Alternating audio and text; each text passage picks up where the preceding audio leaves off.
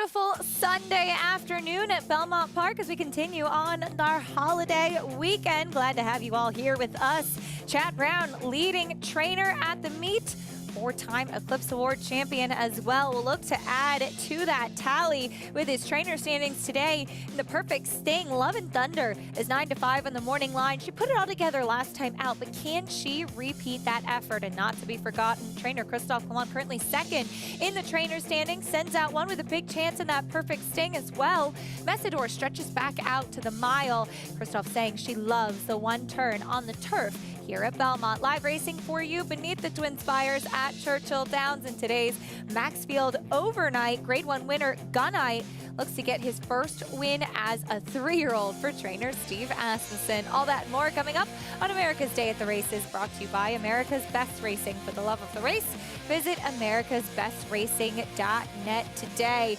4th of July weekend, we've been so lucky with the weather as of yet. Luckily, the rain has held off, and we have a lovely day, and thankfully a little bit cooler today than it was yesterday, but still an absolutely beautiful afternoon at Big Sandy. Acacia Clement alongside champion jockey Richard Migliori as we'll be bringing you the first half of today's card from Belmont and Churchill Downs. And Richie, yesterday we saw some terrific racing here at Belmont Park. Yeah, absolutely fabulous racing. Obviously, Life is Good coming back from Dubai was in great form, outran Speaker's Corner, and just another exciting press. But all day. I mean, Charge It's Dwyer was an absolute breakthrough performance. 111 Beyer speed figure for Charge It in the Dwyer, really putting him into the conversation as far as the second half 3-year-old picture does go. Today, though, we'll be on the turf in our feature, The Perfect Sting, as we'll see who of these fillies and mares can take a step forward in this spot. Love and Thunder is mentioned 9-5 on the morning line.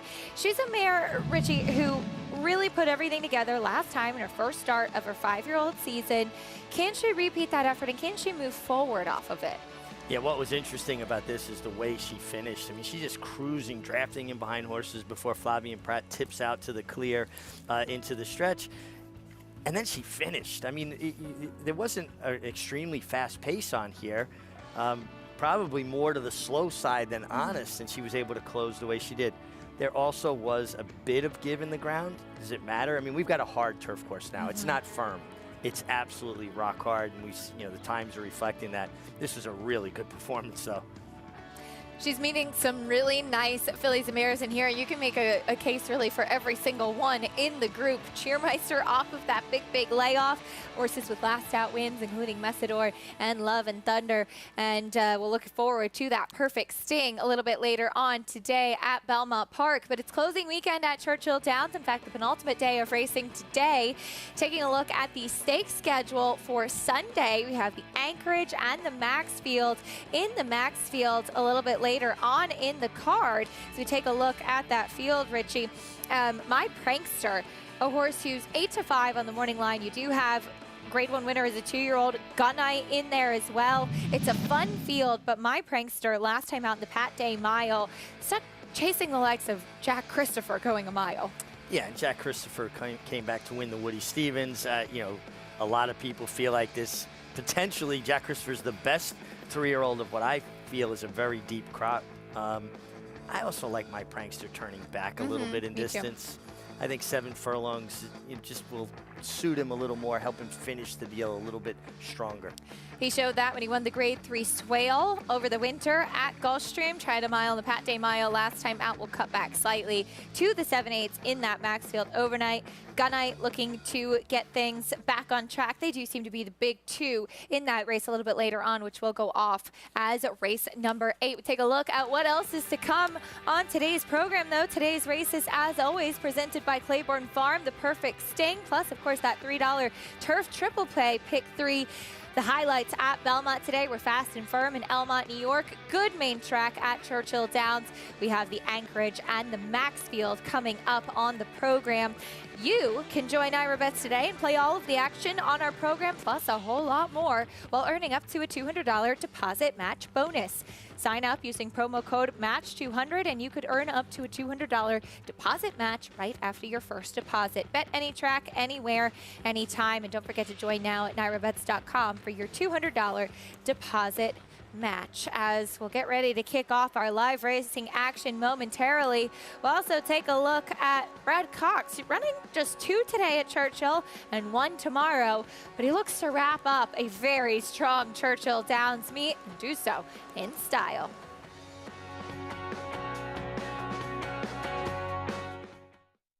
Grade 1 winner and track record setter Lee. Like their sire, his runners have excelled on both dirt and turf, including these standout performers.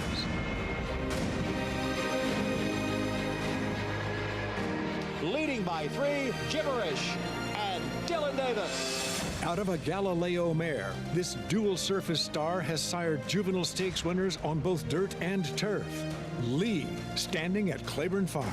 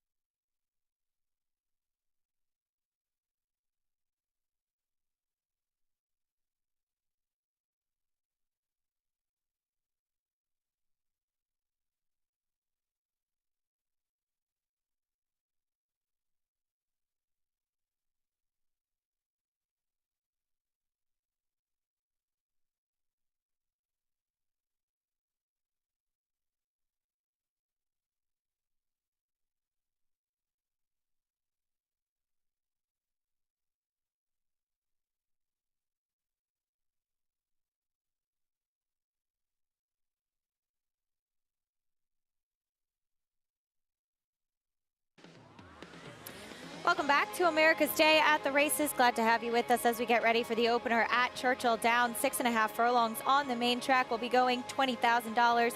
Non-winners of 2 in life. This is 3-year-olds and upward.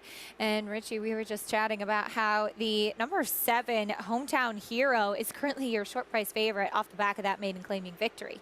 Yeah, he comes in off the best Beyer speed figure, most recent best Beyer speed figure, but that wasn't a maiden 30, and now he's got to face winners. That was definitely the best race he has ever run by far. Big jump up as far as those numbers do go. Can he repeat it? We'll soon find out. And here, another one taking money, 90s Country for trainer Brad Cox. Meeting the rest of the field, though, a big layoff for the 1 Mulberry Street. Yeah, a horse that had been running longer distances when last seen over a year ago. Maybe this is a starting point. Scratch the 2. Here's the 3, Mr. Halftime, cutting back. Cutting back, had speed going further. Might not have quite the same speed. You get Sonny Leone for Eric Reed. Kentucky Derby winning Connections at 90s Country for Brad Cox. Significant drop in class for a Brad Cox trainee and gets his main man, Florent Giroux. Here's the 5, Oncoming Train. Pretty sharp out there. Yeah, sharp on the track. He's been taking a slow, steady slide to this claiming 20.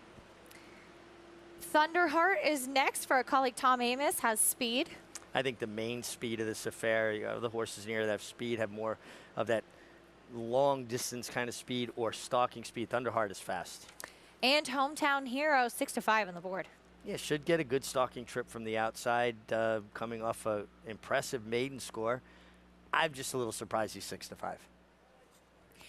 We'll take a look, though, at the trainer standings as Brad Cox does send out the number 4, 90s Country, currently tied with trainer Steve Asmussen in the top spot, both with 23. Brad had a pretty good start to his weekend, though. Yesterday, Richie, was She Dares the Devil, who many, I think, worried that she might have lost a step. And she came back in a big way, able to run down pretty quick in yesterday's Florida League. Yeah, and she Dares the Devil has always been a horse that's involved early. Always felt like her best races was when she got to control, when she was on the lead. So she showed a little bit of a different dimension. And we talk about it all the time, Acacia. Horses changing. Sometimes our ideas of them don't change, but they change. And horses that normally were front runners, decide they prefer to follow a little bit. This was very impressive, though. She really ran well, liked the way she strode out through the wire. She was a mare who was purchased at the Fasig-Tipton Night at the Star sale for $5 million for Whisper Hill Farm and Qatar Racing. Staten Flurry staying in, and Mandy Pope's colors represented there. It was a strong 10 minutes for her as her Charge It was successful in the Dwyer shortly thereafter, and apparently had a very good first out maiden winner at Monmouth as well. So a good day for Mandy Pope. Well, and you like to see someone that has invested so much into the game, and buying the kind of broodmares that Mandy Pope buys to be rewarded, because she's absolutely passionate about our industry. Certainly is. Put a lot into the game, and seeing She Dares the Devil come back on top. A lot of people in that winner's circle pretty excited about She Dares the Devil and her victory, returning to the winner's circle in the Florida Relay. That was yesterday. Brad Cox tied in those trainer standings. He sends out 90s Country here in the opener, as this one turns back in distance and also takes that significant drop in class. Yeah, and just watching him on the racetrack, I'd like to see a little more animation, a little more energy level. I don't know what's in or out of character for this particular horse, but he just seems a bit droopy to me on the racetrack. I'd like to see him pick his feet up a bit more. Particularly for a sprint, too. We often talk about this. When they're sprinting, you like to see them with a little bit more intensity prior to the races. The ones that have kind of that slower, laid-back demeanor are the ones that you do see oftentimes going longer. Well, yeah, because you need to break sharp, and you need to get your position going forward, and you don't want to be giving anybody head starts. It didn't matter what distance to me when I was riding, Acacia. I wanted to warm my horses up. I just believe you're asking a horse to go from a standstill to nearly 40 miles an hour instantly. They need to be warmed up. They need to have their blood pumping. You need to have their airway opened up a little bit. I just don't think it's fair for them to be asked to do that somewhat cold. We saw your favorite go by, Hometown Hero. You mentioned this colt who took a huge step forward last time out, but does have to face winners for the first time, regardless of that gaudy Beyer speed figure that he ran in that last race. It is a big jump to face winners for the first time. No, it is. And listen, they're all one-time winners, right? So it's a little bit of a step up, but you're going to face more resistance. You have horses that have done a bit more. He's well drawn, no doubt. I think the outside post is a good place for him. He's fast enough to at least get a stalking trip. I think they all got to catch the 6 Thunderheart, who looks the complete opposite of the 4-horse 90s Country to me. He's really on his toes. Certainly is, as Thunderheart goes out for our friend Tom Amos, and Maggie Moss, a horse that they claimed when he broke his maiden at Oaklawn. Ran third, 2 starts back. Last time out was not able to sustain that speed, but he does look like he could have the opportunity to dictate the pace in this spot. Yeah, you get Mr. Halftime. He has speed going a mile. That doesn't translate normally to sprints. The one Mulberry Street coming off the bench for Carlos Bacareza, he's just slow early. He's a horse that probably wants more distance too. Oncoming train, not the kind of speed. 90s Country, he's turning back and didn't look like he'd be speedy. I think Thunderheart is loose on the lead and going to take a lot of catching. I have to say, Mulberry Street, he looks like he should tuck up. He's definitely carrying some weight, but he's a good-looking horse. Intriguing as he has been gelded and does come back. It's such a big drop in class.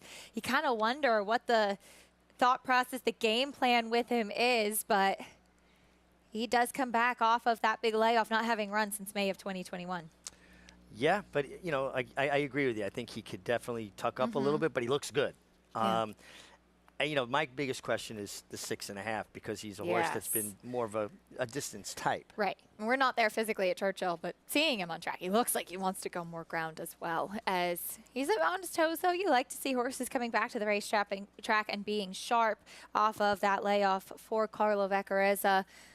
to the outside, though. Favoritism still on Hometown Hero Ricardo Santana, who's been having himself a strong Churchill Downs meet. And I feel like this meet, where we've seen him picking up a lot of other business and riding really well, certainly you'd have to imagine has done wonders for his confidence.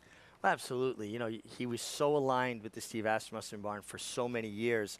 And I think sometimes you become, I don't want to say complacent, but maybe a little bit dependent just on that one outfit. All your eggs are in one basket.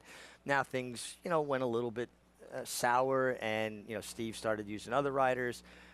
Ricardo, not his main go-to guy anymore. And he had to rebuild. And not knowing, you know, there's uncertainty to that, not knowing who's going to pick up the slack, who am I going to get an opportunity with. He's riding for everybody now. He's winning for a lot of people, and I think it probably did wonders for his confidence that, okay, I'm going to go on. I'm going to survive. It's going to be okay. Top-notch rider, no matter who he's riding for. We'll be riding for Robertino Diodoro in the opener at Churchill Muddy Main Track. We're dealing with now Ricardo on the even money favorite Hometown Hero to the outside. Here's track announcer Travis Stone, race 1 live at Churchill Downs. They're in the gate, and they're off. Toward the inside, Mulberry Street, an oncoming train, 90s Country, Mr. Halftime. They move across the gap and head to the main track, and it's Thunderheart who comes away with the lead. Hometown Hero up into second now. Oncoming train backs off into third. Mr. Halftime fourth, inside of an on the move 90s Country. The trailer is Mulberry Street. Down the backstretch, Thunderheart short lead. Hometown Hero hounding every step of the way so far. They went that opening quarter in just 23-2. Onto the far turn, Thunderheart the leader. Hometown Hero is right there, a stalking second. And 90s Country is 3 wide and on the pace while third. Oncoming train tucked away in behind fourth and only 2 lengths off the lead. Mulberry Street is coming on the run now, angling to the far outside. Off the turn, Hometown Hero takes the lead, top of the stretch. Thunderheart is back into second. Oncoming train bottled up in behind. Angles over toward the rail. 1 furlong to go. Hometown Hero the leader. Oncoming train is an oncoming second. Time is running out though, and Hometown Hero is finishing strong. Hometown Hero, 2 lengths in the end. Oncoming train was second. It's tight for third. 90s Country or Thunderheart. Hometown Hero makes it 2 wins in a row. Ricardo Santana and Robertino Diodoro. This colt by Into Mischief runs to that short price. Well, I question the short price, and obviously Hometown Hero has figured the game out. That proverbial light bulb gone on, puts back-to-back big efforts together, got that nice outside stalking trip. Thunderheart made the lead the way we kind of figured he would, didn't have much resistance when challenged. Nice run from oncoming train.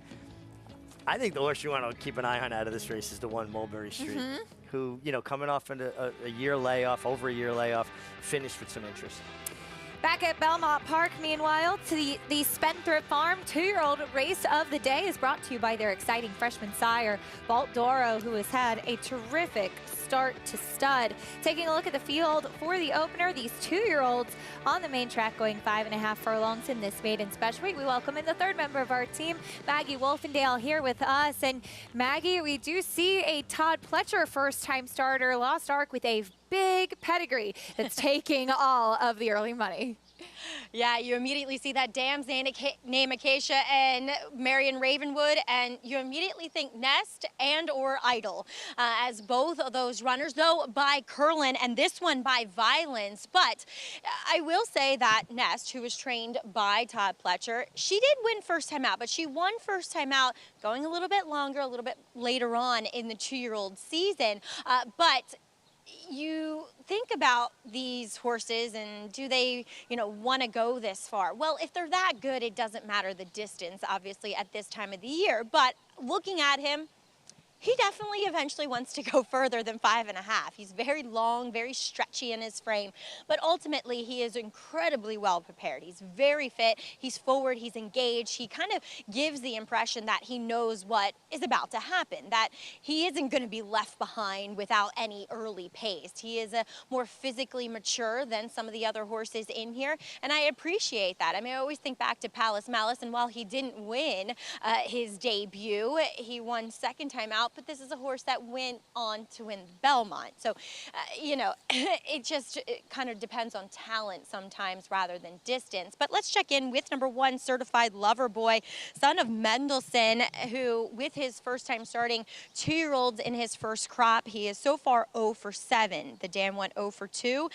3/4 sister to this one, though, who is by Into Mischief, is a decent Maryland-bred dirt sprinter, and he does look like a horse that should be competitive sprinting, nicely put together, really nice physical to him. Does show up wearing front wraps first time out here for Ray Handel. Does have a nice gate breeze to back and looks as though he could show some early speed, and he's been very professional throughout. I'm actually most intrigued, weirdly, by number 3, Perform in here.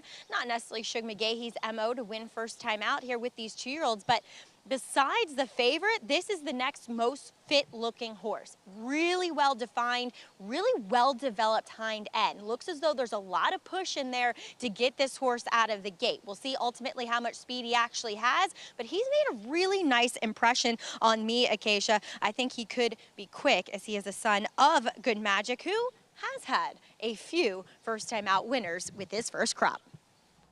He has indeed, Maggie. Thanks. Good Magic, his progeny, 3 for 10 on the racetrack, a couple of seconds in there as well. And this one hailing the 3rd dam, Leslie's Lady, known as the Dam of Beholder. Good Magic, Mendelssohn, a sire now represented in this 2-year-old race as well. So there's a pedigree for this one to potentially have some ability. Absolutely, and it's always fascinating looking back through the families and seeing the connections. You start connecting the dots, and it's one of the tools we use when we're looking at 2-year-old first-time starters. We don't have confirmed form to go on. We've got workouts, and we've got pedigree and connections. You try to use all of those things as a gauge. The connections, the pedigree, certainly, I'm sure, a big part of why Lost Ark is taking money. Here is the son of Mendelssohn, though, Certified Lover Boy for Ray Handel. Good inside post if he breaks running, 5.5, but not a long run to that far turn. And the horse is taking money, so obviously he has made people take notice in the morning trials. Looking at that Clocker report that worked you back from the gate, showed a lot of good speed that day, too. Here's the 2 Lost Ark with that big pedigree. And taking all the money, Todd Pletcher, Flavien Prat, strong connections. We'll see if maybe he wants some more distance, but the talent and quality could just be there. Here's the 3 Perform. I like this horse's work tab at Fair Hill, you know, kind of consistent. I'm not crazy about back-to-back gate works coming into a race. Always makes me wonder if they're cramming to make sure a horse learn their lessons out of the gate. Got enough practice at it. Kendrick Carmouche aboard, strong gate rider as well. Here's the 4 Strong Finish. Not taking a lot of money, but we saw Rudy Rodriguez, how good he is with first-time starters. One with a 2-year-old just the other day. Colt by Tappert worked 10-1 at that OBS April 2-year-old sale. Here's the 5, another Todd Pletcher firster, Aaron. Aaron has been training up at Saratoga. Todd Pletcher's string up there gets Luis Saez, we know is aggressive. The homebred for John Disney, Florida bred, in fact. Here's the 6 Star Attitude. You get Hall of Famer Javier Castellano for Carlos Martin, outside post. And we'll see how he does first time, a little bit cold on the board. Javier Castellano going to be in the saddle. Lost Ark, though, the brother to Idol Nest. Strong pedigree. Will he run to that breeding? We'll soon find out. The Spendthrift Farm 2-year-old race of the day coming up after this break on America's Day at the Races.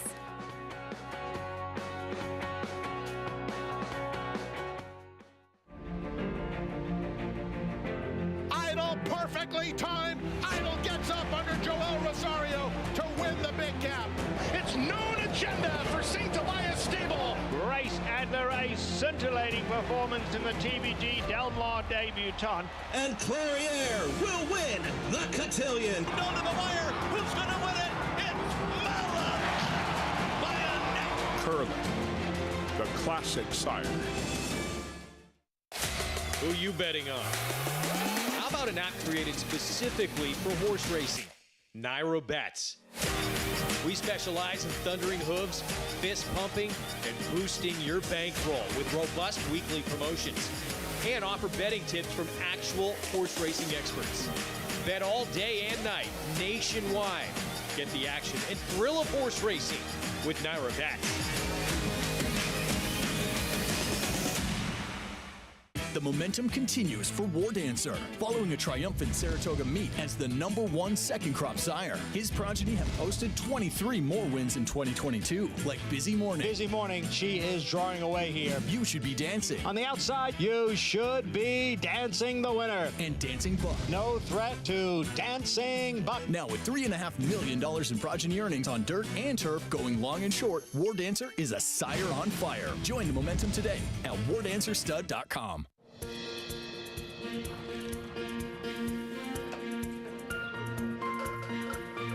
We take pride in what we do. I'm an assistant trainer. Carpenter. I'm a peace officer. I'm a jockey. I'm a gardener. I'm a groom. I love what I do. We are New York Racing. New York Racing helps support my small business. It's extremely important to the New York economy. This is like a big family. We are New York Horse Racing. Welcome back to America's Day at the races. Acacia, Richie, and Maggie, glad to have you with us as we get ready for the opener at beautiful Belmont Park. It's the 2-year-olds in the spotlight. There's your current favorite, Lost Ark. We were watching him warm up on track, Richie. What a stride on this guy. Yeah, quite a stride on him. You know, he's taking all the money. I could see why, the way he moves, but don't you think he's going to appreciate it when he gets to go further than 5.5 furlongs? Yeah, you would think so. Could be a starting point, but his half-sister, Nest, as Maggie mentioned, she did win first time out, going a little bit longer. She has shown to be proficient at further distances, running second in the Belmont Stakes. She's certainly a cool filly to stack up against the males and run as well as she did. Oh, she ran terrific, and she had to, wait. She was a little bit on pause. Was no match for Mo Donegal, but she ran. Tough break. Yeah, tough break, stumbling at the break. And, Todd Pletcher, rags to riches. Philly wins the Belmont. Nest runs second in the Belmont. Both stumbled at the break. And unfortunately, the news this morning, Mo Donegal out for the remainder of the year. But Nest, it's going to be interesting to watch her summer campaign. It will be, for sure. We'll see where she ends up this summer at Saratoga. Unfortunately, Mo Donegal, her stablemate, who did win that Belmont Stakes, sidelined for at least 60 days with some bone bruising. So we wish him well and hopefully get a chance to see Mo Donegal back soon. The #4 strong finish, though. We saw Rudy Rodriguez, as you mentioned, with a 2-year-old firster. This one is a colt by Taprit, who went 10-1 at the OBS April 2-year-old sale, selling for $95,000. Left-handed urging, I thought actually leveled off pretty well once he got going. Looking at this work like a horse who may potentially want to go a little bit further, and sometimes the best gauge with these 2-year-old synthetic breezes is what they do relative to the other horses on that day. And this one breezed pretty quickly. Yeah, and that's one of the things, honestly, I struggle with watching young horses work on synthetic, how it's going to correlate, how it's going to, work out on dirt. Now, that being said, he looked good galloping over to the gate. He traveled well. I think sometimes riders in the 2-year-old and training sales breezes confuse young horses. Get them in a stride, put the bit in their mouth, and let them run up underneath you. And I think constantly pecking at them almost throws them off their rhythm. That time, the most important thing in those breeze-up sales too often. But Maggie, strong finish. He's cool on the board. What did you make of him as he debuts here for Rudy? Acacia, he's actually a bigger size than I anticipated watching that sales workout. And I didn't mind it, as you suggested, kind of took a little bit to get his feet underneath of him, but did show good reach, showed professionalism, and that's the same thing I'm observing here. Though, kind of unlike Rudy's horses that we saw yesterday where they won the 2-year-old race and ran third, those two fillies looked really, really fit. This guy he looks 90% there. I'm always scared of Rudy in these races, I will admit. But I just feel like this guy's going to benefit from mostly the fitness perspective, but also kind of giving an education. He just seemed slightly bewildered at his surroundings. As we'll move on to number 5, Aaron. He's the other one from Todd Pletcher. Love the progeny of Speightstown. The dam won lone turf race with a slow fig, and the other sibling won a turf race too and a dirt race, both of which with slow figures in lower level races.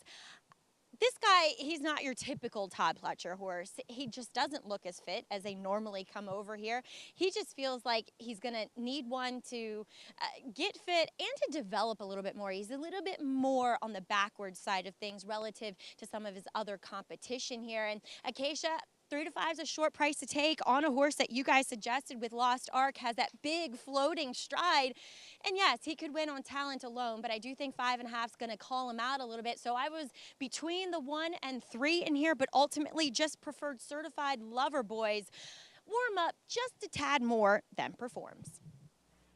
All right, Maggie, thank you. Certified Lover Boy.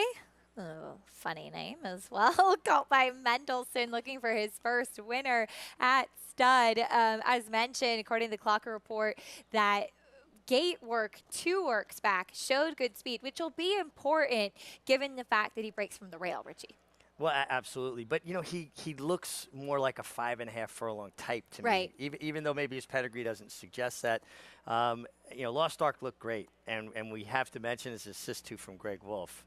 Raiders of the Lost Ark. Marion Ravenwood was the character, was Indiana Jones's love interest, if you will.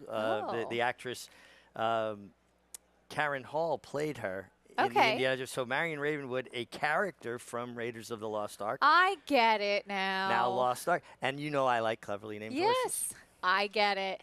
Thank you, Greg Wolf. That all makes sense now.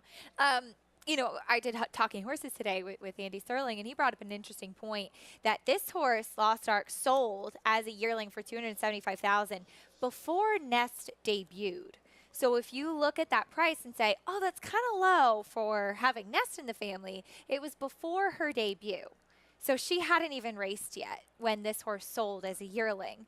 And this one is also half to multiple stakes place Dr. Jack, who was also campaigned by Harold Venture. So obviously they were familiar with the family. Right. And, well, you know, it's interesting because Nest now obviously has strengthened the family's Very pedigree. much so. You know, enhanced their value. And listen, Lost Ark, beautiful mover. I went to the 1 Certified Lover Boy because I just think that he looked potentially a little bit shiftier. But, you know, Lost Ark, boy, did he make a nice impression warming up. Sometimes, as Maggie mentioned, talent is more important. But with these 2-year-old races, sometimes it's just who do you want right now, going 5.5 furlongs. We'll find out who gets the first win of their career. All first-time starters in the Spencer Farm 2-year-old race of the day. Here's track announcer John and Brielle standing by. Field of 6. 2-year-old first-time starters in today's opener, and they're going 5.5 furlongs, and they are set for the start.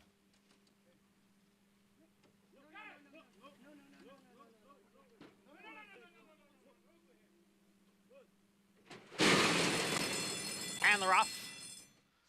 Lost Ark away well. Right there is Perform. Certified Lover Boy is down at the rail. Strong Finish is racing in 4th, just behind the front 3. Then a break of 2, back to Star Attitude, and Aaron trails in 6th. Certified Lover Boy and Lost Ark, and the 2 of them are right together going around the far turn. Certified Lover Boy down at the rail. Right alongside is the odds-on favorite, Lost Ark. The opening quarter went in 22 and 2/5 seconds. It's 2.5 lengths now to Perform in 3rd, a half dozen lengths back to Star Attitude, Strong Finish, and Aaron. Lost Ark now has the lead as they come off the turn and enter the stretch. It is Lost Ark in front with Perform moving up on the outside into 2nd. Certified Lover Boy has dropped out of it. The half went in 45 and 3 inside the 8th pole. Lost Ark trying to hold off Perform. Aaron putting in a late run as they come on for the finish. It will be Lost Ark to win first time out, and he drew away at the end. Won by 5. Perform finished second. Aaron was third, and the time was 1 minute 4 and 1/5 seconds. Lost Ark. Little bit of that paddling style as we saw, but those back-to-back gate works for preparation did pay off, as he probably was asked for maybe a little bit more speed than he prefers to show, Richie. Flavien Prat keeping him to his business. It's just so important with these young horses. You know, so many of them haven't gotten the kick back in their face, and even if you do it in the morning, it's not as, aggressive a kickback. It's, much more a controlled kind of thing. But he does have a paddling action, particularly his left front leg, but he was impressive. And how about this mare, Marion Ravenwood? She's, horses can run from 5.5 to basically 1.5 miles, and Lost Ark was very, very good. Nice run from Perform. He was part of the pace. Kendrick Carmouche did the right thing. He backed off a little, made another run at him, but Lost Ark just too good, and he basically put all the pressure on Certified Loverboy and continued on. A lot of class from this 2-year-old Cult by Violence, who likely will appreciate as the distances get a bit longer. Marion Ravenwood already showing herself as a terrific producer. Cult by Violence with the win at First Asking. We'll bring you prices and reactions from the Spendthrift Farm 2-year-old race of the day after this break on America's Day at the Races.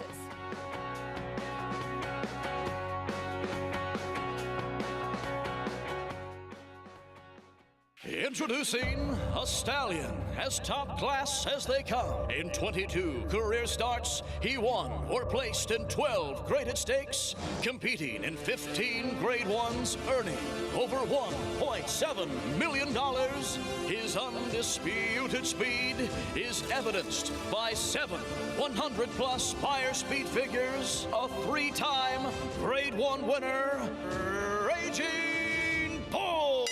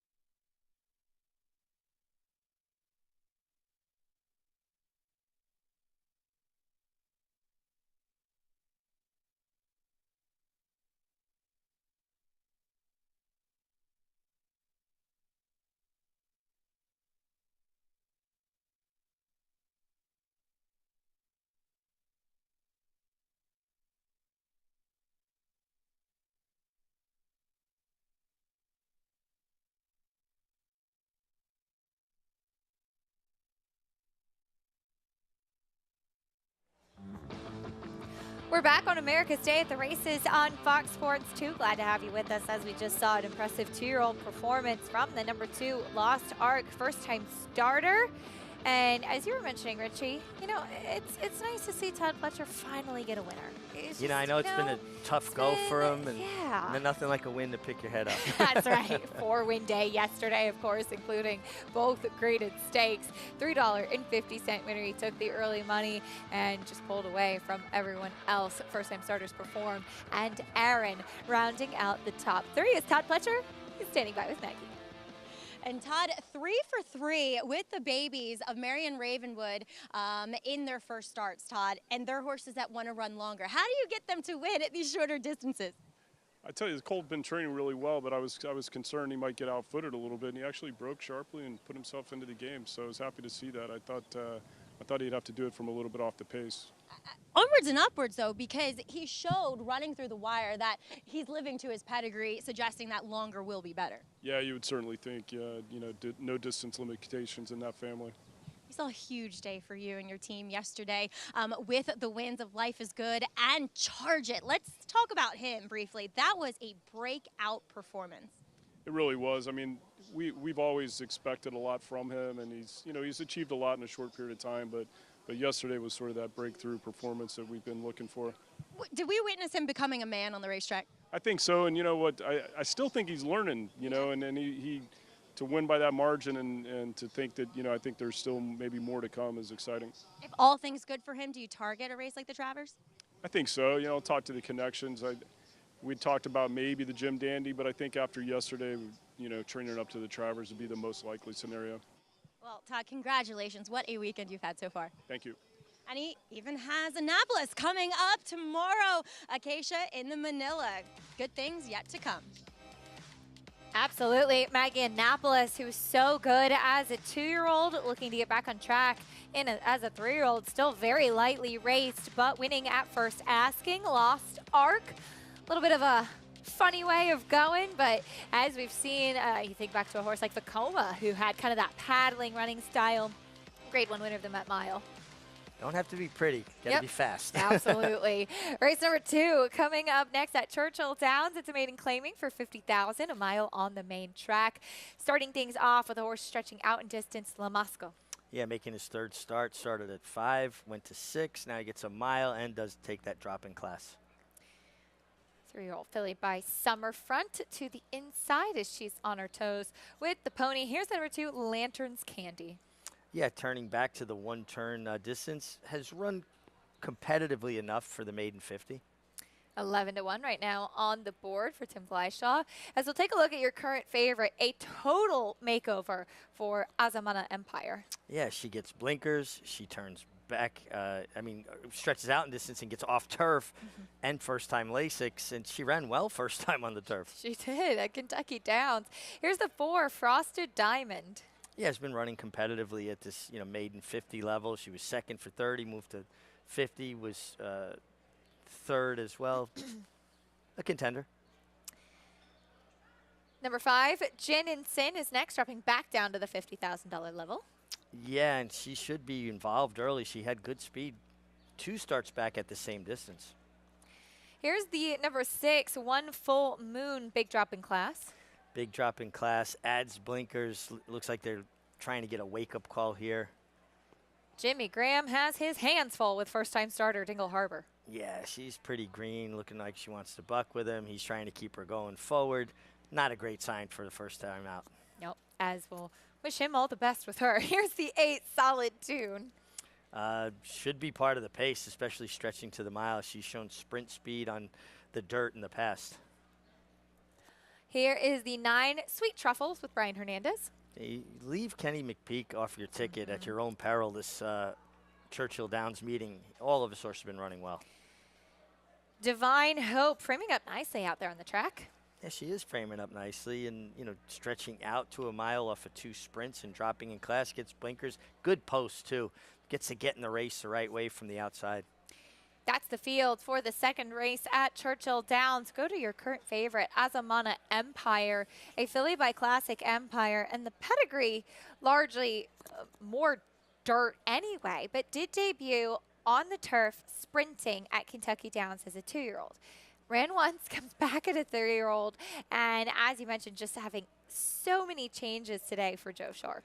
As good as she ran first time, it's almost a little puzzling, all the changes. Right, my philosophy is if it's not broke, don't fix it. Right. Now, they don't have turf racing at Churchill Downs now as they allow their course to kind of knit and the seed to really take root, or the roots to really take hold, I should say. But she's obviously been working steadily on the dirt, so they must feel comfortable with what they've seen from her in the morning. I just think there's questions. I mean, I understand why she's favored, but there are questions, right? There are, for sure. And she ran really well. She was up close to the pace in that debut at Kentucky Downs, was kind of hanging on her left lead, a little erratic, little green. It was her first start as a 2-year-old, and it was on a yielding turf course at Kentucky Downs, kind of an undulating turf course too, so I think you could be forgiving. She could win, but at 9-5 with all those questions, doesn't that feel a little tough to take in here? You know, it always is for me. Yeah. You know, a horse doing something they haven't done before as the favorite. You know, I don't know. I think there's horses at attractive prices that are interesting to me. You can go to the 10-horse Divine Hope, put a line through the first start in the slop. She basically bolted. You know, I think she got hit with kickback and just, you know, whoa, I'm out of here. I want no part of that. Improved in her second start. I mean, still well beaten, but that's going, you know, 5.5 furlongs again. Now she gets a chance to get in a rhythm. Different pace scenario going a mile. Outside post. Maybe she improves just not having to be hustled off of her feet. And I thought the 9 Sweet Truffles at 8-1 is a horse that I'm interested in too. Sweet Truffles for Ken McPeak, who is third behind Brad Cox and Steve Asmussen, who are tied for first as far as the trainer standings do go. A lot of his drop-down runners running really well. We saw Rattle and Roll yesterday get back on track for Ken McPeak, been having a terrific meet at Churchill. Really is, and when a barn gets hot, and you know, he's got the 14 wins. But he also has 14 seconds to accompany that. So, again, they're running well. Certainly are. He's got a big chance in here. Your favorite, though, getting the full makeover. Azamana Empire, Travis Stone with race 2 at Churchill.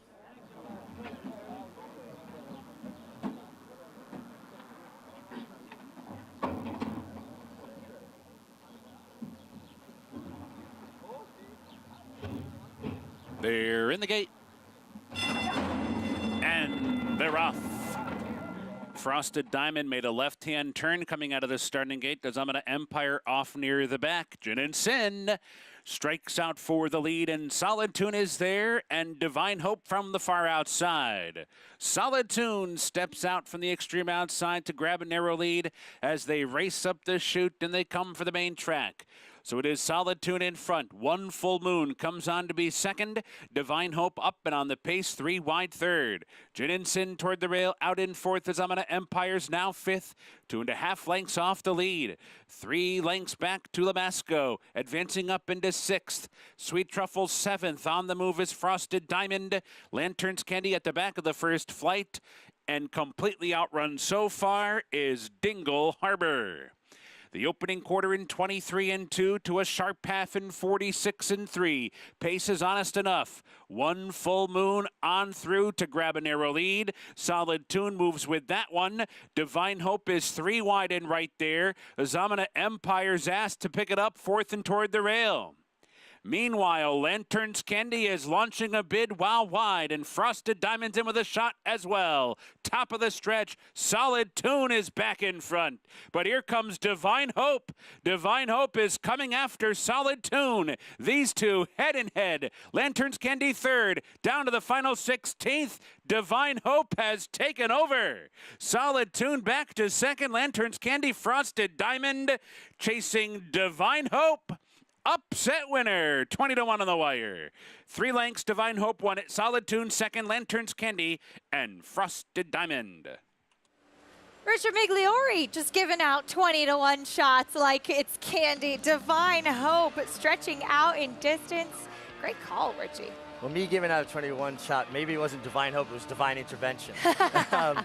She got the trip I kind of envisioned she'd get, and it was a filly that just didn't look like she appreciated sprinting and being rushed off her feet. When she was able to get into a nice rhythm down the backstretch, put herself close enough in the game without having to be hustled, you knew she was going to run well. I'm honestly a little bit surprised she drew off as readily as she did, but a horse that made a lot of sense to me. And if you think about the 3, Azamana Empire at 3-2 ultimately, with the questions we talked about, it just seemed like an opportunity to come up with a horse that could pay a big price. 20-1 she went off Divine Hope. She looked good on the racetrack. Richie liked the idea of her getting some more distance to work with. As you see her physically, she just drowned the 8 Solid Tune. Big striding filly by American Freedom on that drop in class. Pulls away under Francisco Arrieta. It was 10-8-2-4, your 3-2 favorite off the board in race 2 at Churchill Downs. When we come back, we'll talk a little bit about the Atras barn.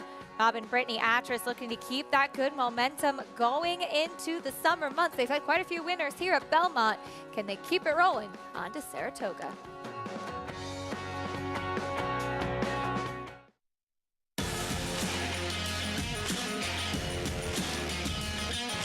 And they're off. Following C. Pouring it on here in the stretch. Impressive to win the Grade 2 Vosburg. Following C. Smile Happy has kicked it into high gear, and Smile Happy with a powerful performance wins by 2.5. The club champion Run Happy, standing at Claiborne Farm. Monmouth Park's 50-cent Win Early Pick 5 is one of the country's earliest Pick 5s, making it the perfect way to get your wagering day started. With a 12:15 post on weekends and 2 p.m. start on Fridays, the Win Early Pick 5 is home to 6-figure pools and a low 15% takeout. Start your day winning early. Play Monmouth Park's Win Early Pick 5. Win early, win often.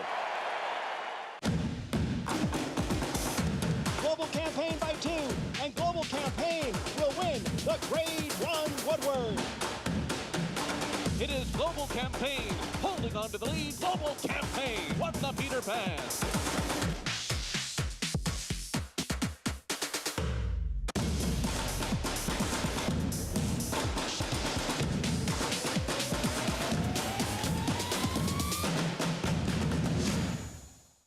Racetrack Television Network brings you every race, from every track, on every screen, every day. With monthly packages starting as low as $5, RTN gives you great value and access to more live HD streaming and race replays than anyone. Visit RTN.tv today to sign up and watch on almost any device, including Roku and Amazon Fire. RTN has packages that start at $5 per month.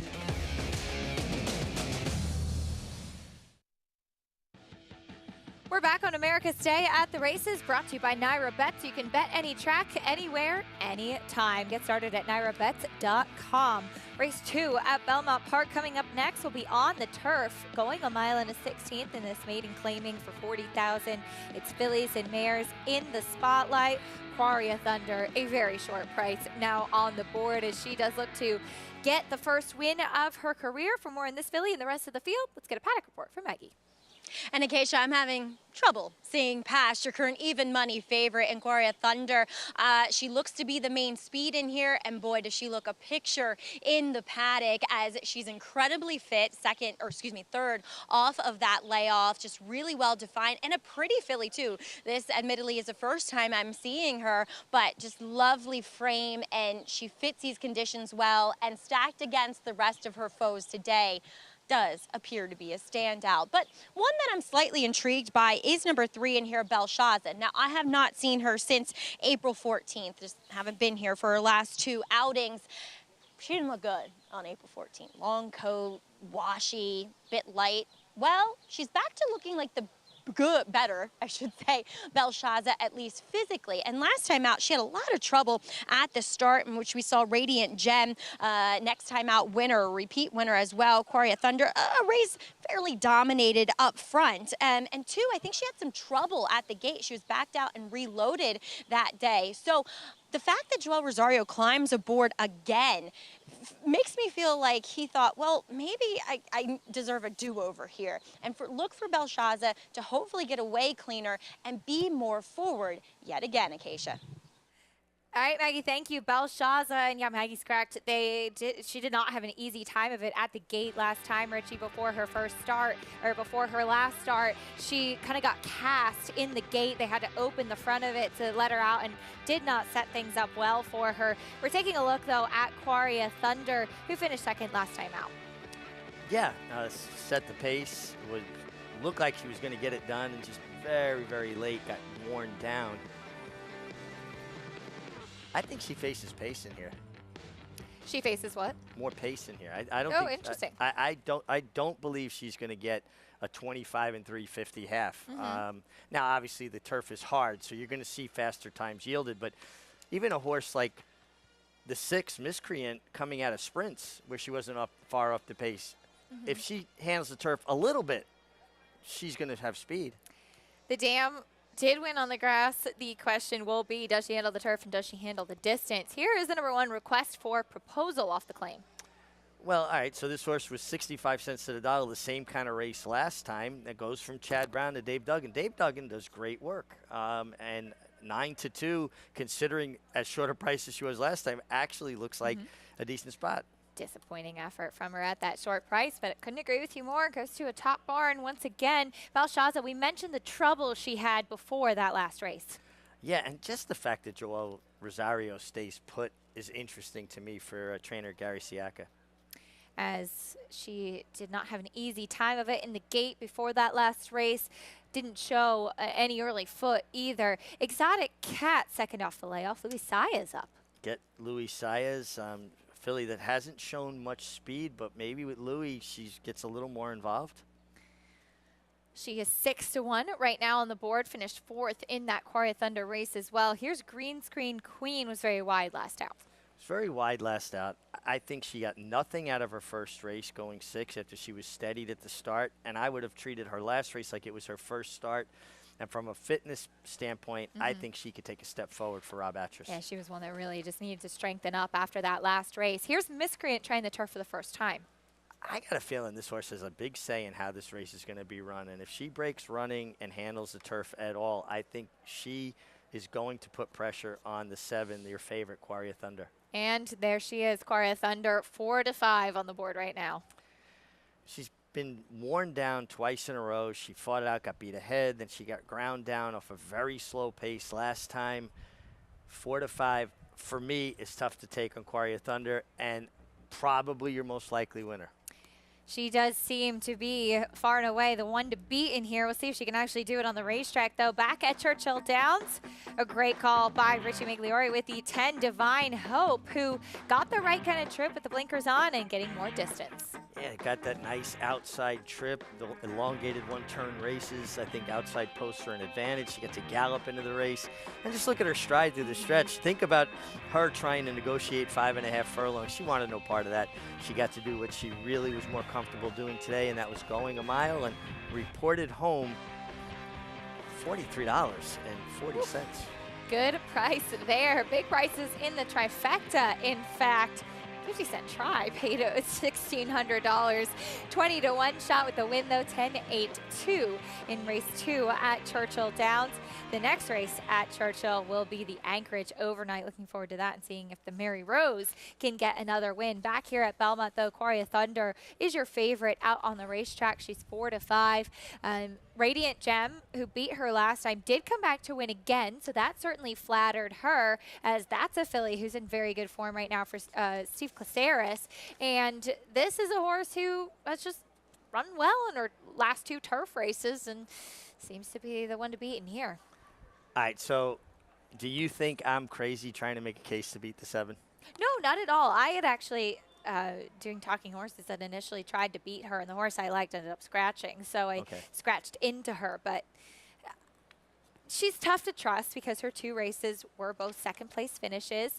I will say, I love to hear that Maggie said that she looked really strong today, because she looked a little peaked. Like, she looked like she had maybe taken it hard, that big effort 2 starts back. So good to see that she's bounced out of that last race in good form. For more, though, let's check in trackside with Maggie. How are these horses warming up? Let's take a look at number 1, Request for Proposal, who was beaten at 2-5 last time out for Chad Brown. Now, I've never seen her in the paddock, or I wasn't here for her last start, but she gave the impression that she was kind of a smaller, slighter framed individual watching that replay. And let's face it, claiming horses off Chad Brown isn't easy.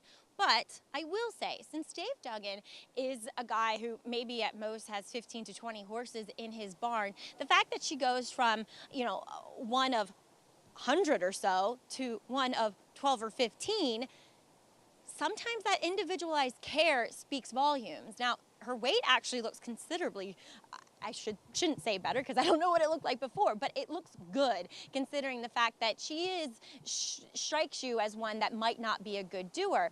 And physically, I like what I'm seeing from her, but I just can't feel confident about any horse taken from the Chad Brown barn and not delivering last time at all. Number 6 is really intriguing, Miscreant. She's the longest shot on the board. Look at the horse to her inside at 5-1. I know Green Screen Queen goes out for Rob Atras, who's having a great meet, but numbers are relatively the same. And if Miscreant improves 10 points on the turf, which she looks like a turf horse, and furthermore, she's improved vastly, mentally and physically from her first start, doesn't that make her a winner here, Acacia?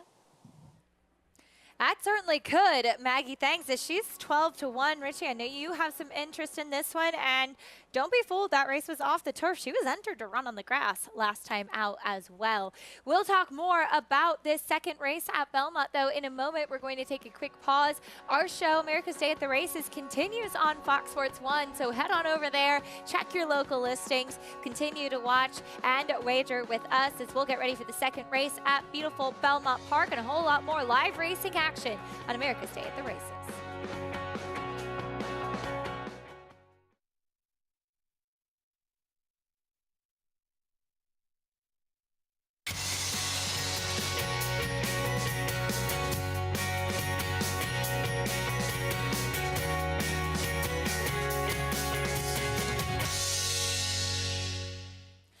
You're watching America's Day at the Races, brought to you by America's Best Racing. For the love of the race, visit americasbestracing.net today. Acacia Clement alongside Richard Migliori, Maggie Wolfendale with us as well. Thanks for joining us as we continue here on Fox Sports 1 with America's Day at the Races, and just a few minutes away, Richie, from race number 2 at Belmont Park. Taking a look at the field, here's your current favorite, Quaria Thunder, to the outside. She's 4-5, but you have some ideas to maybe try to upset the apple cart a bit here. Well, I went with the one request for proposal. Dave Duggan's a good horseman coming from a good barn, so it's a dual-edged sword. Hard to improve horses off a guy like Chad Brown, but you also know you're getting a healthy horse out of a barn like that. I like what Maggie said about the individual care. You know, guy who has a smaller stable. Dave Duggan and his wife Lara do an amazing job, and I know the thought process that goes into every single horse to make them the best they can be. His drafted finished second in the stake yesterday at Delaware, went over the $1 million in earnings mark. I love that horse. I really like him too. I like closing sprinters. They're exciting to me. This really gets a really good inside draw. You get Flavien Prat, you know, a horse that took all the money in the same spot last time. Disappointed, but there was give in the ground. She gets a rock-hard turf course today. I think she's going to be sitting right in behind the pace, which I expect will be the 6 and the 7, Miscreant and Quaria Thunder, and work out the right kind of trip. Request for proposal. I believe it was you in the paddock for her last race. As I had written down from that, I was on the set, that she just looked like she wasn't carrying great condition. And we heard from Maggie in her paddock report saying that request for proposal looks like she's put some weight on since that last start. And we've kind of seen Dave Duggan do that too, getting horses to carry their weight better, carry condition. And that is important from race to race. Well, absolutely. And when a horse does good changing barns from what it's not an indictment of the barn they left. Right. Just a little different way of doing things that some horses respond positively to or negatively to. You just never know what's going to turn the key. There's Belshazzar. She is loaded in with, talk about what's going on in the gate here, because she was one that had a really tough time of it at the gate last time. So she has, the gate crew knows what to expect from her. Well, and you can see the padding they put there, probably a filly that, you know, just a little bit ticklish and touches the sides and reacts very negatively to it. Looks like she's handling herself well. She's another one I believe could be a part of the pace if she breaks cleanly, and so far she's minding her manners. Race 2 live at Belmont Park. Up next, here's track announcer John Embriel with the call.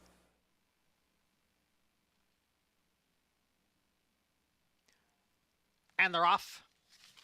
Hesitant start for number 6, Miscreant. A good beginning for Belshazzar, who is out for the early lead. The favorite, Quaria Thunder, now moves up on the outside to challenge. Quaria Thunder and Belshazzar, they're right together. They've got 2.5 lengths on Green Screen Queen, who races in third. After the slow start, Miscreant is up on the outside of request for proposal. And Exotic Cat trails the field in 6th. Quaria Thunder has taken over now through a quarter in 23 3. It's Quaria Thunder in front by a length. Belshazzar second by 2. And Green Screen Queen remains in third. Request for proposal down at the hedge and racing in fourth. Alongside is Miscreant and Exotic Cat. Quarry of Thunder has the lead here by a length and a half over Belshazzar. It is Quarry of Thunder through a half in 47 2. Belshazzar runs in second.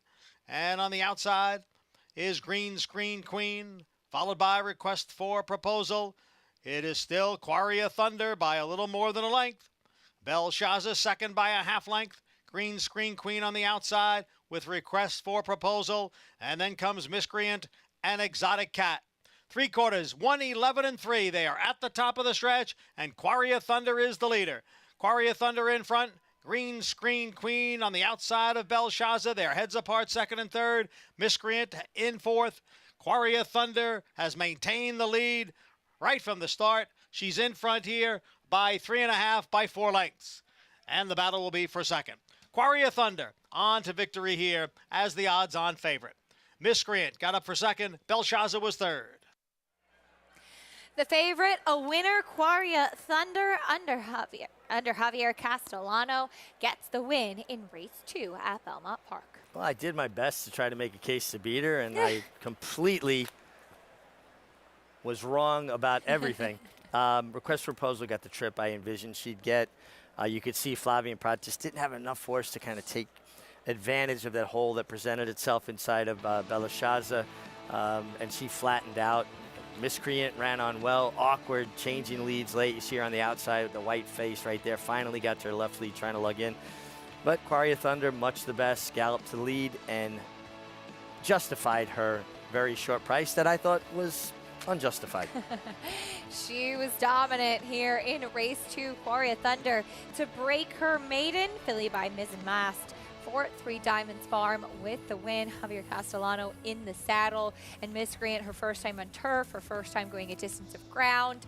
Still green, though she's come a long way. A filly who should continue to improve. Well, Maggie made the case about her that she was a bigger price than the 5-horse Green Screen Queen, and look how well she ran, just second best, and could improve, like you say, too. She was very late and very awkward, changing leads, still trying to lug in, only her third start. 7-6, 3-5 in the second at Belmont Park. Coming up a little bit later on, though, we have some stakes action here at Belmont to look forward to in the Perfect Sting. And this is a race, as we take a look at the field, you can make a case for everybody in the field. And it's kind of a turning point for a lot of these fillies and mares. Every runner is looking to either take a step forward or get back to some of the big efforts. Love and Thunder put it all together last time out. She'll have to take another step forward today. She's been her own worst enemy at times, Richie. Can she repeat this big effort that we saw from her in May? Well, you could just see how much horse Flavien Prat had. He was drafting in behind all those horses. Didn't want to overcommit to the outside until they made that corner, and as he smoothly angled out to the middle of the course, she just really dropped her head and finished. And they came home quick, and she was just running by everybody. A little bit of give in the ground this day. I wonder how much, though. They did run a mile in 33 and change. She's very good. I like Messidor a little bit. I think Messidor, anytime she's gotten a good trip, she's won in North America. She's had some bad trips, that's for sure. Her 2 starts going a mile at the start of her career with the barn were both with very tough trips. Is coming off of a win going 7 furlongs as she'll stretch out to the mile. Once again, trainer Christophe Millet saying she loves the one turn on the turf here at Belmont. Here's what is still to come on today's program on Fox Sports 1. Today's race is presented by Claiborne Farm. We have that Perfect Sting as race 8. We're fast and firm at beautiful Belmont Park in Elmont, New York, dealing with a muddy main track at Churchill Downs. Couple of stakes to look forward to, though. The Anchorage and the Maxfield. All of that exciting action still to come on today's program. You could join NYRA Bets today and play all of that action, plus a whole lot more, while earning up to a $200 deposit match bonus. Sign up, get started. Go to NYRABets.com and use promo code MATCH200 and earn up to a $200 deposit match bonus. Bet any track, anywhere, anytime. Back here at Belmont Park today, the number 7, Quarry of Thunder. The favorite, a winner. She used that speed to her advantage and pulled away from the rest of this field under Javier Castellano. Yeah, Belshazzar broke sharply. Joel Rosario used her a little bit, but then he deferred to Javier. She set legitimate fractions. Say she didn't get to just, waltz on the lead, although the course is firm. But Quarry Thunder got it done, finally found a field to her liking. And, Philly that's been honest and consistent really has never run a bad race. No, she hasn't. And I was flattered as the winner of the race last time out. Radiant Gem came back to win again. She came back and got her own win today for Three Diamonds Farm. Quarry Thunder, a short price, $3.50 winner over Miscreant and Belshaza. Miscreant still very green, trying the turf and a distance of ground for the first time.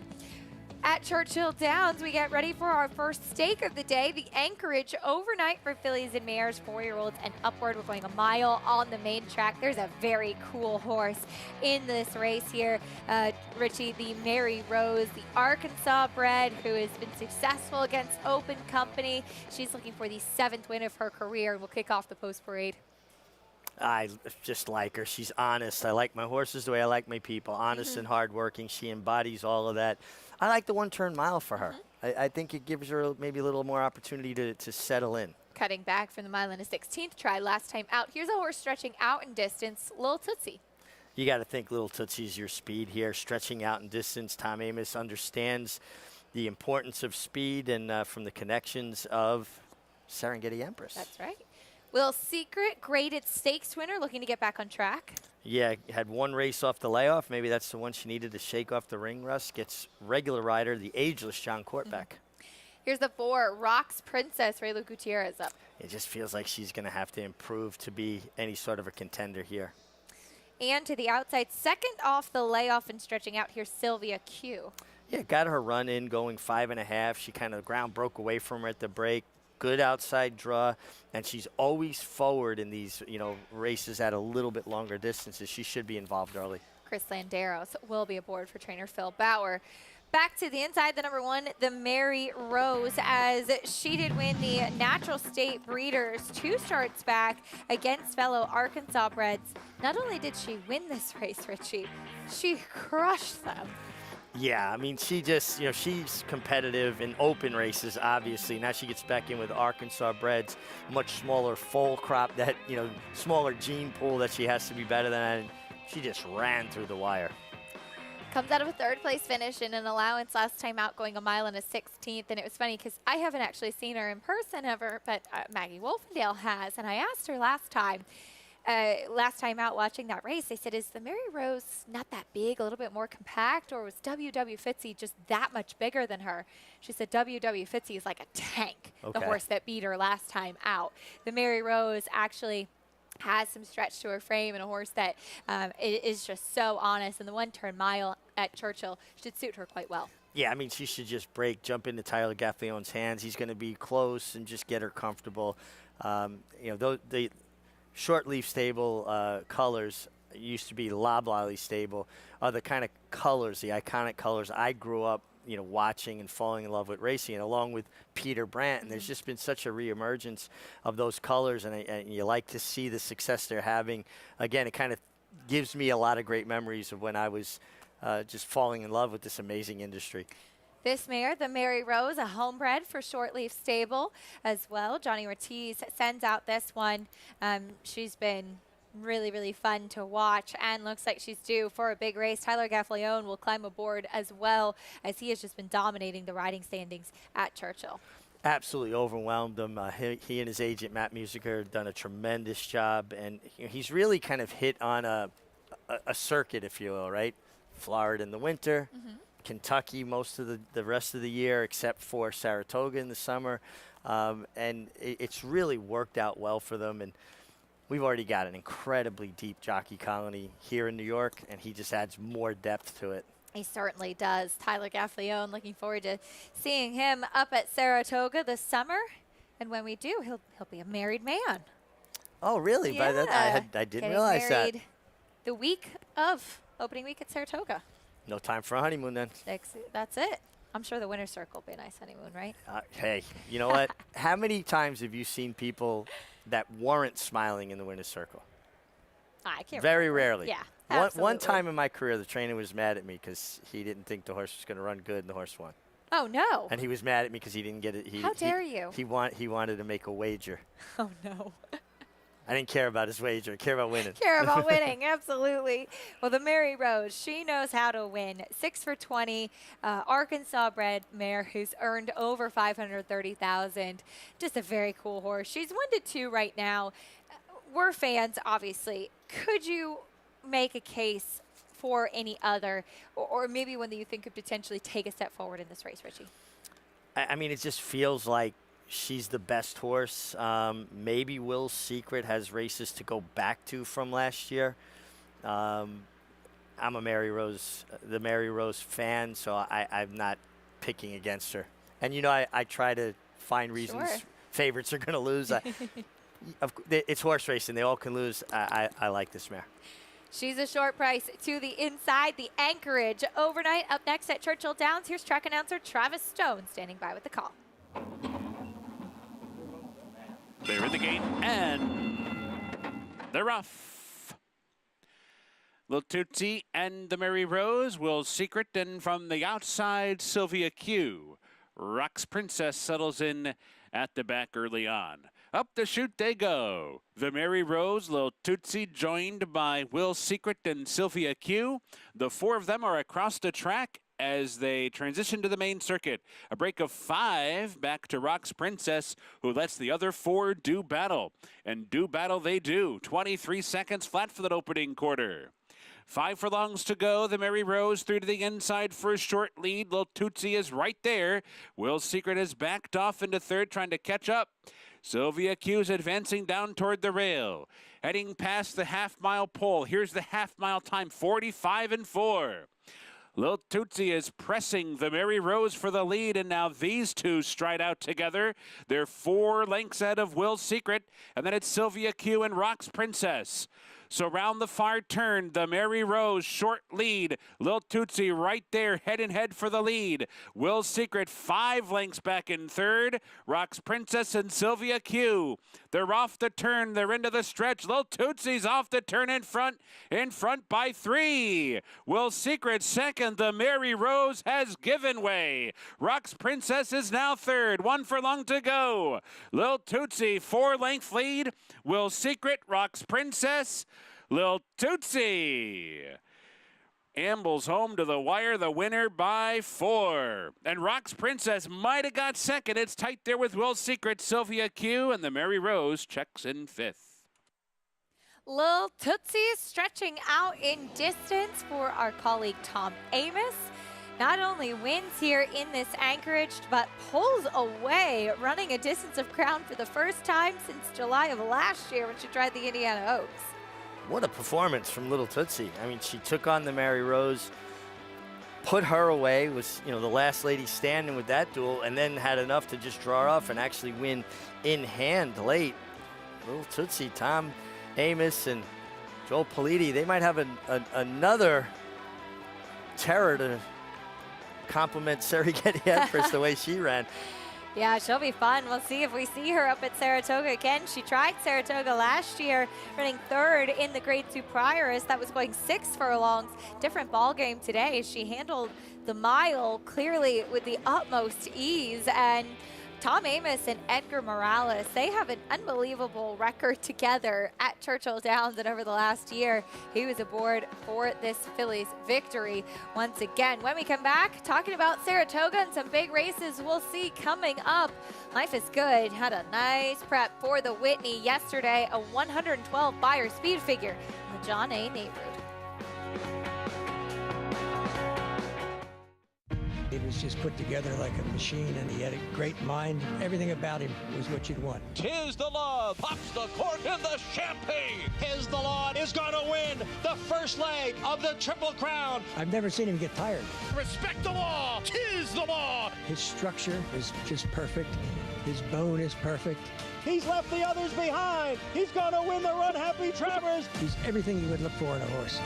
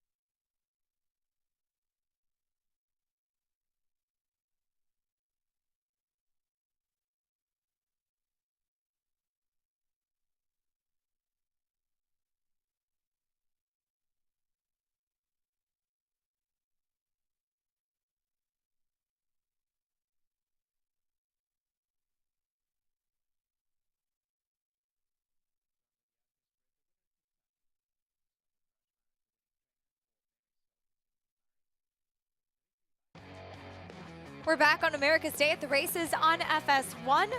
First stake race of the day in the books. Our colleague Tom Amoss sends out Little Tootsie in the anchorage, and not only did she handle the mile, Richie, but she pulled away from the rest of this field. Impressive performance. I would imagine we're going to see Little Tootsie at these little bit of a longer distance races, mile or thereabouts going forward. And man, powerful performance by Little Tootsie, and career win 3,988 for trainer Tom Amoss. He's closing in on a huge milestone of 4,000 career victories.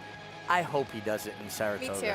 That'd be a lot of fun. Of course, we'll all be rooting for him. Big price underneath of Fox Princess Will Secret, who took a big step forward after a disappointing effort last time out. Did check in third in the anchorage. We have a couple more stakes to cover today on the program, but yesterday we saw some terrific stakes action here at beautiful Belmont Park in the John A. Nehru. It was Life is Good back here in the U.S. after running in the Dubai World Cup. Speaker's Corner tried every step of the way to run with him, and that's a grade 1 winner, Richie, and he just couldn't keep up with Life is Good. Yeah, first time Speaker's Corner's been defeated at 7 furlongs, and he just ran into a buzzsaw in Life is Good, who broke sharply from the inside. Flavien Prat removed him from the rail, knowing that it was basically a match race between him and Speaker's Corner and keeping him packed out a little bit.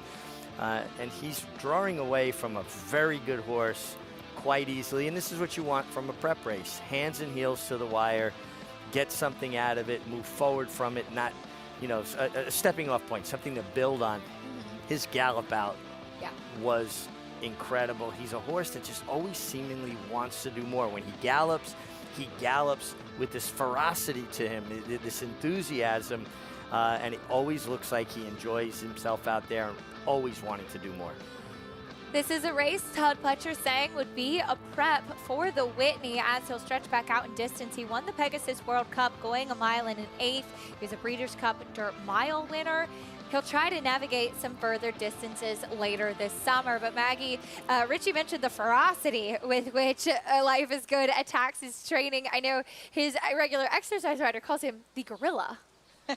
Yeah, she just refers to him in emoji language and posting videos of his workouts with just the gorilla emoji. And I think that's a pretty fair assessment. You know, watching him walk around the paddock here yesterday, Acacia, he looked like a Trojan horse. I mean, he's just such a proud horse too, and he exudes confidence, and it's evident obviously on the racetrack too. And it's amazing how well he can run fast for so long. And as you mentioned, it seems as though the Whitney will be his next race more than likely. Also got word that Olympiad, after his Stephen Foster victory, will be heading there as well. And I can't remember the last time, guys, that I was this excited about the handicap division. It feels like in recent years we've had some superstar fillies and mares throwing it down, and the boys, no offense, have been a little lackluster, but this year they have come to run, and this division is deep, and I just can't wait. I know I can't help myself but to look forward to November and the Breeders' Cup with the thought that they could all meet in the Breeders' Cup Classic. That would be really something, Maggie, for sure, and couldn't agree more. And you know what the cool thing is, Richie, is that the fillies and mares are good this year as well. They're not slacking. It's just there are some really, really exciting horses in that handicap division. I mean, the way the Alabama is shaping up to potentially be this summer. And then you have potentially thinking about a matchup down the road between Life is Good and Flightline. And horses that have similar styles. You know, they're both speed horses. They're both horses that take it to you, and they're going to create a fast pace. If it was going to be a boxing match, think Hagler-Hearns round one, just all-out battle. Very deep, a lot of depth in a lot of divisions this year. And as racing fans, which we are at the heart of it, the purest sense, it's exciting. Olympiad with that huge effort in the Stephen Foster yesterday. Life is Good, stamping himself as saying, I'm back. Coming back from that Dubai World Cup effort. But that wasn't the only winner Todd Pletcher had yesterday. In fact, he had 4 winners on the card at Belmont Park. He also took the Dwyer, our co-feature, on the afternoon with 3-year-old Charge It, who had finished second in the Kentucky Derby, in the Florida Derby off the back of a maiden win. And we saw him in here dominating in the Dwyer. And I know you got a chance to speak to his rider, John Velasquez, Richie. He's still figuring things out. Well, Johnny said that, you know, he knew that he had drew off from the field pretty readily, but that he kind of took a step towards the fence. Johnny straightened him out, put the crop in his left hand. Then he took another step towards the fence. So that's why he reached back. He gave him one reminder with the crop to like, hey, go straight. So his impression was that he's doing it and still a bit green, that mentally he's not 100% there yet. When his mentality catches up with his physicality, because I thought he grew up a great deal from the horse I saw earlier this year into the Dwyer. That was absolutely a breakout performance, and you know, another horse that threw their hat in the ring in a very wide open 3-year-old division right now. It is, as we do see Chad Brown with 3 very strong 3-year-olds waiting in the wings. Todd Pletcher says, charge it, is there to take him on as we head back over to Belmont Park. Today we have race 3 coming up next. We'll meet the field, starting with the 1A. She's a black belt. Has speed, get Jose Gomez, 5-pound breaking weights for an apprentice jockey that's riding well. That horse will break to the outside. The one who gets the rail is the 2, Cadeau de Pai. Yeah, getting back to dirt. Pat Reynolds, terrific horseman, gets the most out of his horses. She'd like, I think, to see a little pace up in front of her and come with her closing run. Here's your heavy favorite, Girl of Toscanova, who does cut back in distance. Charlie Baker, when he reaches out for Joel Rosario, they're just a good combination. Showed good speed going longer. Going 6 furlongs, I expected to have a bit more of a stalking style.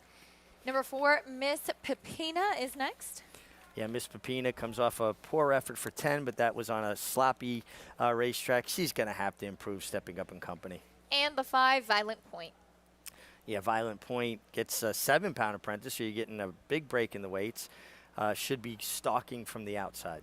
That's the field for the 3rd race at Belmont Park. It's a $25,000 claiming race going 6 furlongs for those fillies and mares.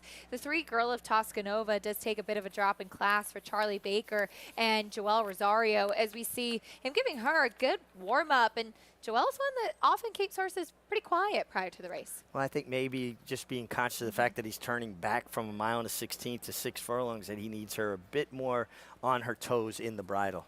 Love to see the warm-up that she's getting there. 6-year-old mare by Boys at Toscanova will cut back in distance. We'll talk more about this 3rd race after this break on America's Day at the Races.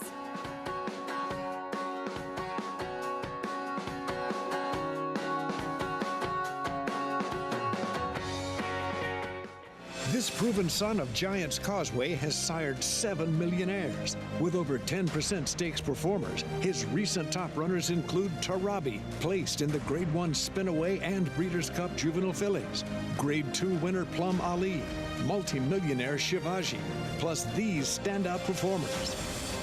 Now his biggest book in the past decade will be 3-year-olds in 2022. A proven value sire, First Samurai, standing at Claiborne Farm. Who you betting on? How about an app created specifically for horse racing? Nairo Bets. We specialize in thundering hooves, fist pumping, and boosting your bankroll with robust weekly promotions. And offer betting tips from actual horse racing experts. Bet all day and night, nationwide. Get the action and thrill of horse racing with Nairo Bets.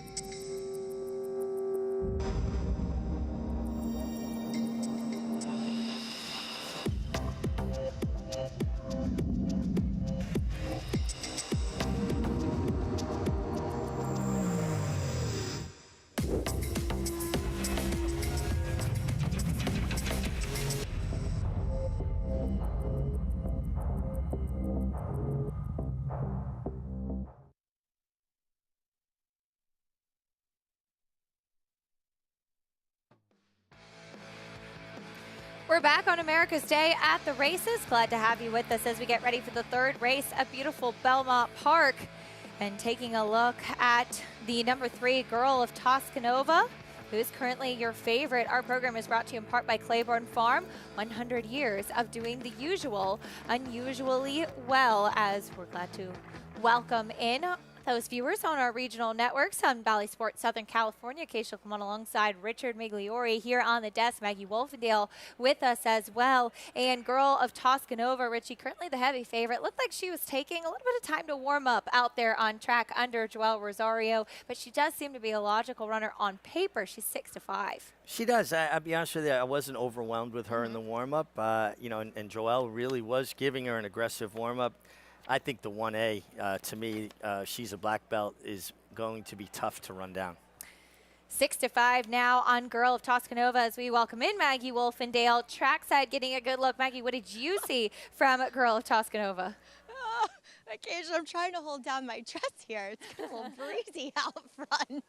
As Girls of Toscanova, I'm sort of against her. Yes, she is the class of the field, and she gets that relief. And this is arguably the lowest level or weakest field that she's faced recently, and physically she looks fine. I agree with Mig that she could have tried it out maybe a touch better, but still I think Joelle with a thought process that this is the filly turning back in distance. I gotta get her blood going. I gotta get her feet up underneath of her. The problem is though, she is not built to be one that sprints, and plus there's one lone speed horse in here, as Mig pointed out, as we'll move on to the 1A. She's a black belt, and she has run some good races in her last few. I mean, beaten last time by a heavy favorite in Awesome Indra, attending the pace, ran on willingly that day.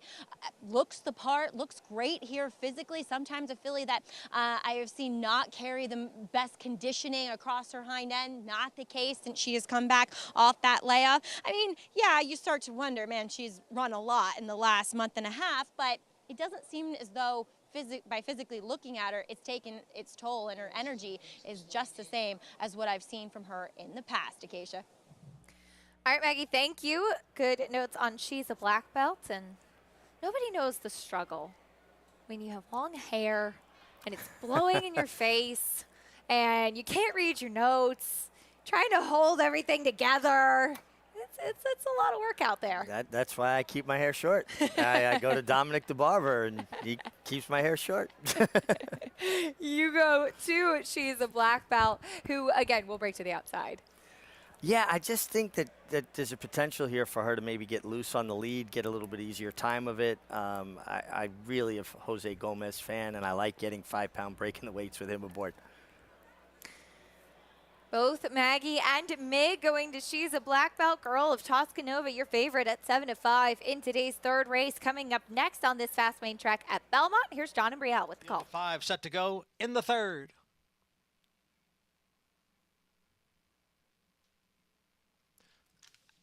And they're off. It is Miss Pepina, joined quickly by Violent Point. Violent Point goes on with it to grab the lead. From the far outside, she's a black belt moves up. Cadeau de Paix is down at the rail. Then it is Miss Pepina, and Girl of Toscanova will be the early trailer in fifth. Girl of Toscanova, the favorite, at the back. Violent Point leads here by 2 lengths. She's a black belt, and Cadeau de Paix, they're right together, second and third, the opening quarter mile, 22 and 3/5 seconds. It's a break of 4.5 lengths back to the 2 trailers, Miss Pepina, and down on the inside is Girl of Toscanova. Violent Point now leads by 2.5 lengths. Cadeau de Paix in second. She's a black belt is on the outside in third. Then Girl of Toscanova. They come into the stretch now with Violent Point the one to catch. He's got a 3-length lead. Ran the half in 45 and 3. Cadeau de Paix in second. Girl of Toscanova gains ground down at the rail, but they're inside the 8th pole now. It is Violent Point with the lead. Violent Point in front. Girl of Toscanova has moved into second, but she is not going to catch Violent Point, a wire-to-wire winner. Girl of Toscanova was second. Cadeau de Paix finished third. Violent Point turning things around and taking them every step of the way in this third race under Omar Hernandez Moreno, your favorite. Girl at Toscanova just could not reach her. No, she didn't have enough speed to stay in contact early. She made a nice run up the inside under Joel Rosario, who did all he could under the circumstances, saved every inch of ground. Let's give credit to Omar Hernandez Moreno, who blasted off with Violent Point. That was kind of the trip I thought we might see from she's a black belt. She wasn't fast enough. Violent Point, though, lower level horses, sometimes it just discourages everybody else when you use their speed that way, and she just kept running. Nice to see Omar get a win here at Belmont Park, his second of the meet. Giving his mount some pats, Violent Point, who took them every step of the way, using that speed to his advantage. Second winner by Violence today, in fact, as we saw a 2-year-old winner in the first race in Lost Ark, who was by Violence. So the second winner by Violence on today's Belmont card, as we see Violent Point trotting back to the winner's circle. We'll get her picture taken. A horse that has gotten his picture taken a lot this year. Olympiad just keeps rolling. He took the Stephen Foster yesterday with a 111 Beyer speed figure and adds another layer to what is shaping up to be a fantastic and competitive Whitney at Saratoga.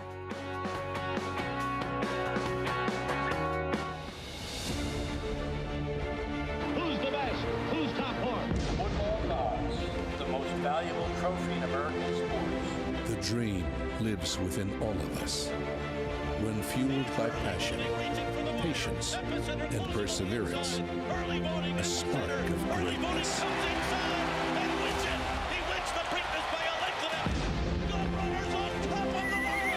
Come, dream with us at Three Chimneys.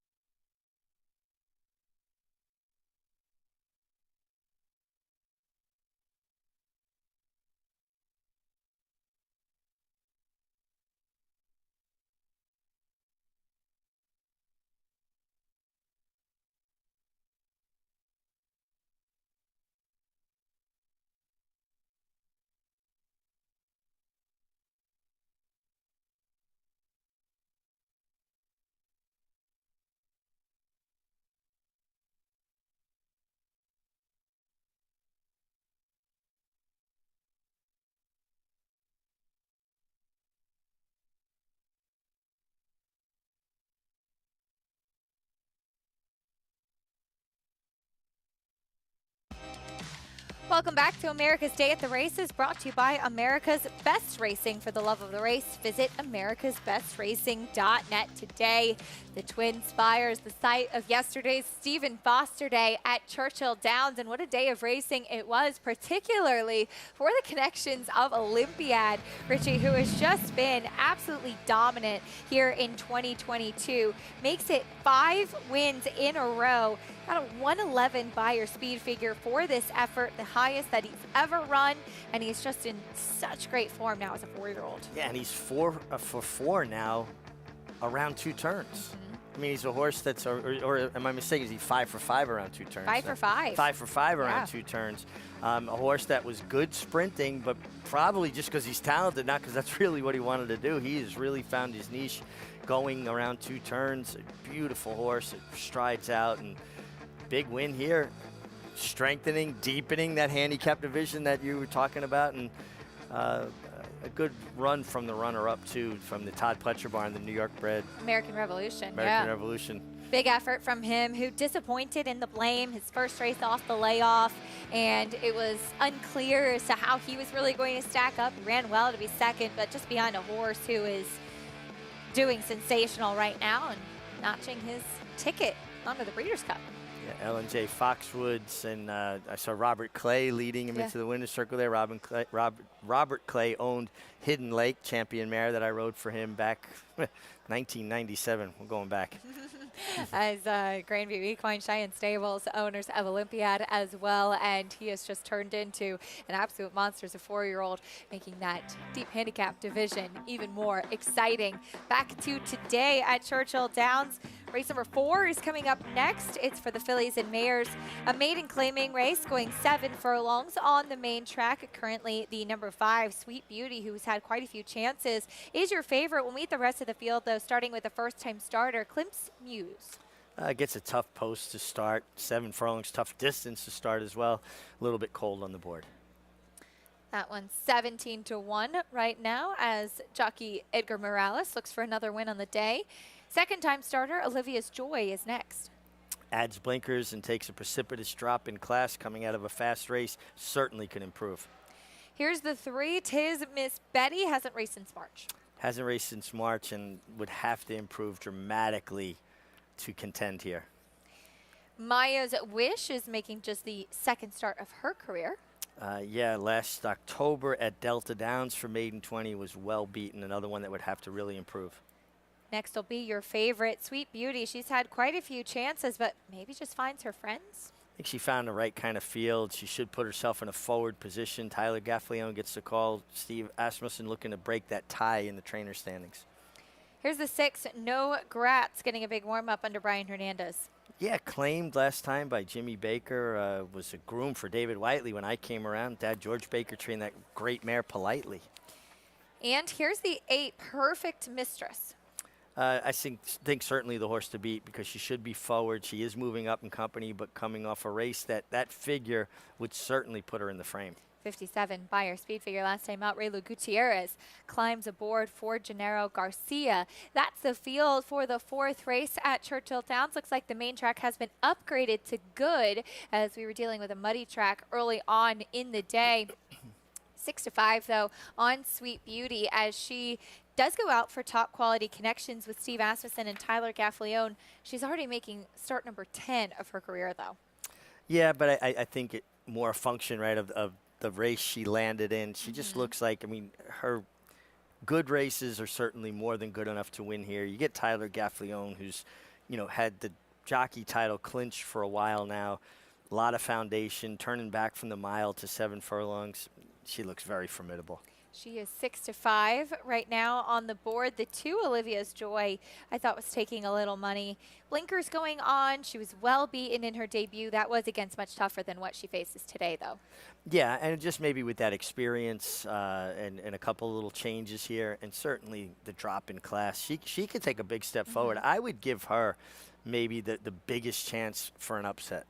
The most blue sky, so to speak, as she only has 1 race so far on her card, where Sweet Beauty has already been beaten 9 times. Has only been the favorite twice, though. I thought that was a little bit interesting as well. She hasn't been a quote-unquote money burner. She hasn't been a short price in every one of her career, just a couple, as she is a short price today. So I think it's a really good point, and honestly something that I wouldn't gravitate to look for. So I like that you open my mind to that, like, you know, different perception.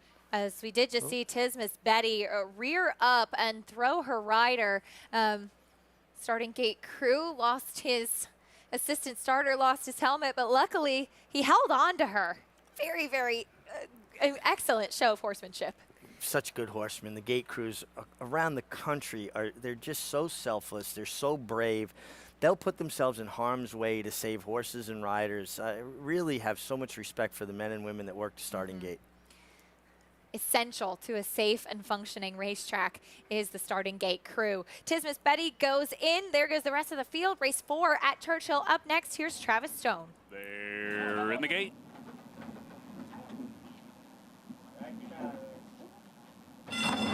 And they're off.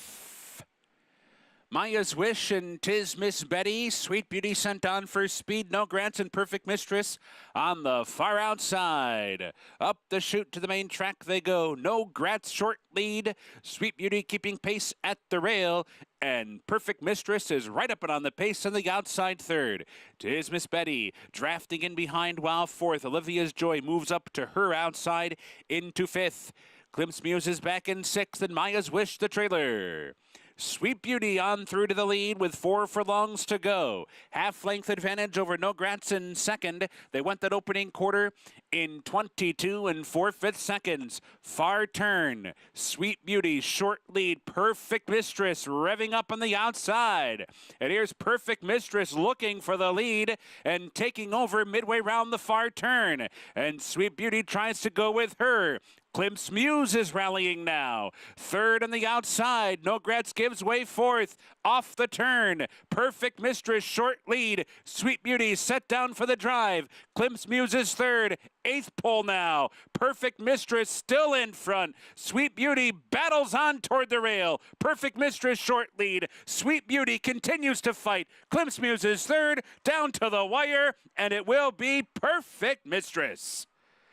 Length and a half in the end. Sweet Beauty was second. Klimp's Muse was third. Tight for fourth there among Tis Miss Betty, Olivia's Joy, and No Gratz.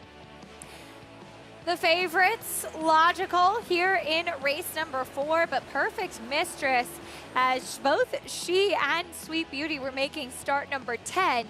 Today was the day for the outside runner under Raylu Gutierrez. Yeah, got that nice outside trip. Kind of seen a little bit of that flow there today at Churchill. Yeah. Part of the pace, very logical result. Favorites in inverted order. And Perfect Mistress backed up that good run for 10 last time and maybe even improved on it. Big price on that first-time starter, Klimp's Muse, who did check in third, but it was the outside runner, Perfect Mistress, who got the win. Pretty even break for pretty much everybody except the two Olivia's Joy, but it was 8-5-1 and a photo for fourth. 2-1 on the winner, Perfect Mistress. 4-5 on the 5, Sweet Beauty, who will have to settle for second today. Bring you prices from Churchill and some more live racing action from beautiful Belmont Park as well. It's beautiful indeed. We'll learn a little bit more about the iconic white pine in the Belmont paddock after this.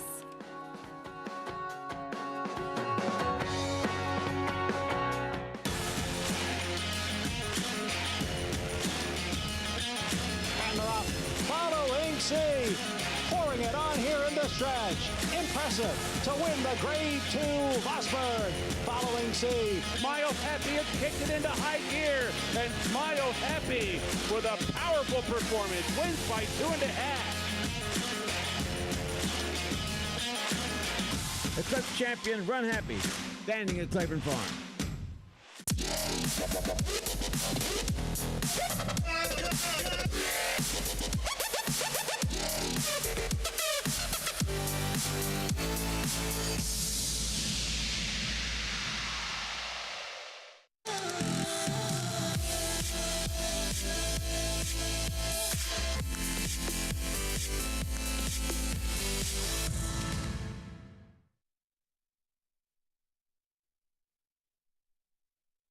Spun to Run.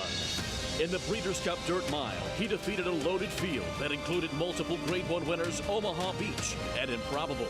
His brilliant speed figures were among the fastest of any 3-year-old at a mile or more.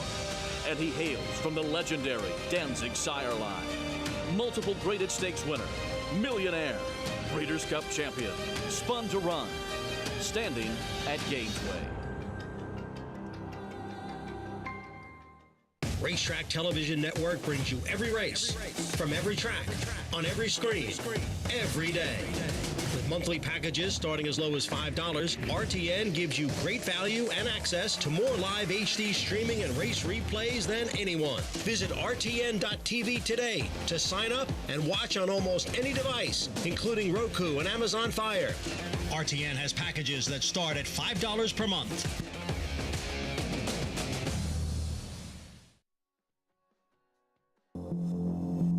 The centerpiece of the paddock is the Japanese white pine tree, which was present long before Belmont Park opened its doors in 1905. An image of the tree has been incorporated in the track's logo since the grandstand reopened in 1968. No one knows exactly how old the tree is, but according to historical documents, The white pine was planted around 1828. Located adjacent to the Secretariat statue, many of the tree's limbs are nearly 25 feet long. The white pine was actually supposed to be removed when Belmont was remodeled in the 1960s. The white pine serves as a source of shade and is a key component in the daily paddock ritual for fans, trainers, owners, and jockeys, just as it has for well over 100 years.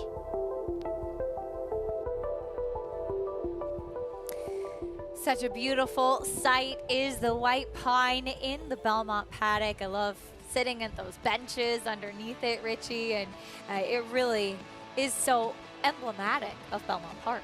It's iconic. You think of Belmont, you think it's incorporated in the logo, and I just always look at that tree, Acacia, and go, if that tree could talk. Oh, yes. And tell you about all the champions from Man o' War and on, all the way through Secretariat, Seattle Slew, Affirm, all the amazing equine athletes that tree has witnessed. I mean, that's always the first thing that comes to my mind. I'm sure it's had some pretty interesting people sit beneath it as well. Oh, absolutely, and not just great horse people, but celebrities and people that have come out to the races over the years. It's just such a part of the fabric, woven into the tapestry of Belmont Park, and I always get happy when I look at it because I think about all the horses that have walked by it. So true, and such a beautiful sight in the Belmont paddock as well, which is where Maggie Wolfendale is currently standing, getting a good look at the horses for this fourth race at Belmont. Maggie. Acacia, I'm the luckiest, one of the luckiest people in the world, as you two often get to stand down here and just be near the white pine. And I have to give a shout out to the NYRA gardeners and landscapers that have kept this white pine going throughout the years. I mean, you look close enough and it's held up with some cables and wiring, but still looking resplendent in its grandeur and older age. As we'll take a look at some of the horses here in the paddock. Java Buzz returns now as a 3-year-old for trainer Linda Rice, and this is a guy that I questioned going the 7/8. He looks like a 5.5 horse. Or at least he did last year. I will say he has grown a bit and gotten a little longer in that frame, and he comes back as a new gelding. It had gotten fairly warm prior to going in the starting gate last time out, and so gelding with the Lasix, that will assuage that kind of wanting to get hot and nervous. And he comes back here looking fit, and like I mentioned, the 6 furlongs is the right place to start with him, as Wesley Ward sends out 2 in here. Kind of odd that Sinwood has not stepped foot on the turf, given his pedigree, being a son of Speightstown out of a dam who won first time out in England sprinting on the turf, and the dam half to Enticing, who's a multiple group winner on the turf sprinting. And that's exactly what this horse looks like. Maybe you take it as a negative, but sometimes I feel as though, despite Wesley Ward being an excellent horseman, sometimes his entering gets a little random at times. So I think Sinwood should appreciate getting to the turf, and that's a huge price currently on this horse at 7-1, as all the attention is going to Wesley's other runner, first time out for the barn, but making his 7th career start is Almanzo.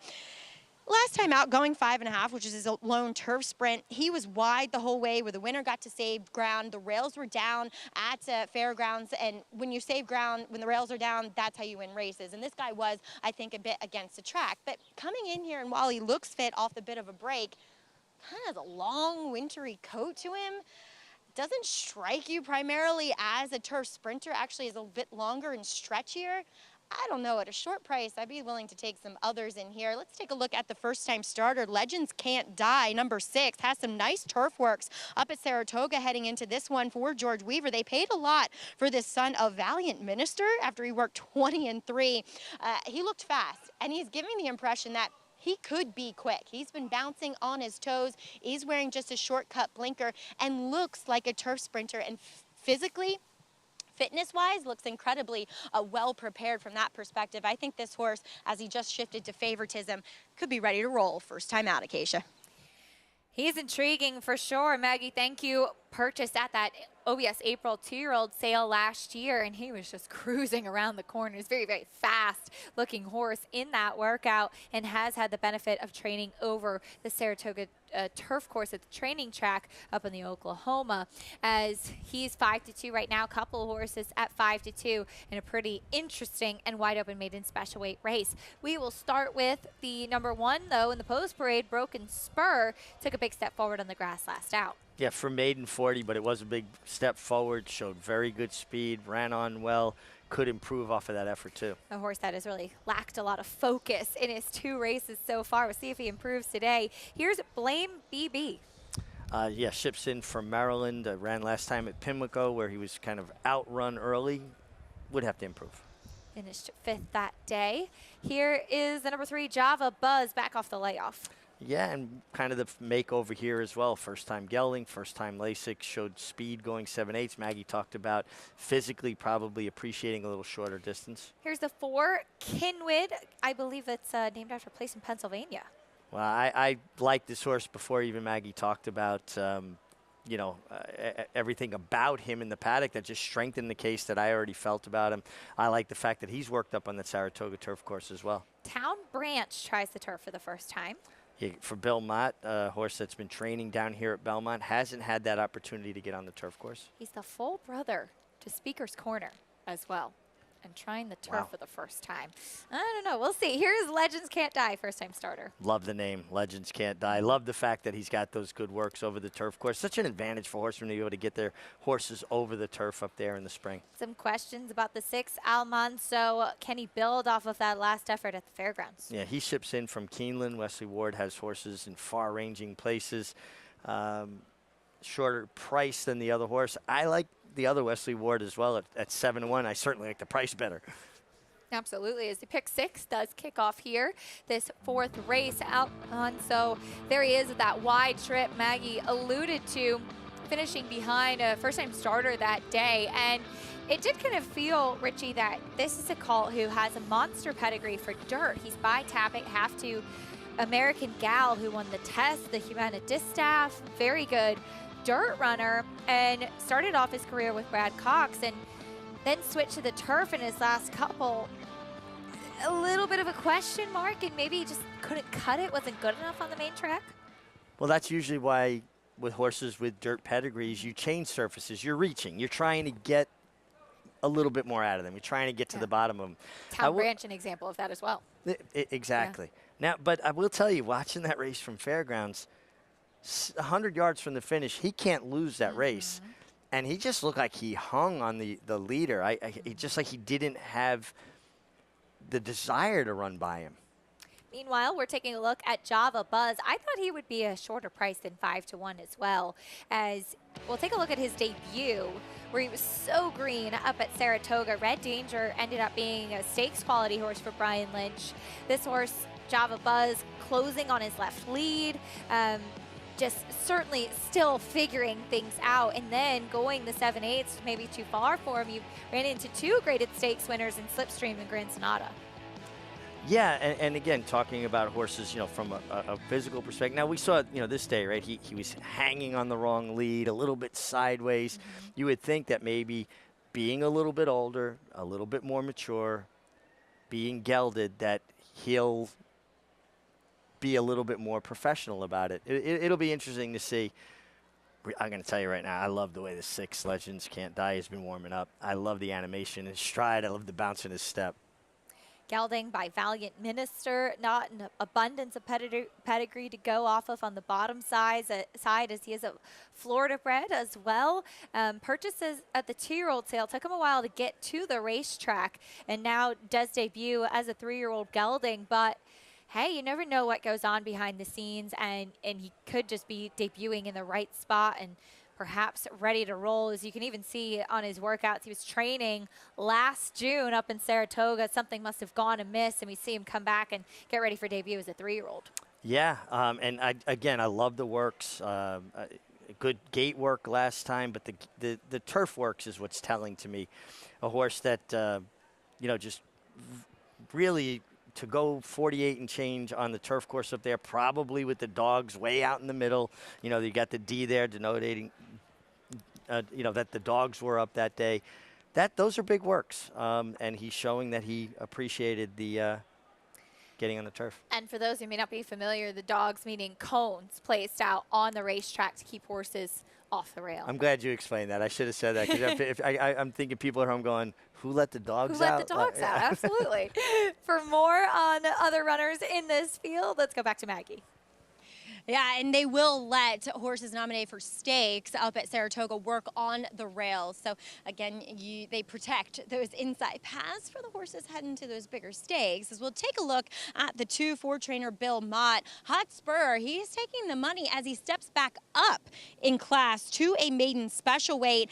The third place finisher, in which he was well clear of that day, did return to win a maiden 40 with the 71 figure. So improving his figure, Starry Night, with that victory. And the fact of the matter is that based on figures, despite stepping up in class, this horse has run just as fast as some of the other horses that have been strictly in maiden special weights. He looks great. He looks like a total turf sprinter. He got a great warm up beneath Jose Lescano. I just thought there were a little bit more interesting horses in here to take a shot with, as we'll take a look at Bill Mott's other horse in here. There's always one disappointment in the family, right? I feel bad in saying that, but Town Branch, that full brother too. Speaker's Corner. The whole pedigree says middle distance to longer on the dirt, and that's what this horse looks like. He's gorgeous. He's actually a lot bigger than his full brother, but he's very upright in those pasterns. I feel like this is a last-ditch effort. I mean, I'm wishing them luck because those are very big shoes to fill, but I just can't wholeheartedly endorse him. But at least, he's 8-1, Acacia. He's a generous price on the board. Maggie, thank you. As is the number 4, Kinwood, who both Maggie and Richie had some interest in. We heard Maggie talking about some of the pedigree. I thought it was interesting. Lael Stables, the Jacksons have actually had this whole family. The Dam, the second Dam, who was a multiple group winner sprinting on the grass going 5 furlongs. I had her as well. And just now in start number 3, this gelding gets to try the turf. Maybe it was a vote of confidence trying the dirt last time. It's tricky to figure out. Well, it is, but I think having Frankel as your maternal grandsire, looking at it from a physical perspective, you get Hall of Famer Johnny Velasquez. He ran well on synthetic. Now, I know that's not turf, but sometimes there's a correlation. Horses that handle synthetic will handle turf. Looks like he's on his toes. I think there's a lot to like here at a decent price. A gelding by Speightstown, who also has had the opportunity to work over the turf course up at Saratoga, the Oklahoma training track. 3-2 now on the 6. Legends Can't Die. Pick 6 does kick off here. Let's go back to the one Broken Spur, who Maggie touched on, and a horse that has improved with each race. This was a horse who ran for a maiden claiming race last time, so that class, as Maggie mentioned, stepping up in here. But maybe he's a horse that's just continuing to improve and will be able to build off of that last race. Well, absolutely, and he ran a decent enough buyer speed figure. He's inside. He has some speed. Bill Mott's not a trainer.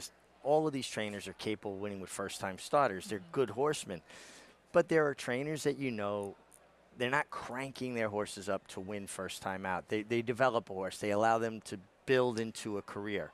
And this horse improved vastly from his one dirt try to his turf try. Probably fitness-wise, it's going to make him take a step forward. Mentally, it seems like he's pretty focused and doing everything properly today. He could take another step forward. Yeah, he was screaming, very vocal in his first 2 starts. Much better second time out, but still one that lacked some focus. So from experience and just getting a chance to figure out what this whole racing thing is about can be really helpful for a young horse. These are not 2-year-olds. These are 3-year-olds and upward, but still they lack seasoning. They lack experience on the racetrack. And some horses need racing to figure it all out. There's only so much work you could do in the morning. Think about children that are very precocious and marching to school the first day and they're comfortable there. And then you got kids that are, would be like weanlings at the fence line, whinnying for mama. I mean, they're just all different personalities. They do have their own personalities, that's for sure. Well, it'll be a fun race here. Maiden special weight sprinting on the turf in the 4th race coming up next. 7 to 5 on first-time starter. Legends Can't Die. Here is the voice of New York Racing, John and Brielle, with the rest of the load and call.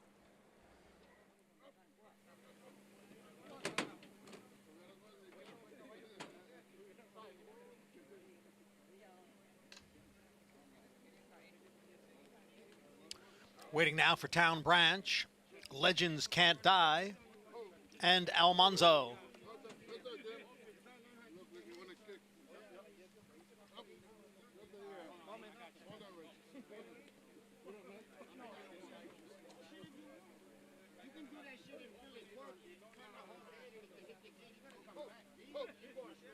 Fourth race begins the pick 6, and it starts the $3 triple play pick 3. Riders off. Jose Ortiz off. Number 5, Town Branch behind the gate.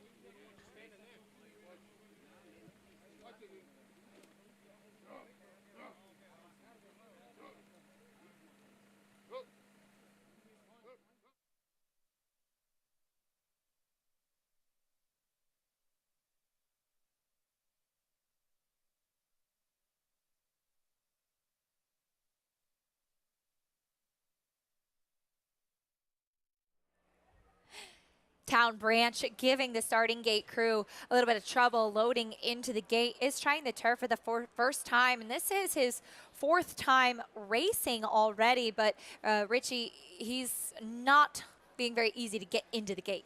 It's a balancing act. They've got the front doors open. He'll go forward to the empty space, but then they've got to close those doors before he completely runs through. And every time they would get him right there, they would close the doors, he'd back out. But they've got it right now, and he's in, and we should be pretty close to a start. Here's John and Brielle once again for race 4 at Belmont. And so has Almanzo, and we're set for the 4th.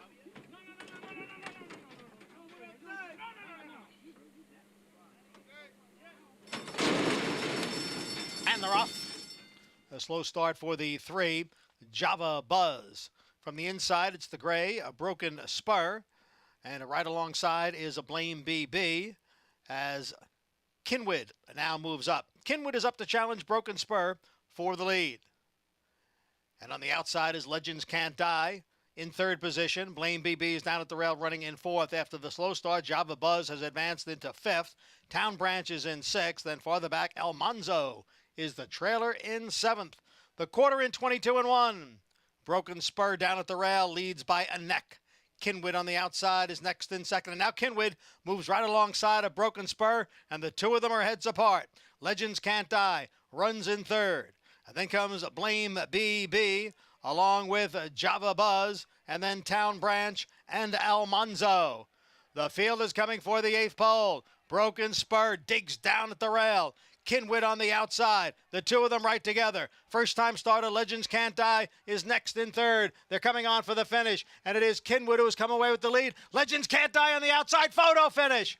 A photo finish, too tight to call. Legends Can't Die with that late surge. Kinwood was right there. A photo in the 4th. Photo finish between Kinwood and Legends Can't Die. A first-time turfer and a first-time starter. Richie, what's your first thought as you take a look at the slow-mo here? My first instinct was the 6 got up, but you always got to watch heads up and down on the wire. Kinwood was fighting it out. He's got his nose down here. The outside gets his nose down there. Here comes the next bob, and the outside got all of the final bob. So clearly the 6 first-time starter, Legends Can't Die, with those good works, taking all the money, gets up. Kinwood ran terrific ride from Johnny Velasquez. He's walking a tightrope, right? You can't leave Broken Spur alone too long, but you don't want to go all in too soon and be ripe to be picked off. And he just got caught by a very well-meant first-time starter. All the riders in here that in the frame in the end. Jose Lezcano on the inside with Broken Spur rode a terrific race. Johnny Velasquez rode a terrific race on Kinwood. Here comes Luis Saez, who was kind of running with the emergency brake on, stops and starts, imploring his horse.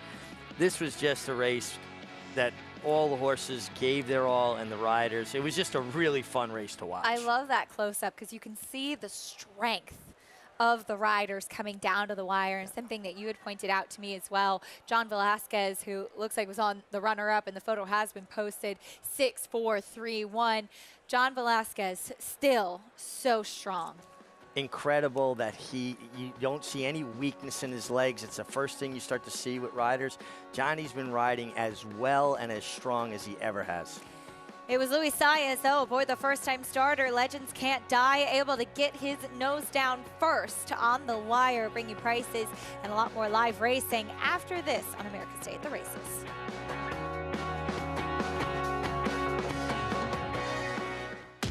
Speightstown. Munning.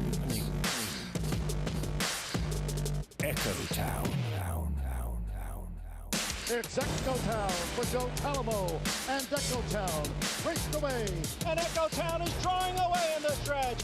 Echo Town wins the Allen Jerkin Stakes. A sire line so prolific, it repeats itself. Echo Town.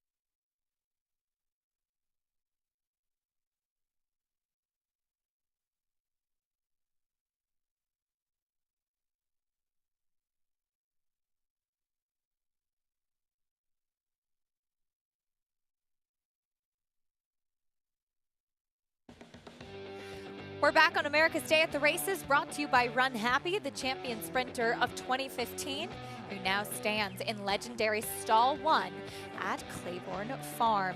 As we get ready for race number 5 at Churchill Downs, that's our next order of business here.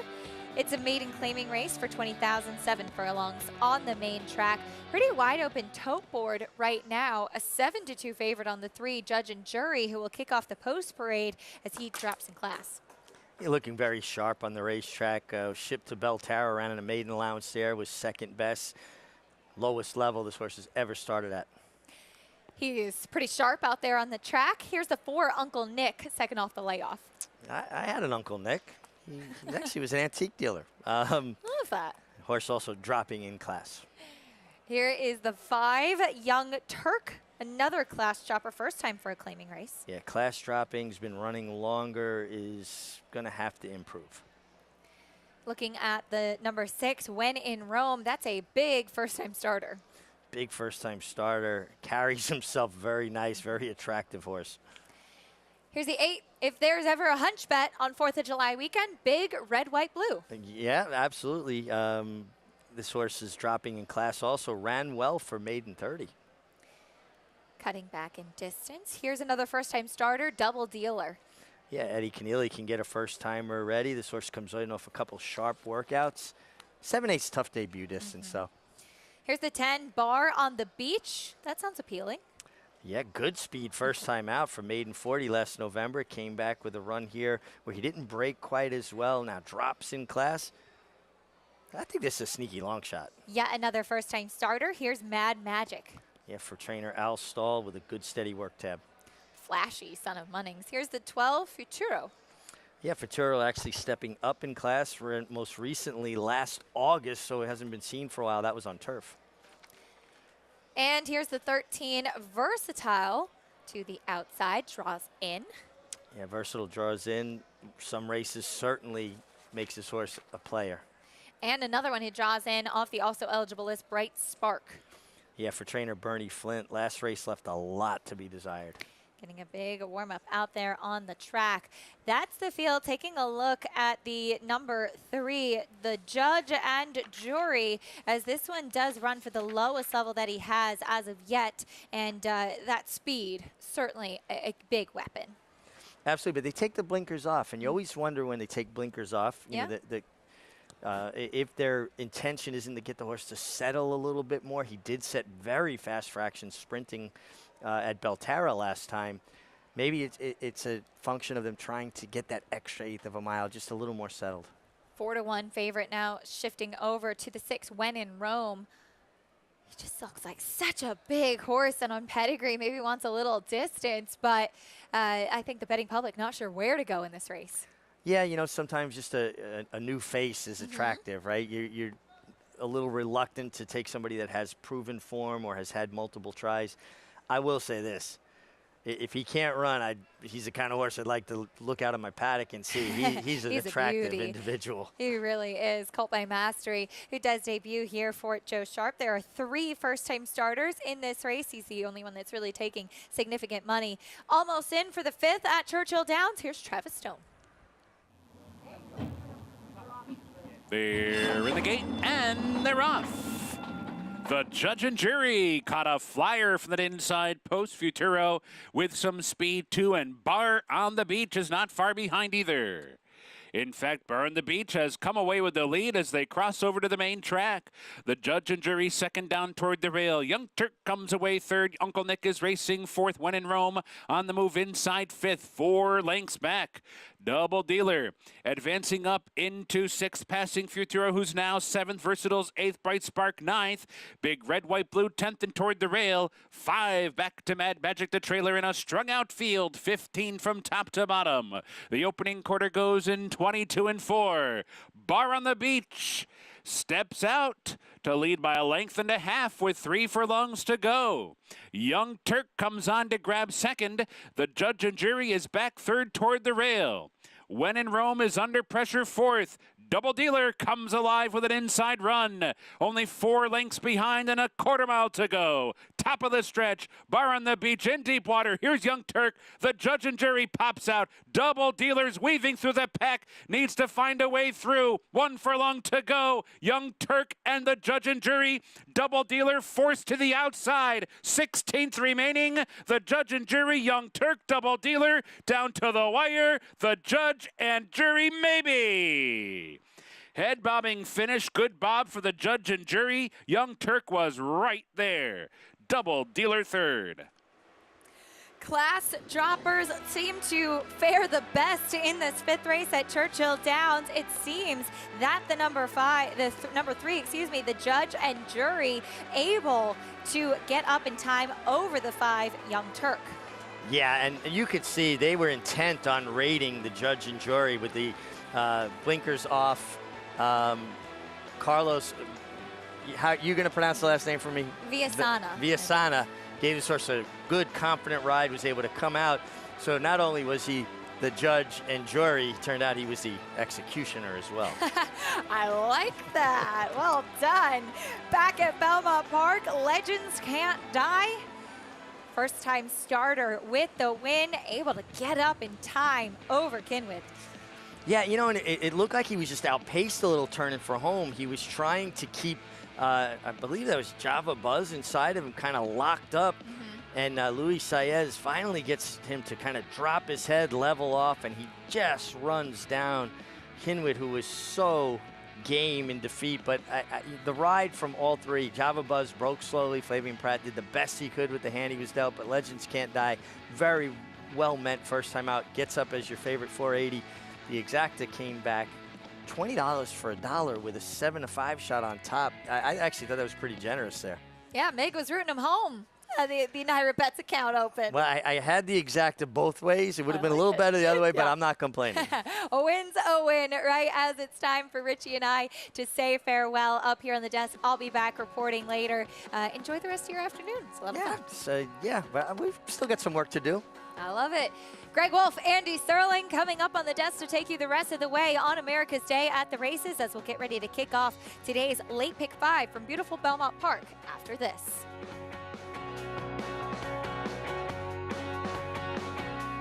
The Factor, a top 10 General Active sire in 2020. His progeny include Grade 1 winner Sistron, Grade 1 winner Noted and Quoted, Grade 2 winner Factor This, and Grade 2 winner Charmaine's Mia. With dozens of 6-digit yearling sales, he's a proven sire on the track and in the sales ring. The Factor, a leader of his generation, standing at Lane's End.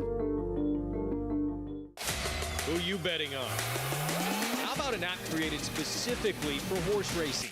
Naira Bets. We specialize in thundering hooves, fist pumping, and boosting your bankroll with robust weekly promotions. And offer betting tips from actual horse racing experts. Bet all day and night, nationwide. Get the action and thrill of horse racing with Naira Bets.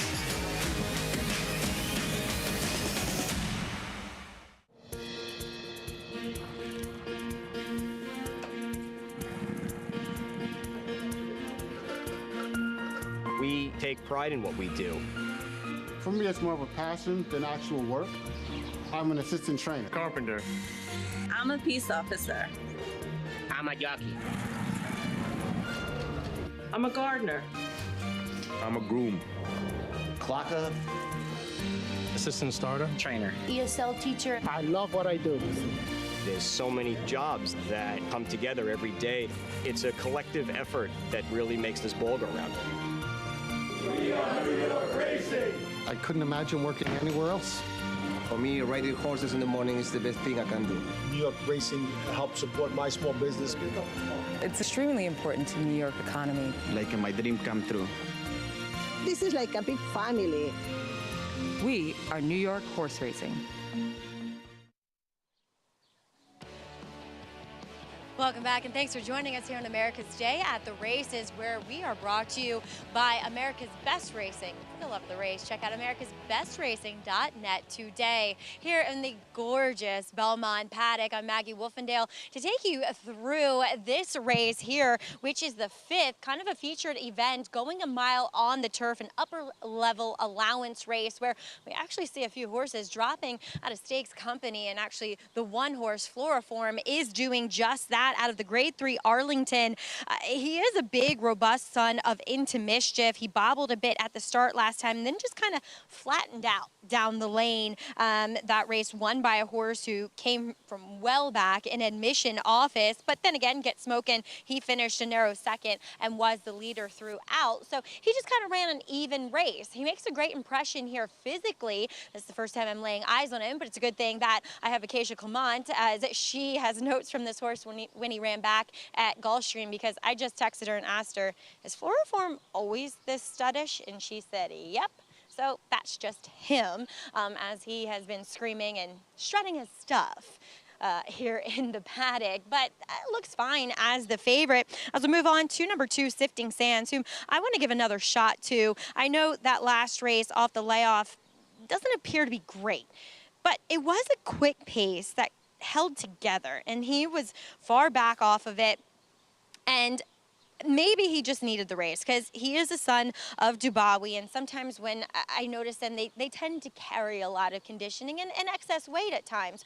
So he looks fabulous here. He looks fit, incredibly well muscled and strong. I want to give him another shot, and I know he's turning back in distance, but I actually had preferred a mile for him, at least from the physical perspective throughout his career. Next, we'll jump to number 6, Ombre. Speaking of horses turning back, he does own a win at a mile as well and makes a second start for the Cherie DeVaux barn. Last time I saw him, I noted how well he had done turning 4 back here on May 1st. And same thing rings true. I mean, this is a horse who has just filled out and gotten so much stronger with another year under his belt. Now, Barclay Tag did keep him in the stall that day because he can be a horse that's fairly high strung. He is that here, but he's keeping a lid on it. He's not expending too much energy. And 2, you want a horse that is going a little bit shorter to be fairly keen. So I like Ombre in this spot, but I know a lot of sharp people like number 7, Win From Within, who drops out of the Cliffhanger Stakes at Monmouth last time, and he ran huge for that return to the turf course, a horse that looks like a turf runner physically, and he was so game. He set a pressured pace the entire way around there. The winner came from last, and he dug in every inch of the way. He fits really well with the rest of the crew that he meets here, and a horse that I've only seen when he was a young horse as a 2-year-old, and he could get a little wound up. That's not the case anymore, as he is really laid back here in the paddock, which I think I would take as a good sign. Well, horses are ready for this 5th race. Let's hope the boys are ready upstairs as they join the team. That's Greg Wolf and Andy Serling. Hi, Maggie. Thank you. Good to be on the program. Tremendous Sunday of action for both here at Belmont and at Churchill Downs with the Pick 5 beginning in this race coming up, and includes, of course, the Perfect Sting later in the sequence, Mile on the Turf. Yeah, Perfect Sting, a very, very good horse that ran for the Stronach stable, Joe Orsino. And I was saying to you as we sat down, Greg and I haven't been together in the set since Belmont Stakes Day, so it's nice to be reunited with my frequent partner in the air. And nice day today. The humidity's gone, good racing, so it's all good. A lot to like. Glad you're with us. Next best thing to be in here. Let's take a look at the field for that Perfect Sting. So 1 mile on the Widener turf course, and Chad Brown, he'll have the morning line favorite, Love and Thunder, returned as a 5-year-old mare in a winning performance.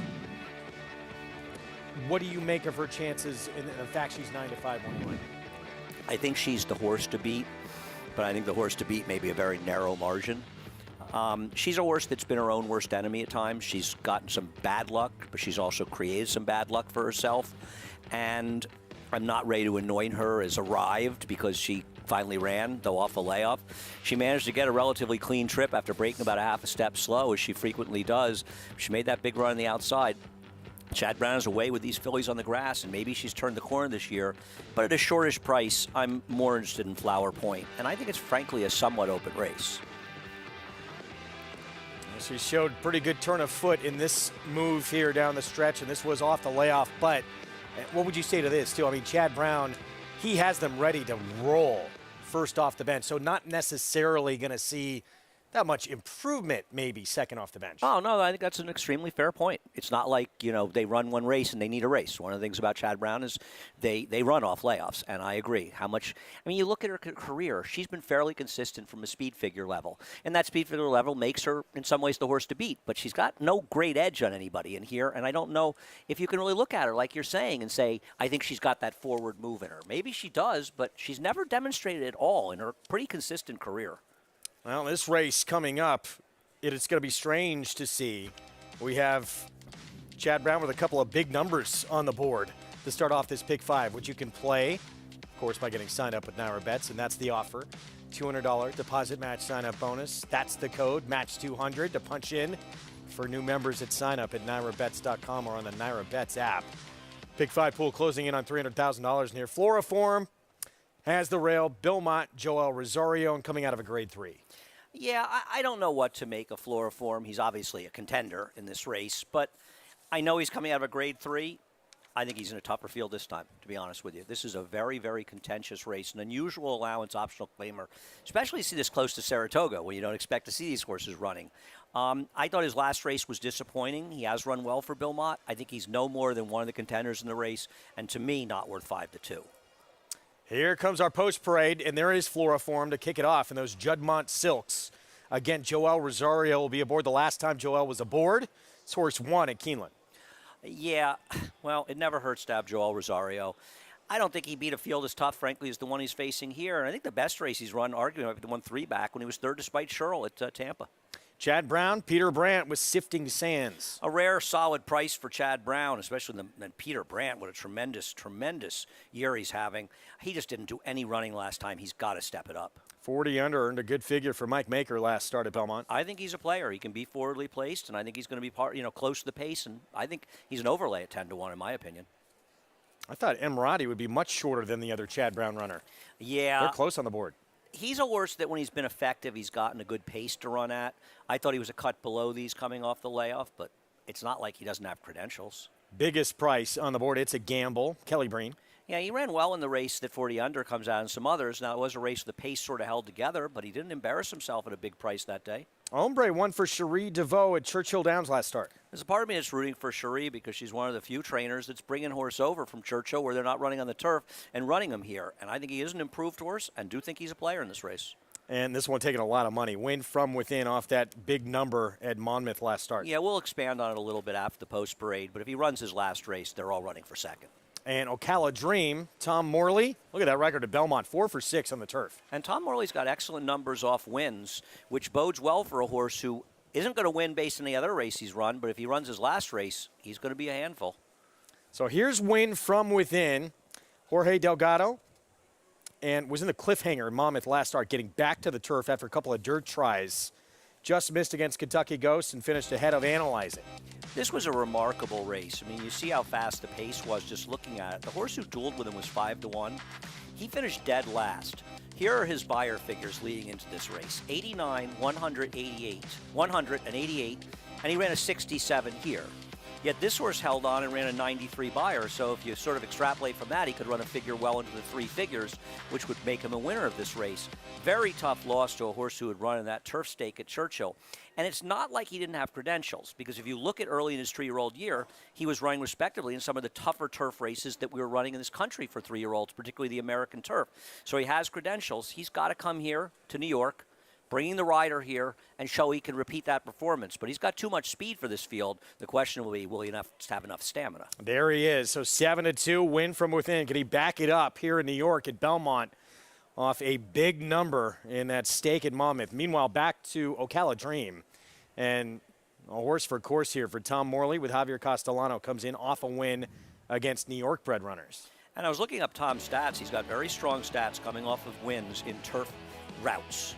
So I think there's reason to be optimistic. You'll see another good performance from him. He's got to run it because, this is not an easy field. But, boy, did he arrive last time, Greg. This was a huge effort, career best by a mile. So has he turned the corner, or can he put it together again? And he's always been a nice horse. But as of now, he's a bit of a one-hit wonder. There's an argument you could make a similar type observation for Win from within, because his last race was so aberrationally good, and you always wonder with horses that run those numbers, it's easier to think you'll see them going forward when they're fresh, relatively newly turned 4-year-olds, doing it for the first time. So Ocala Dream may have turned around, but I think even for Tom Morley, he's probably asking himself, is he going to run that well again? So that was start number 2 of his 4-year-old campaign. We'll see if he could back it up. He's 7-2. Again, Pick 5 begins here, $434,000 in that pool. Let's go back down to Maggie. It's somewhat of a rarity that we see Chad Brown with 2 horses in here at such big prices. But Emirati and Sifting Sands are, Emirati has a layoff to deal with, and Sifting Sands coming in of a perceived poor performance. I'm willing to give Sifting Sands another shot here. He's going to be my pick, as he is a 8-1 shot currently. But Emirati does return as a gelding, and both of these horses by Dubawi. Dubawis tend to carry a bit of weight, especially around their barrel and their flank. But the fact that he's a gelding, it has lightened him up considerably. So therefore, he does look more fit returning to the races today. It's also made him a lot more docile. Maybe it's just the gelding, but for me, I would like to see him show just a bit more forward energy. It is the same in the paddock as it is out on the track currently. He's just very, very quiet. So we'll see what he does. I think I'll take the wait and see approach with him first off the bench, Greg. All right, Maggie, thank you. 7-1 right now. Emirati off the bench, 7-year-old debut. Coming up for trainer Chad Brown here with Jose Ortiz. I mean, Chad Brown, I spoke to him the other day. He mentioned that he was bringing him back, and he was optimistic about his chances. I don't think he realized the kind of field he was going to end up running against when he was optimistic, but I think that does suggest that he is confident the horse is doing well, and he's run some good races. His best races are, though, when he gets a lot of pace, but the pace shouldn't be slow in here. I just think the speed horses are pretty good. And I know we have this race coming up. It's part of the Pick 5, so quickly, I just wanted to get your thoughts on the 7th. We're going to see Higher Truth for Chad Brown, even money.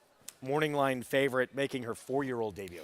I mean, she may have a rival inside of her with Light Stars, but given the Clement record, which we'll talk about later, is very weak, first time in the country of Europeans, I wonder how good Higher Truth is, and her better efforts were when she was able to control and slow paces, and she's not going to get the lead in this race. There's faster horses, particularly the 8-Star Seeking, but she might just be too good for this field.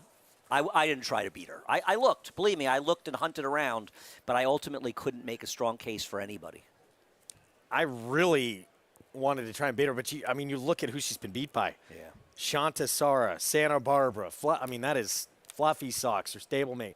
Some very good company. Well, Shanta Sara arguably might have been one of the better fillies in the 3 or 4-year-old fillies in the country. She hasn't run, unfortunately, since the Jenny Wiley when she ran second to Regal Glory. And I remember Chad even said to me after the race, he said, I think she wanted a 1 and 3/8 because the pace was moderate and she was able to put herself in the game. He said, I really think she's better going shorter. And Santa Barbara, before the injury, no question, might have been as good a 3-year-old filly as there it was in the world. Yeah. I mean, literally, may have been the world's best 3-year-old filly on the turf.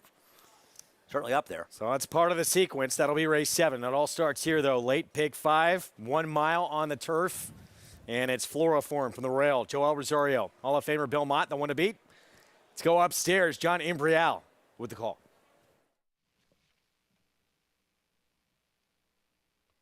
We have a field of 8 going 1 mile on the Widener turf as we begin the late Pick 5 here at Belmont on a Sunday in New York. All set for the 5th. And the rough. Win from within. There goes 40 under. Down on the inside is Sifting Sands, and Emirati is up close. It's 40 under with the lead over Win from within. Sifting Sands down at the hedge. Runs in 3rd. Ocala Dreams on the outside and in 4th. Emirati next in 5th. It's 2.5 lengths. Back to Ombre, and It's a Gamble. Those two are right together. Floriform is the trailer in 8th through a quarter in 22 and 4/5 seconds. It's 40 under on the inside, leading by a half length. Win from within on the outside runs in 2nd. Ocala Dream, Sifting Sands, they are right together, 3rd and 4th. Emirati is in 5th, 3.5 lengths off the lead. Then comes Ombre on the outside, and It's a Gamble. The trailer Floriform. The half-mile went in 46 and 1. 40 under, Win from within. They continue to race 1-2. Ocala Dream on the outside. And now Ombre makes his move on the extreme outside. Sifting Sands has had a ground-saving trip down at the hedge. Then comes Emirati. Floriform now begins to pick it up from the back of the pack. And the trailer, It's a Gamble.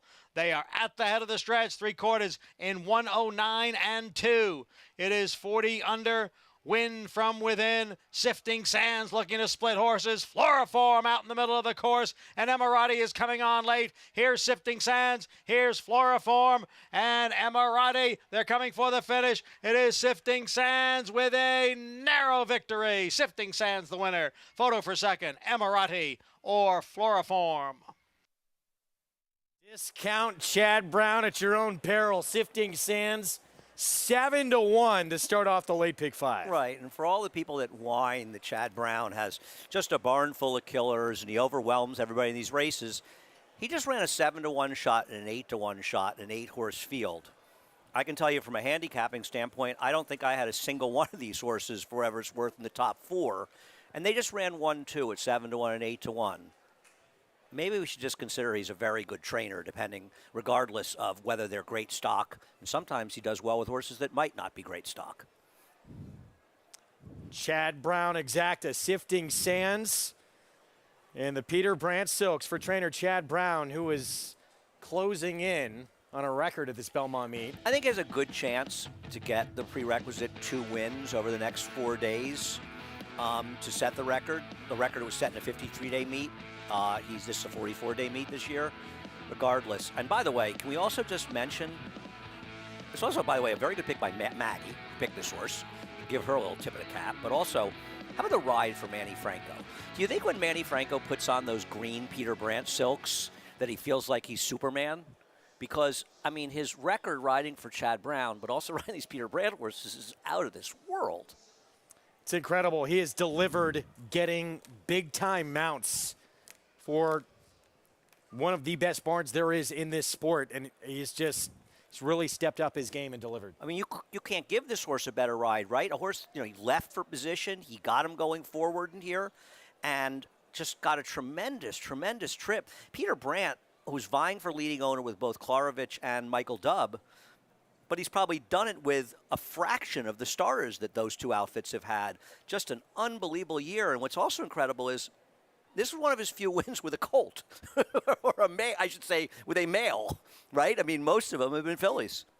Now, David Jacobson set the record for wins at the Belmont Spring Summer Meet back in 2013. He had 44. 53-day meet. And that's pretty amazing. I'll put it another way. Chad Brown has the exact same number of wins as Dylan Davis. It's highly unusual for a leading trainer and leading rider to have the same number of wins. Sifting Sands upset score to start off the late pick 5. We'll have the prices for you when we come back, and it's late pick 5 time from Churchill Downs when we come back. Very good sequence at Churchill in this late pick 5, a mile and a 16th, 50,000 claiming race for non-winners of 2 Life. To begin it, we'll go more in depth when we come back. The ultimate accolade for a racehorse is to be named Horse of the Year. To be enshrined to the Hall of Fame is to achieve immortality. As a stallion, genetic immortality is defined in 2 words: breed shaper, plain and simple. 2-time Horse of the Year and Hall of Fame inductee, Curlin is just that. Breed shaper, Curlin, the classic sire.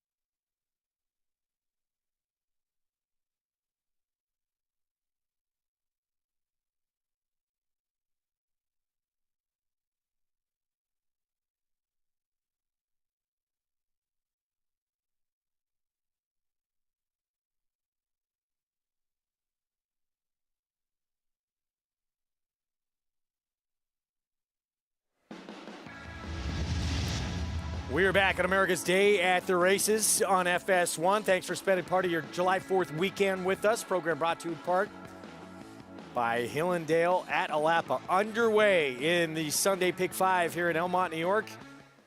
Chad Brown with a 7-1 shot. Sifting Sands in the silks of Peter Brandt with Manny Franco the win.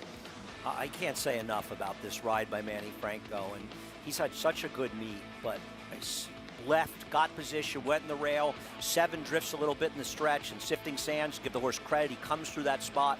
I mean, this horse could not have gotten a better trip than he got, and Manny deserves a lot of credit for it. He's had a breakout meet, and obviously Chad Brown, he's not having a breakout meet, but he's having one heck of a meet. He broke out a while ago. Yes, he did. $17.80 for the win. Look at the exacta. Chad Brown Exacta returning nearly $40. That is maybe the only time you're ever going to see that. Except the win place is around $150, you know, but I guess people just box 2 Chad Browns. Yeah. That shows you, though, I think, you know. I didn't use him. Good call by Maggie, though. Nice start to the pick 5 if you included the best turf trainer in the land. So 1780 to begin things. He's going to have the big favorite as well in race 7. As we get back to Churchill Downs, 50,000 claiming race non-winners at 2 lifetime. Mile and a 16th in this race, and right now it's Red Knobs, the 4, the 9-5 favorite. Extremely difficult race to begin their sequence. Here's West Warpath at 8-1. If you hit the late pick 5 at Churchill Downs, you deserve money and a medal. I guess this horse is one that's contender New Gelding, though I didn't like this one off a long laugh. Malibu Time, been on turf the last, 6 starts? Yeah, I don't understand why this horse isn't twice the price. This horse is not a dirt horse. Dirt form is not there at all. Mount Kenya, 2-1, Rafael Bejarano. Greg, help me out. Why is this horse 2-1? Again, yeah, dirt form. Well, his dirt form's not terrible. It's Yeah. not dirt form's not terrible, but he shouldn't be 2-1. I agree with you. Red Knobs favored. Well, I get why Dale Romans. I get why he's favored, but he's got to get the distance. And the other thing is he's not really the clear speed in here, though. Maybe he gets the lead from Soros. Soros, at least improving start from start here, coming back as a 5-year-old. He's no George Soros, I'll tell you that, though. His last race, though, wasn't that bad. Isthmian for trainer Doug Danner. I mean, I guess the last races are okay. Thought he was a mile contender. 11-1 notable exception adds blinkers. Off the claim for Matt Shearer, off the claim in dirt routes, 3 for 33, 9%, 64 cent ROI over the last 5 years. Not very good. I mean, Red Knobs feels dangerous to me. Got to send him. Doesn't Garcia have to just send this guy? You would think. Sprint speed, stretching back out, and he actually hit the board in the street sense back as a 2-year-old. But question marks with just about everybody in here. Minute to post coming up in this late pick 5. It was Stephen Foster Day, of course, on Saturday. And some big performances. Of course, Olympiad putting another nice win streak together for Hall of Famer Bill Mott. Now he's got a date with Life is Good in the Whitney. Yeah, and I'll tell you something. His win streak could be longer if he'd gotten a better ride in the Cigar Mile, because that was not a Hall of Fame ride by Irad Ortiz that day. But he has been terrific. I mean, he has not run a Grade 1. Sort of odd, but he's won I think he's won every big Grade 2 that you could possibly find this year, and he was very impressive. American Revolution came back and ran a very good race in running second, but a 111 buyer, a career best buyer, equaled 1 point below the buyer that we saw Life is Good get here. And these two are heading for a big clash with Hot Rod Charlie as well in the Whitney at Saratoga. Pretty exciting, huh? This performance less than 2/5 of a second off Victory Gallop's track record back in the 99, Stephen Foster. Yeah, that was a huge effort by him, and he followed it up by winning the Whitney in his next start, and unfortunately his next and final start in a torrid stretch through with Barons. But yeah, he was very, very impressive. Victory Gallop when he won that race. August 6th, I would keep that date clear in your calendar. What are you doing? I'll be at Saratoga We're not watching going to the Adirondacks with the big or something, go for a hike? Lake George, maybe? Yeah. Well, I think I'll be in Saratoga. I'm looking forward to it. No, it's going to be a great day of racing. And I was glad to see American Revolution run as well as he did, too. Yeah. Because I think there were some concerns after I know it was just his first race of the year, but he really didn't run that well in there. And he came and ran terrific yesterday. And he ran a winning race in a lot of Stephen Foster's. He just ran to a buzzsaw. And, as great as horse players always like to lament, you and I were complaining before the show how we had both made big bets on him at Saratoga at 7-1. And he ran a 107 buyer that day, and he finished second, beating a pole. To his stablemate, Baby Yoda. Baby Yoda, right. He's winning star allowances, though. I give him credit. He's been piling up the wins and star allowances while Olympiad's been running in the biggest races in the country and winning by open It's lengths. painful to sometimes be right and have nothing to show for it. Greg, I've been right my entire life and I have nothing to show for it, and that's my story, and I'm sticking with it. This race here, so we talked about how good, juicy this pick 5 is. This race, I could see almost anybody winning.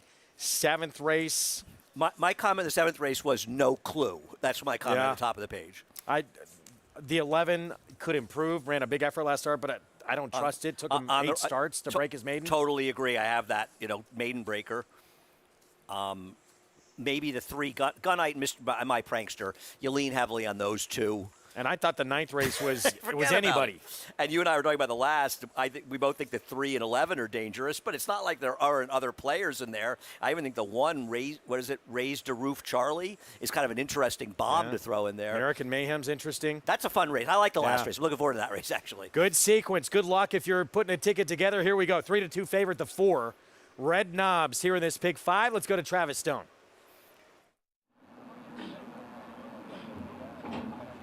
They're in the gate, and they're off.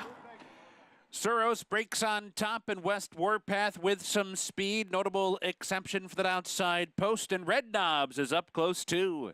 Into the clubhouse turn, and it's Soros who steps out to lead and angles over toward the inside. Notable exception comes on to be second, and Red Knobs is right up there third.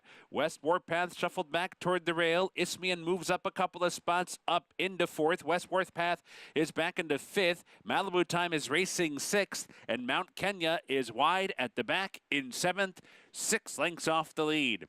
Soros' quarter was 24 seconds flat, and he's now joined by Notable Exception. So these two will share the lead down the backstretch run, and they are tracked by another pair. Isthmian and Red Knobs, they're together 3rd and 4th. Mount Kenya has made progress up to be 5th, within 4 lengths of the lead for the final half mile. The opening half of the race was 48-1. Soros is back in front. Notable Exception is still right there, though. These two 1-2 round the turn. Red Knobs is right in behind, racing 3rd. Mount Kenya, steady and gradual progress up to be 3rd on the outside. Red Knobs back to 4th. Isthmian gives way 5th. Top of the lane. Soros set down for the drive. Comes a little bit wide off the turn, but in front of length and a half. Notable Exception is there. Red Knobs is rolling up the rail. Here comes Red Knobs after Soros. Soros short lead. Red Knobs finishing fast. Notable Exception back to 3rd. Soros is still there. Red Knobs can't get by. Soros the winner. Wire to wire over Red Knobs 2nd, that it was either Notable Exception or Isthmian. 9 may have got 3rd in here. Soros though holding off Red Knobs, the favorite. John Court for Norm Cash. Yeah, John Court getting it done here. Went to the lead, controlled the whole way, drifted a little bit. Felt like Red Knobs getting that perfect trip by Garcia behind him. Might come charging by him in the stretch, but he could not pass going the distance, and Soros holds on for the win. 9-1. Was in this condition. That's why I didn't like him. He's had so many chances. 2 starts back. He didn't run a step that day. Yeah. Big improvement here. Did show a little life turning the corner next time out against Tougher and dropped down, back down today. Big scratch for the 5 for him. Enabled him to get secure the easy lead, and that made the difference. The key in this race was the 3 was over Mount Kenya, but you still had to come up with the winner. 9-1. We thought it was wide open. Proves to be. Soros holding off the favorite. 9-1 start to this late pick 5. Son of Commissioner. It's the second one of his career in 11 starts. 61-year-old John Court in the irons for the win. We're going to take a timeout. When we return, late pick 4 from New York, a $50,000 starter allowance. Favorite? Well, right now it's the 5, Dafuski Island, but the morning line favorite, you can see through the shadows, Looney Sema, 3-year-old son of Keen Ice, coming off 3 straight seconds. We'll be back. They say breed the best of the best and hope for the best. Vekoma broke well on the outside. But you don't expect to get speed like this. Is Vekoma the one to catch? Vekoma has a 5-length lead in this grade 1 corner.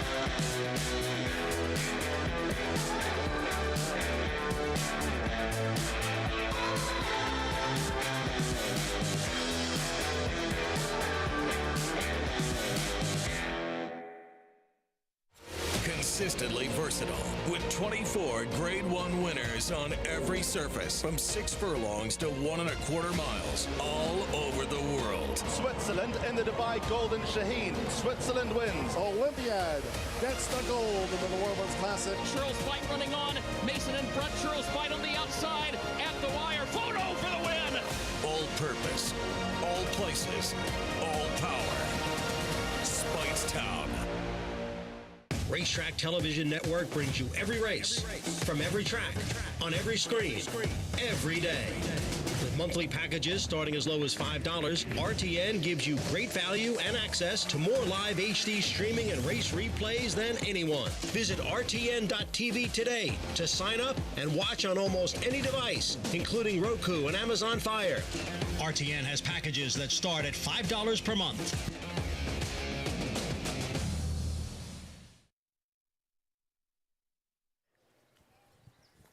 We are back at America's Day of the Races. I have been on that ride. I have the picture to prove it. You're a braver man than me. And I'm deathly afraid of those. Do you like Joey Chestnut tomorrow in the hot dog eating contest?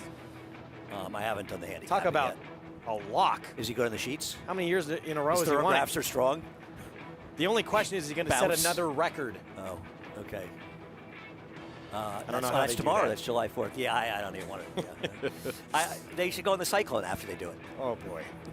That would be good television. 6th at Belmont. Start of the pick 4, 50,000 starter allowance. There's Dafuski Island. 8-5 Greg favorite right hates now. Dafuski Island. I love him. I'm not betting with 8-5 though. Moving to a very good barn off the claim. Charlie Baker with more. Let's head down to Maggie. Often you'll know that I'm as big of a Charlie Baker fan as the Island first off the claim. He returns as a gelding, and while that has lightened him up, and I'm always scared of a Charlie Baker horse first off the claim, my problem with this horse is that he just hasn't gone on. I mean, there's been no change with him from 2 to 3, and I just can't wholeheartedly endorse him, though I do think that numbers-wise and form-wise, he does stack up favorably, and I do think he should ultimately be the favorite in here. It's just looking at him, he definitely looks like a 3-year-old in this spot where he does face a few other 3-year-olds, but Mosifus. For all you Hank Williams fans, I'm assuming it's a nod to Hank Williams Jr. and his nickname Bo Cephas, but he is a son of Mosler, and boy, does he look exactly like his daddy. He ships in here from Laurel. It seems as though if he breaks well, which he's on the outside, which is a good thing, he seems to run his race. He needs to be involved early. Now, he's definitely not as fast as Motion to Strike, who is on his inside, but I'd like to see him sit a good stalking trip. He is very laid back here in the paddock. Well, I'll take a look at him out on the racetrack in hopes that he livens up a bit here for Mike Trombetta, but physically really is a striking individual against this field. Greg? All right, Maggie, thank you. Post parade coming up in a moment. So 8-5 on this son of Golden Sense, the 5-horse who just went by. First in the barn for Charlie Baker off the claim, a new gelding. And Trevor McCarthy will ride as you take a look at the 6, Mosifus. Interesting horse here coming in from Maryland. Can he repeat that Laurel form here in New York? Yeah, and there's another question, and I think he's an overlay at 5-1. And even though I like Dafuski Island, I want no part of him at 9-5. He's an underlay. What worries me with Mosifus is how confident we are he can deal with a 4 and still win. But to be fair, when he broke his maiden, albeit with a slower number, he did stalk that day, so he has stalked and won. We'll see if he can do it here. Pick 4 next. Of course, you can play with Naira Bets. Here comes our post parade. We hear the call to post behind us, and here's On the Hill for the James Bond barn. Broke his maiden 2 back at Aqueduct. I got a big figure in his last race that makes him a contender, but it was at a sloppy track, and it's not a number I think is going to be predictive, but he is coming off his best race. Next store, Looney Sema for Peter Walder. 3 consecutive seconds, 2 of them at this level, going longer. Well, it's ridiculous that he's not favored in here. I don't care about the distance at all. I don't think that's going to be the problem. His problem is he runs second a lot, but he's been running against much better horses than these. Luis Saez will be aboard. Here's the 3, Moon Shining Bright. Could mess things up, at least on the front end, if he could be part of the pace. He's going to try to help Dafuski Island because he's not good enough to win. Motion to Strike, Javier Castellano. Pat Reynolds, another quick one here. Javier's going to the lead with him, but he is running against a world of different horses than he's been running against. 7-1 on Speed's been good, though. Inside speed's been good in this track. He's won 2 of his last 3. Here's the favorite, 8-5 to Fooske Island off the claim, Charlie Baker. I like him because I was hoping off the claim that Charlie could find a way to get him to that promise he once showed, but I'm not taking this price, that's for sure. And Mo Cephas coming in from Laurel Park off a win last start, went gate to wire in that win. I think I always give an extra look to a Mike Trombetta shipper here because he comes here and he does well over time. His last race was solid. I worry he won't make the lead here, but at 5-1, I wouldn't argue with anybody that wants to bet him at that price. And he's had, he had a win where he wasn't on. He sat just off. I'm surprised he's 5-1. He seems like way too big a price. So let's go back to Looney Sema. And that price now is starting to come down. He's got to be favored in here. I mean, he's been running against so much better horses than he's facing today. This is a look at him in his most recent effort. Back on June the 4th, this was at a mile at Belmont in the same 50,000 starter allowance level. And Cousteau ran very well. Cousteau had a right to run well. He got a good trip. I do worry that he keeps finishing second, and he has been, shortest prices in the last couple of races, but he's still running efforts that make him the horse to beat in here. I don't worry about distance as much. The 6 furlongs doesn't worry me a great deal. Also, I don't really love the speed of the 4, so I think that should help. Maybe the race come back a little bit. He's the right favorite in here. I'm not going to try to bet him, and I think he'll probably be 6-5 by post time, but I don't see why you would think he isn't the horse to beat. Should be favored by post time. Yeah, he's got to be 6-5 in here, right? Meanwhile, back to Mo Cephas. That gate to wire win at Laurel. That was going 6 furlongs last time out. He's a multiple winner. We'll show it to you. This was back on June 11th. And you'll see, it's interesting with this horse. He ran in those maiden waiver races, and they're for Maryland breds, but they're for Maryland stallions. And his stallion, Mosler, stands in Maryland, but he's actually a Kentucky bred, but he has that Maryland stallion.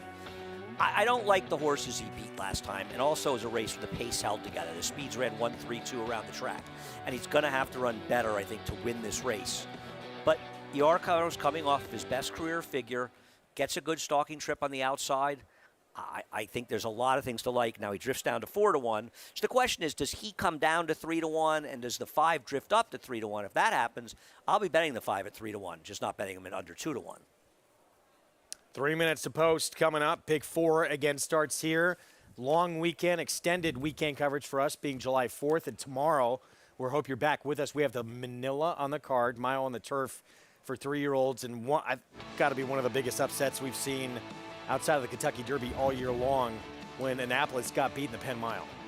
We had 80+ to 1 shot that day. Now, that was a bog. So I don't want to make too much of it good or bad or indifferent. Here he is winning the Pilgrim, beating Portfolio Company, a Chad Brown runner. Now, Portfolio Company's been a bit of a disappointment. I won't hold his Churchill race against him, but he was a modest third last week in a stake race at Monmouth.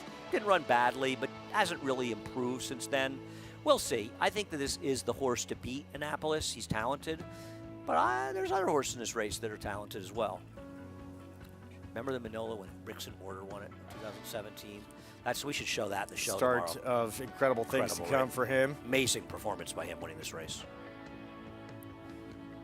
So we'll have that for you at tomorrow's coverage. Race 9 on the card, and he should be a heavy favorite in that race. Here's a question for you. Do you think there will ever be a Manila winner again that will become a horse of the year later in his career? I would say no. Probably not going to happen. It's pretty amazing when you think about it, actually. He was just incredible. He was amazing in this race. It wasn't even that fast a pace. He made this humongous run from dead last under Joel Rosario. But the Manila's a little before your time. He was an amazing racehorse. The year that Theatrical could have been Horse of the Year in 1987, where he won Grade 1s, including the Breeders' Cup Turf, over the ARC winner from I think, February through November. Manila and he met once in the Arlington Million, and Manila just dusted him like he was nothing. And then unfortunately got hurt and was retired. 3-2 favorite. Here it is. This guy, Looney Sema, finally, 3-year-old son of Keen Ice, now becomes the one to beat on the cut back in distance. Let's go back to Maggie. Looney Sema, yeah, cut back in distance concerns me a bit. He's a horse that I've always had the impression that longer is better, but a lot of times these turnbacks will work, and there does look as though there's a bit of pace in here to possibly set things up for him. My problem is that when he came back to New York in April at Aqueduct, he looked so good. He looked better than I had ever seen him before. and now he's kind of going the wrong way. I respect his record, his class, but he was a bit disappointing last time, and I don't know. He's just not carrying the weight and conditioning that he was in that Aqueduct effort. So we'll see what he does. Again, I know he won at the 7 furlongs. I'm just concerned that 6 is going to be too short for him as well. I want to give a little nod to number 1, On the Hill. Yeah, last time it may have been an inflated number because of the sloppy track and, the pace pretty much held together. He just chased the winner around there that day. But this horse has gone on and improved a lot physically with each and every race for the Jimmy Bond barn. So I liked his warm-up. It was good. We'll see. Can he recreate the same effort, though, on a dry track? That's the main question mark, Greg. Yeah, no question. That horse right there. Big improvement, winning in the slop, race taken off the turf. And you question the competition a little bit, too, with the race coming off the turf. But can he – not only can he repeat it, he's got to move forward to win here. Yeah, the horse who beat him is a Tom Morley horse that they had claimed him down in Fairgrounds. And he had gotten a lousy trip in a race at Fairgrounds, in a maiden race. And then he won a pretty fast maiden race. In fact, actually beat a horse, Baltasar, who came back and won a maiden special weight off the claim. So it was off the turf, but the horse who beat him is pretty good. He would be a contender in this spot. It's just, what do you do with horses that are one-number horses? On the other hand, if you like him, he's 7-1. You're not betting him at 2-1. He should be sitting just off. Certainly a couple that want to go to the front. We know the 3 to 4, no question, might be the quickest of the quick in here. You would and think. We'll see where Mosifus is placed from the outside. What did Maggie say? That's the nickname for? Did she say Hank Williams Jr.? I believe so. Boy, Maggie, she's really on her game. I mean, she's at what was it? Was it not New Kids? What did she go to? Not New Kids the other day. What did she see the other day? Boys, was it New Kids? Is that what it was? New Kids the other night. Hank Williams. She's really got her cultural stuff going on right now. Get a lot of good acts coming through here in the parking lot at Belmont UBS Arena. Yeah, Saratoga too. Tedeschi Trucks tonight in Saratoga. I wish I was up there. They're great. You ever see them? I have not. They're tremendous. But I got to make it this back this year. Yeah. It will be my first visit. Go to take William to a matinee orchestra, I think. A nice afternoon on a Monday or Tuesday. Good starting point for him. There's the Maryland Chipper. We're set for the pick 4. Let's go upstairs. Johnny Brielle, the call. All set for the 6th.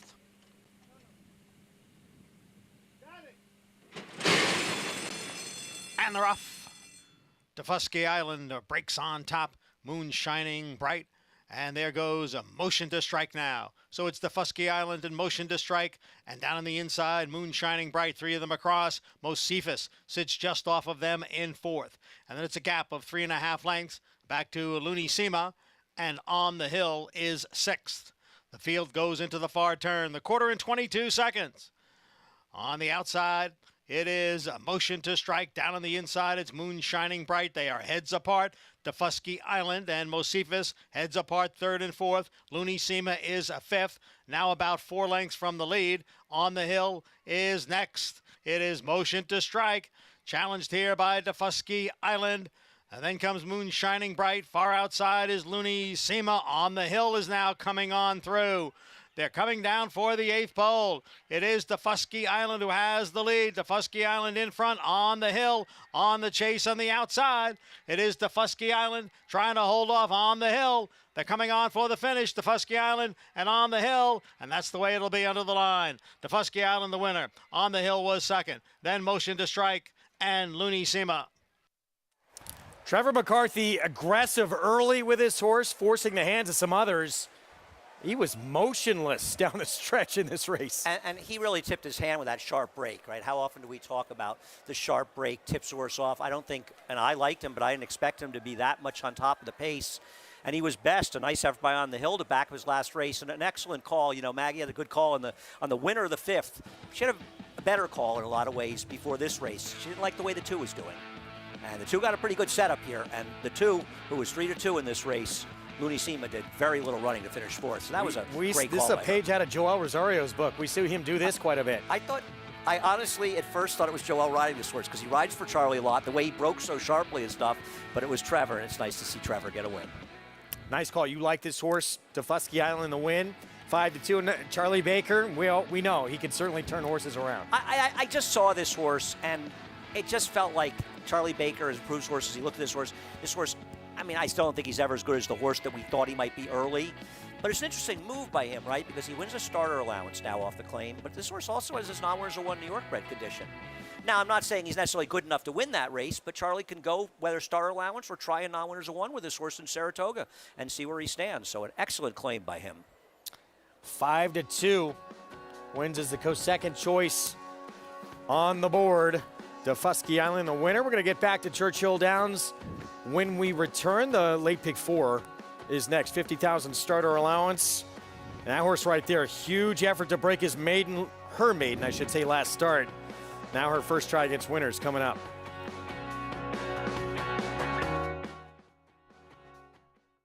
A Grade 1 winner of nearly $2 million, Silver State hails from the sire line of legendary Claiborne stallion Danzig. And his second dam is full sister to Kentucky Derby winner Monarchos. After winning the Oaklawn Handicap, Silver State defeated Knicks Go in the Grade 1 Metropolitan Handicap. On the board in 12 of 14 starts from ages 2 to 4, his career included a 6-race winning streak. Grade 1 winner Silver State, standing at Claiborne Farm.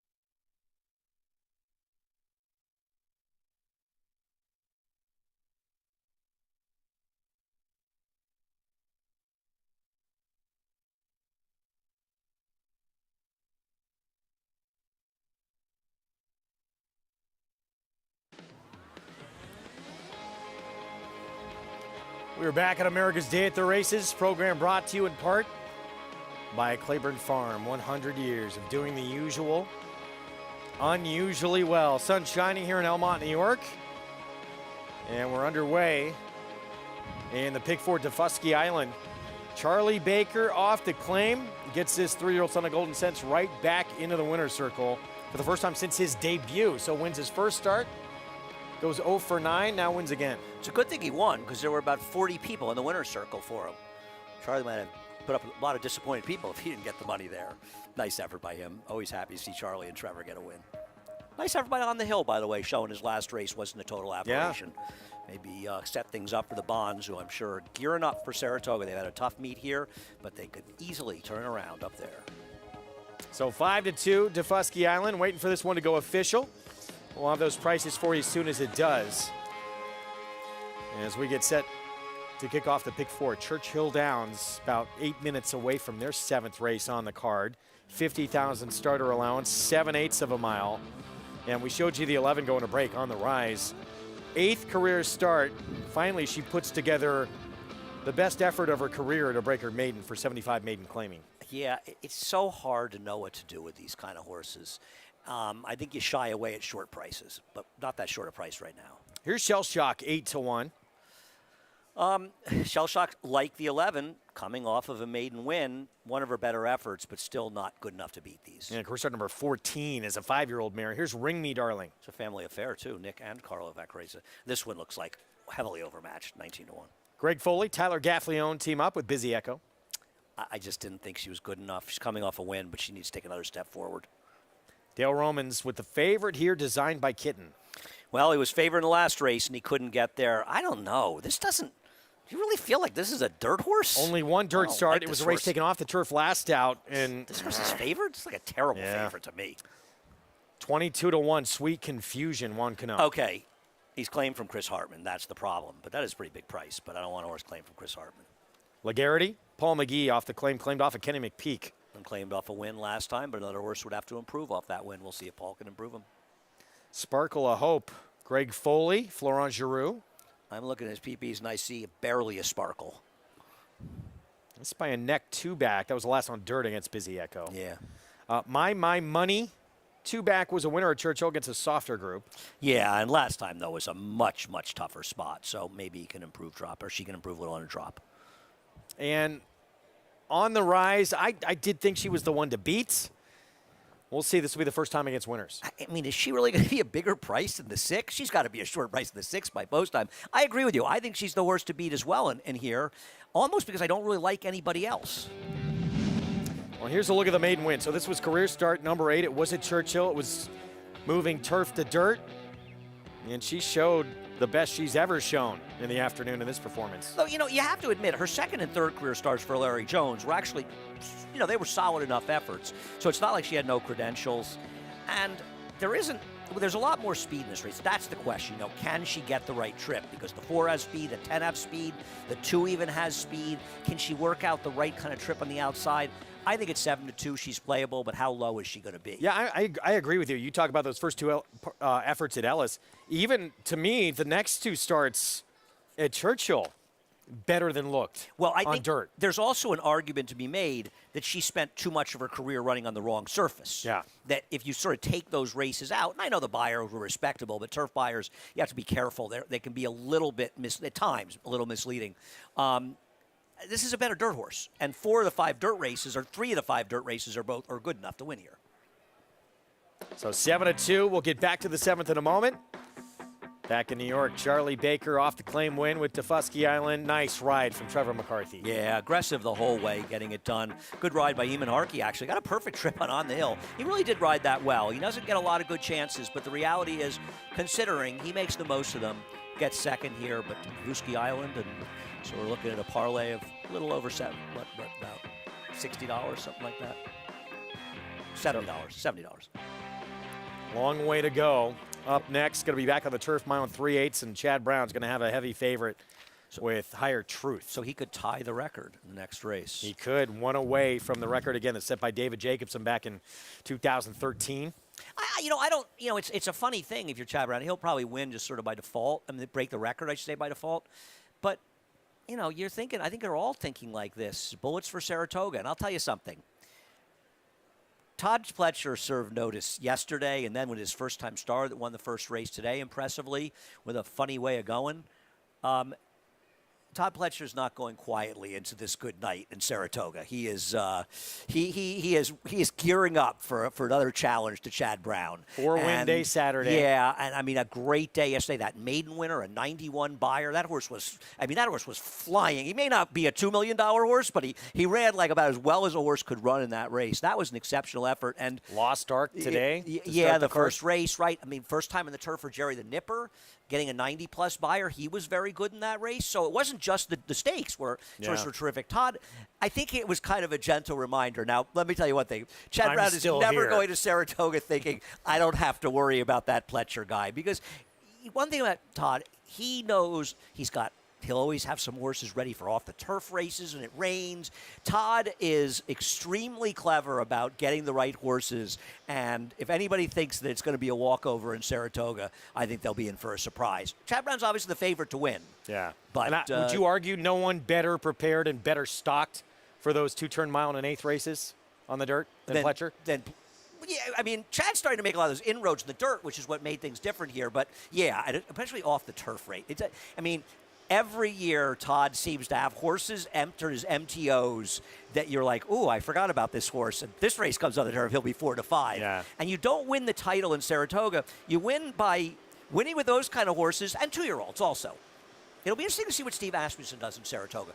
A very quiet 2-year-old meet. I think he was 1 for 14 or 15 with first-time starting 2-year-olds. Something tells me Steve Asmussen's got some 2-year-olds in his barn that can run. And I guess he's probably waiting for Saratoga, so that should be interesting as well. Back to Pletcher, meanwhile, part of that 4-win afternoon. Concerns about that breathing issue in the Kentucky Derby that compromised Charge It, a thing of the past after this performance. 23-length victory in the Dwyer. Reminiscent of Frosted's win in a 1 mile mile. And, people wondering about the figure. He got a 111 Beyer figure. Life is good. He's pretty good. He got a 112. It makes perfect sense. It was less than 13 seconds slower for the extra furlong, which is a similar fig. Todd Pletcher said he could run the Jim Dandy. You're going to guess he'll probably wait to the Travers. Yeah, might train up to Probably train up the Travers. Listen, if this is the kind of performance he can put in a more competitive spot in a 1.25-mile race, then there might be a new sheriff in town when we leave Saratoga in the 3-year-old division. Second half of the season for 3-year-olds, a lot can change, and this horse just served notice. Pay attention. Son of Tapit, dominant against this group, and great for Todd Pletcher to have a 3-year-old step on the same day that he got news that Mo Donegal is going to be out basically for the rest of the year with a bone bruise. Yeah, I'm sorry to see that. I like Mo Donegal. I'm fans of the connections as well, so I'm sorry to see that, and it's a tough blow. Hopefully he'll be back next year. And a great day for Mandy Pope as well. Mandy Pope has spent a lot of money in this game. A lot of people have done very well for Mandy Pope's participation. She had that horse win. She does the Devil, who she bought for $5 million, wins the Fleur de Lis. And she also had a first-time star, I don't know if you noticed, win at Monmouth, a Frankel that Chad Brown trained. First time I've seen him with a horse for Whisper Hill. They got an 84 Beyer first time out. So she had a lot going on yesterday, and I'm glad for her. She spent a lot of money in this game. Yeah, Charge It, a homebred for Whisper Hill Farm. Back at Churchill, loading up here for this 7th, and favorite has become On the Rise. The filly by Upstart for Michael Tomlinson, outside post to deal with. Can she back up that maiden claiming win in her first try against winners? Joe Rocco Jr. rides. Let's go to Travis Stone.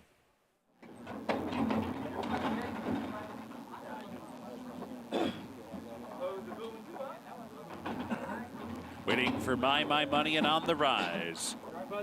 Sparkle of Hope backed out of there too.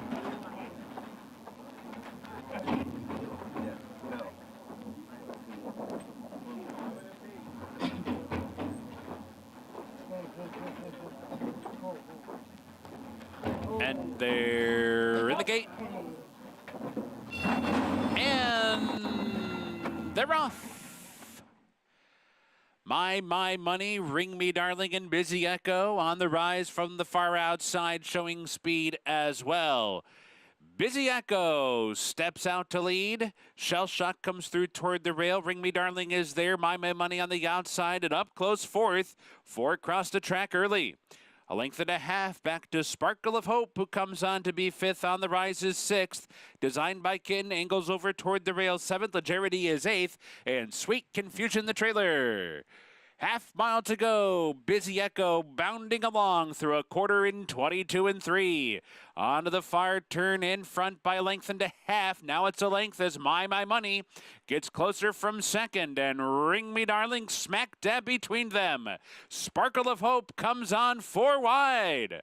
Sparkle of Hope revving up with a wide sweeping move. On the Rise follows that one. Shell Shock in behind. Legerity's on the scene as well. Off the turn into the stretch. Ring Me Darling. Short lead heading for the 8th pole. Sparkle of Hope attacks on the outside second. These two, 1-2 furlong to go. And Ring Me Darling turns back Sparkle of Hope. Ring Me Darling kicks away, spurts away by 3. Full of run is she. Ring Me Darling ready to run today. Sparkle of Hope was 2nd. Legerity was 3rd. On the Rise was 4th. Ring Me Darling, 3rd off the bench.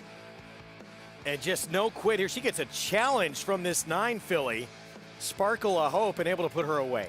It really felt like Sparkle of Hope was a winner on the turn. She was really running while our 11 horse was doing next to no running, but Raylu Gutierrez had a little something in reserve, getting a win. I bet we better see Raylu up in Saratoga.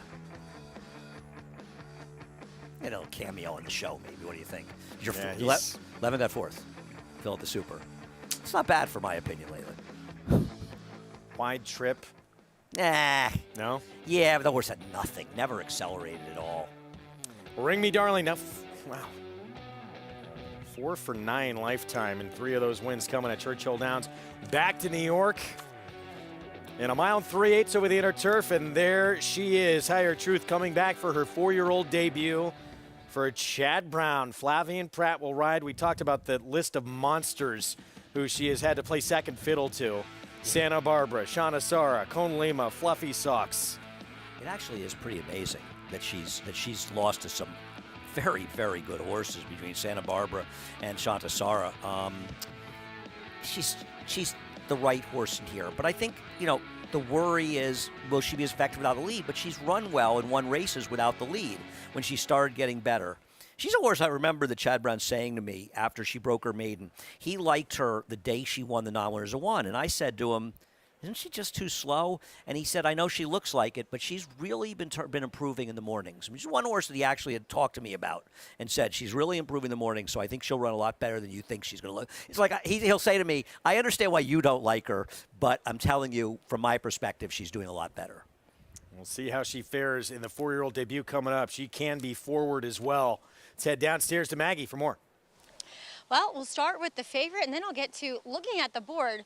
Some pretty big prices, which I'm a little surprised to see. But taking a look at Higher Truth, she returns for this 4-year-old bow. And my thing with her consistently throughout her career is that she always looks as though she needs to kind of strengthen across her hind end, and she seems to get that with racing. So coming back off the bench, I'm a little concerned about that, and especially going this kind of route of ground, which is exactly what she wants to do, being a daughter of Galileo. She hasn't changed much, though, from 3 to 4. Usually you expect to see a little more progression. She can win because I love horses that have speed and tactical speed, and she has that. So I can definitely see her winning here because she looks fit enough from the lean kind of perspective. We'll move on to the horse to her inside, who is ice cold on the board. That's number 5, Light Stars. But it could be due to the fact that Christophe Clement doesn't have the greatest numbers with his European shippers, especially ones coming in off the layoff. But this is one of the more fit ones that I've seen him bring over here. Nice frame to her. She kept very good company while running in France and was purchased for just over $200,000 at the Arcana December sale last year. She makes a good enough impression on me to be a factor here, and obviously has been running at distances like this over in Europe. Want a bomb? Number 3, State Crown. She only has 2 turf routes, both of them going 1 1/16 miles. Back at Laurel in December, she was beaten by Deciding Vote, who came back, albeit in her first start this year, to win the Dahlia. Then next time, she was favored, had a great trip, and she won going away. This filly is crying out to go this distance.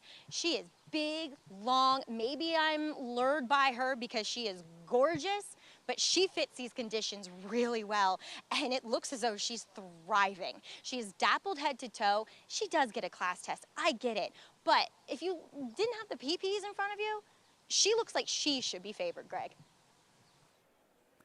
30-1 on the Delaware Park shipper. And, you know, I looked at figures on Thorograph as well. She fits off that. We'll see. Obviously a huge class test here at a huge number. So does that mean I'm going to get a text from Jerry Brown from Thorograph saying don't throw the 3 out? You may. He's been pretty gay. He told me he loved the horse, paid $50 so far at the meet. So he's on a bit of a roll. Post parade coming up when we return from the 7th here at Belmont. Mile and 3/8 on the lawn ahead. 4 to 5 favorite.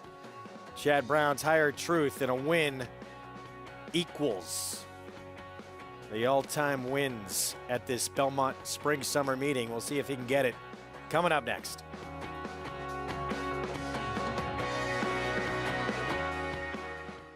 Maximum Maximum Security proves he's the real deal with a gate-to-wire win in the Florida Derby. Champion 3-year-old. Maximum Security has won the TVG.com Haskell Invitational. 11 triple-digit buyers. Maximum Security, he smoked them in the Cigar Mile. Grade 1 winning 4-year-old. Maximum Security takes them all the way in the TVG Pacific Classic. Secure your mare's future. Maximum Security.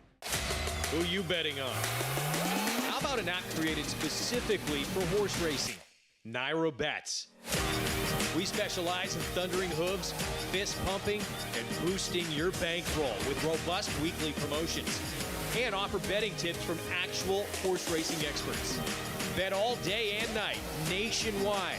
Get the action and thrill of horse racing with Naira Bets.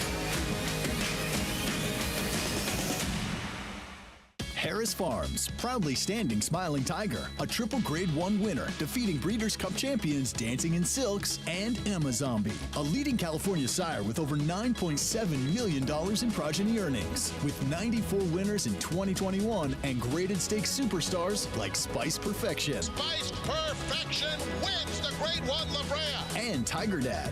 Smiling Tiger, a leading California sire, standing at Harris Farms. It pays to be Cal bred. The July Selected Horses of All Ages sale, now featuring both horses of racing age and breeding stock. Since 2013, this sale has produced 28% stakes horses, no less than 60 stakes winners, and over $60 million in racetrack earnings. Recent graded stakes winners include Cross Border, Fast Boat, Fearless, Jalen Journey, Stiletto Boy, and Summer in Saratoga.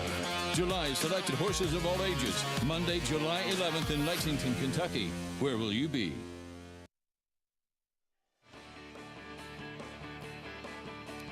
You're watching America's Day of the Races on FS1.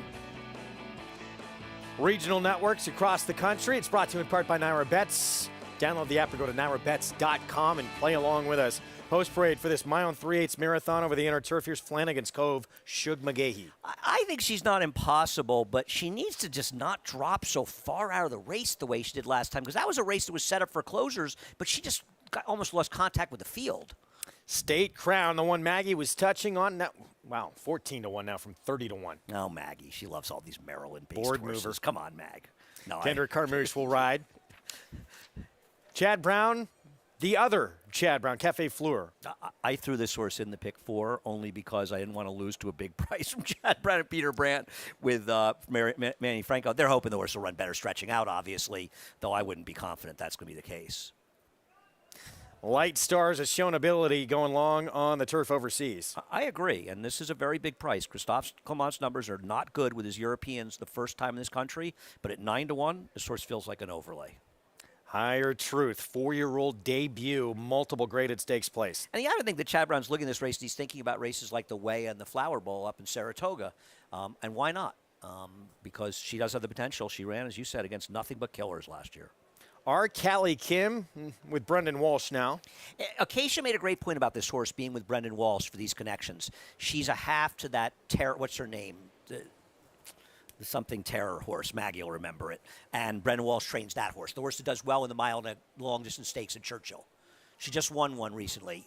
Okay, we'll get it for you. Yeah, Maggie will get the name. Star Seeking, Todd Pletcher. Jose Ortiz. Something City Terror? Temple City Terror. Yeah, thank you.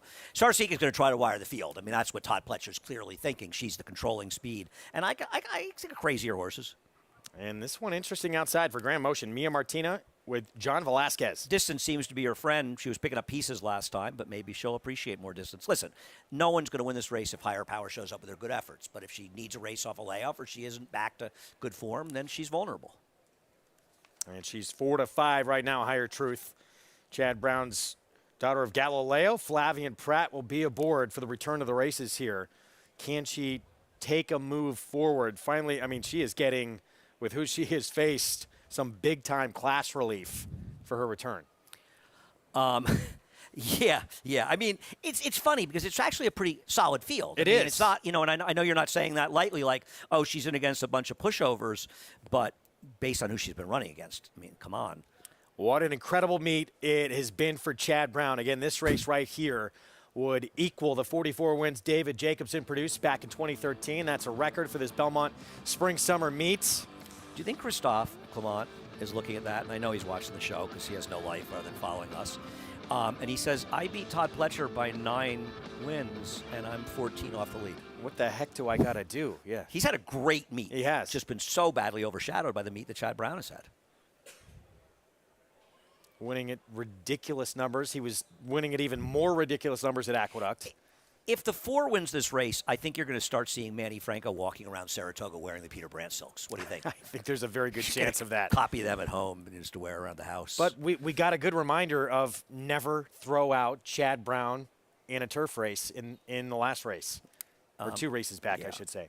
And Sifting Sands is an interesting horse because if you look at him, there's nothing spectacular about him, but he's a horse that he's really doing a good job of maximizing his potential. So far, I don't know if he's maximizing Cafe Fleur's potential because so far she's shown very little. Yeah, so yet to hit the board on the grass. The 2 wins actually came on Right. synthetic. Let's go back down to Maggie. Yeah, I think that's possibly the biggest concern, Greg, is that she hasn't won on the turf, but there's not many synthetic options here in New York. But the one thing I've noticed about her, at least in her 2 stateside performances, is that she does have a bit of trouble getting out of the gate. So adding a bit more distance will often mitigate that. Not necessarily getting out of the gate, but just getting into stride. You know, she doesn't have that early speed that you like to see, and it's kind of evident in the way that she's put together. She kind of is almost straight backed, you know, where most horses have those elevated hindquarters just a touch. She's totally straight across her hind end. So that just speaks to a horse that, A, probably doesn't have that much push behind and is helped by getting more ground. She looks great, though, overall. Completely dappled, very healthy, but yet fit for her second start off the bench. And we'll move on, as Andy was mentioning, the half to Temple City Terror, number 7, R. Callie Kim, and I think connections on, you know, the right line of thinking, giving this horse to Brendan Walsh, as he's had so much success with her sister. Last turf effort, she broke a bit slow, kind of went up up on heels, I should say. But then after that, got a pretty good trip, as she was the beaten favorite that day. But gather as you go, wired the field, which is often the case in Gulfstream Park races. She's not quite as big as her sister. I mean, you know, they come in all shapes and sizes. She's fine.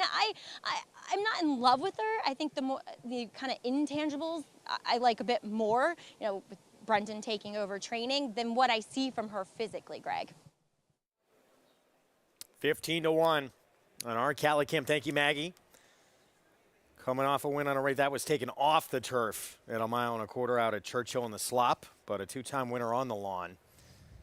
But it's been odds on for most of the wagering here on Higher Truth. 3 to 5 seems like a bit of a bad gamble, to be honest.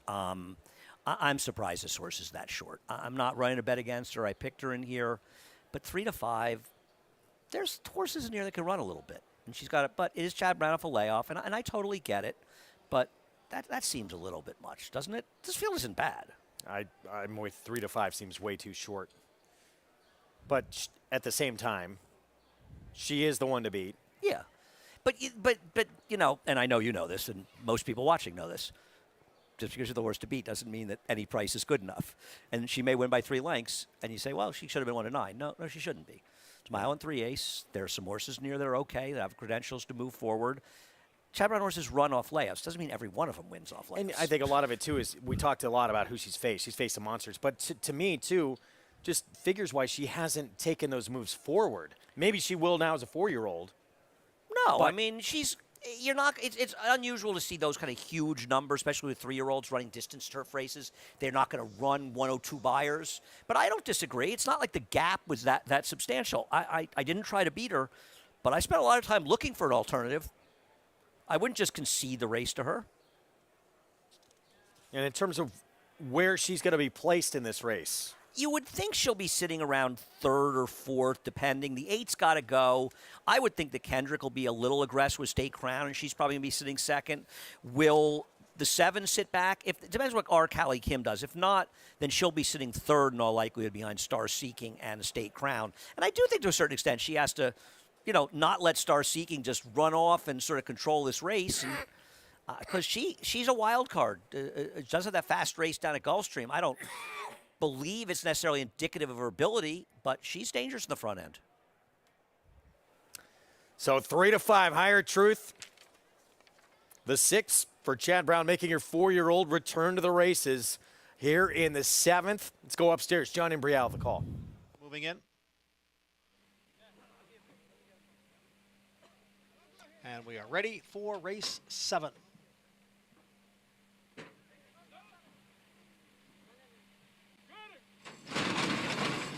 And they're off. Higher Truth broke well. On her outside is Star Seeking, who is going to grab the early lead. Star Seeking's in front. Higher Truth, State Crown down at the rail, and now Arkali Kim ranges up. So up front, it's a threesome. It's Arkali Kim. Star Seeking is there. And the favorite Higher Truth, now Higher Truth backs off and sits off the front runners in 3rd.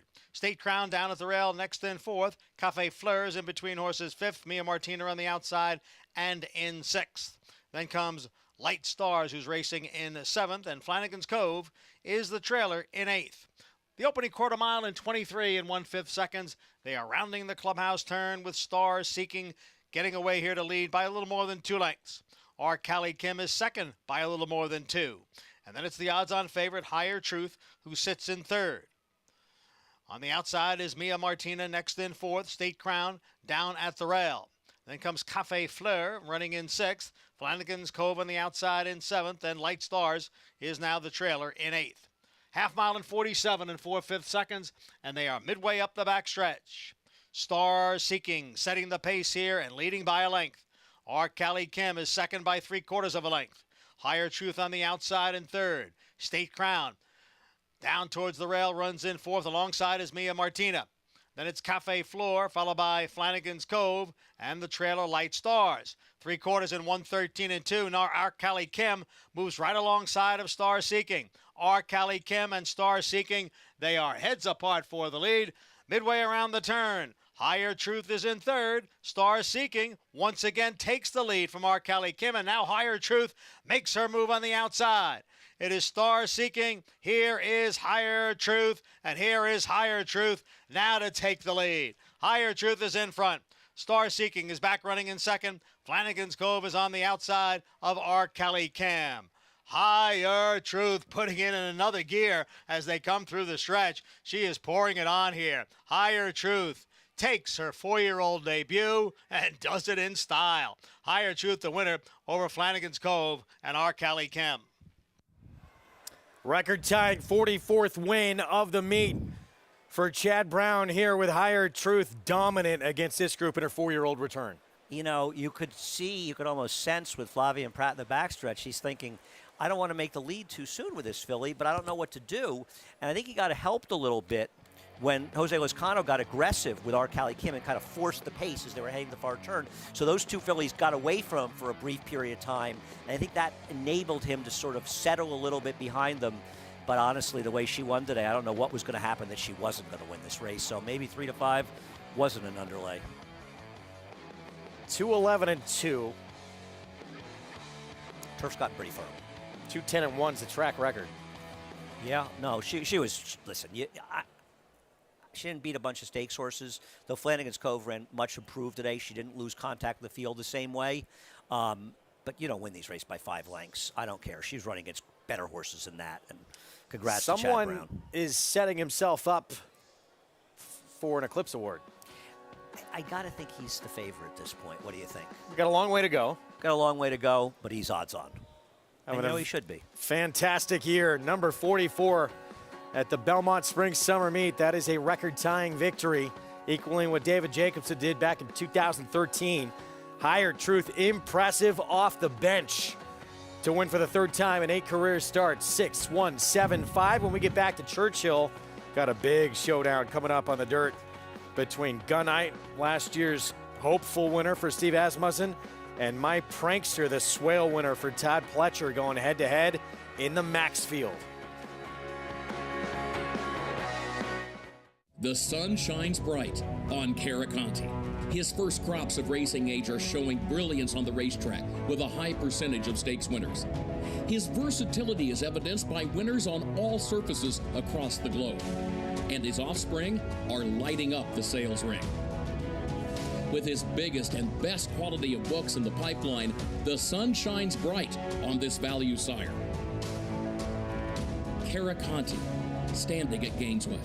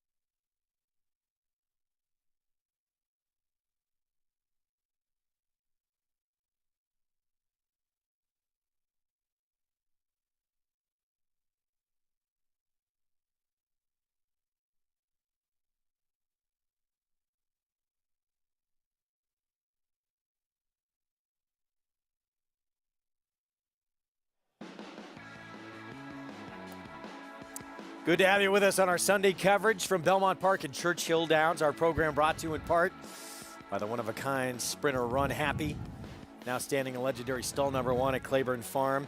Higher Truth impresses in her 4-year-old return to the races in a record-tying victory for trainer Chad Brown. You know, as you were saying to me off the air, and I agree with you, I thought she'd win. I didn't think she'd win that impressively. And they weren't a bunch of tomato cans behind her. I'm not saying there's a bunch of grade 1, grade 2 type quality horses, but these horses are pretty good. She just embarrassed them. Absolutely dominant. She takes a big step forward, it appears, here in this 4-year-old return. And when the 7 rushed up after the start, it kind of forced her to go a little bit more into the race than she wanted to in the beginning, but she settled so well under Flavien Prat. You know, Flavien Prat's making that change from California, New York. And I'm sure it's hard. I mean, he's had a lot of success, and he wants to come and be in these kind of races to give himself a chance to win the Eclipse Award. But when you ride horses like that and you win those races, I think you have to say to yourself, maybe I really did make the right call coming here. And I'm not saying he's thinking he didn't, but you ride those kind of horses, makes you feel good. 1780 start, but it was a 1780 horse that was trained by Chad Brown, so maybe a few more had that one than you would think. So I'm just wondering if Chad Brown wins the stake and he sets the record in his 3rd win today, or if he loses, I'm sorry, Love and Thunder, is he going to be disappointed in how things went today? Oh, no question. Absolutely. He'll be asking what I do wrong. That's how you get to be the best in right. the game, right? You want to win them all. Well, you think about the mistakes you made as opposed to just sort of resting on the laurels of your successes. He's That's that true of competitive, anybody. right? Yeah, I think they all are. I don't think any trainer, anybody winning at that level, rider, anybody goes home and says, "I won 4 today." They may be sitting around, "I could have won 6. Exactly. I blew the ride. I could have done this. I could have done that. Why not?" Here's our field for the Max field. Tejano Twist went by. Here's my prankster for Todd Pletcher. I'm looking forward to seeing this horse run. He's a really nice horse, and he gets away from some of the killers he's been running against. He's very close with Gunite. This is surprising. Gunite's 1-2. It shouldn't be this kind of gap between these two horses. Is going to have a little bit of an edge, maybe, but at 5-2, I'm going to bet my prankster to win. This is crazy, right? I don't get it. Overtaxed 13-1, Ron Moquette. I would say he's overtaxed in this field. Indeed. Coming off an A other than win, 77 Buyer. Burnin' Hunk of Love for Al Stall just won at Churchill. I feel like you look at Burnin' Hunk of Law and even the next horse, Hoist the Gold, you think they're kind of nice horses, but they're running against some 2 extraordinarily good horses right now. Tough spot indeed. 3-year-old Son of Munnings there. And then Hoist the Gold coming in from Turfway's been off since April for Dallas Stewart. But his last 2 dirt races are both solid efforts with mid-80 buyers, so he could take a little step forward and be a fringe player. Second to Jack Christopher, second start of his career. You know, and this race, I think, shows you how tough the division is. Look at Gunite. He lost to Jack Christopher in the Champagne. He lost to Conager, who, if you haven't heard of him, you better look him up because he's a monster. And my prankster, Jack Christopher, Old Homestead. These are some pretty good horses. These horses. This is Gunite's best moment. This was his hopeful.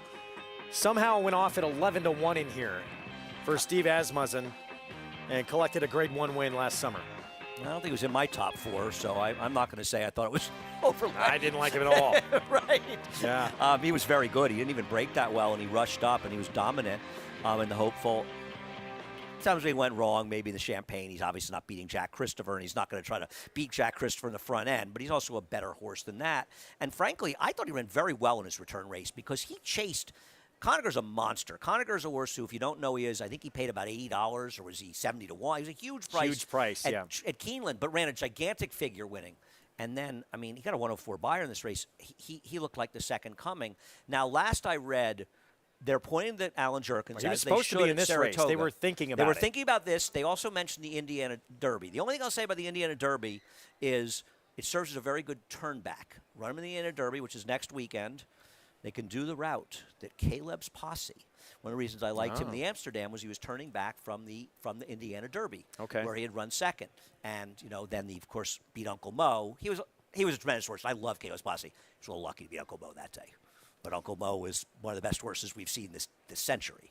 Well, Gunite's main competition, and I think several believe these two are pretty evenly matched in here, and at least should be on the odds board. They're not. My prankster reeled off back-to-back wins, including the Grade 3 Swale earlier this year for Todd Pletcher. Right, he's not going to beat a horse like Jack Christopher, and even Papa Cap came back and ran well to be second to Woody Stevens. I wonder if by post time it's going to be like even money in 6-5 or 7-5. It's got to come. But I don't know. I don't. Is it? I mean, I was going to say, is the Asmussen factor? Do they not know that Todd Pletcher's pretty good? I don't. Maybe they haven't heard of him in Louisville. I mean, it's bizarre. In a million years, I would never have. Well, now he's 9-5. I would never have imagined there'd be any kind of gap between these two and the prices. Starting to get a little bit closer. Gunite was even money morning line, which I still thought was short. They were right. Ranks was 8-5. They were right. We'll see how it plays out.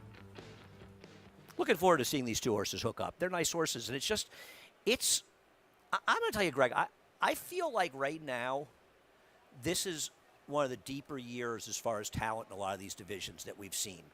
The male 3-year-olds, the sprinters, the routers, where's Jack Christopher going to end up fitting ultimately? We'll find out more in the Haskell.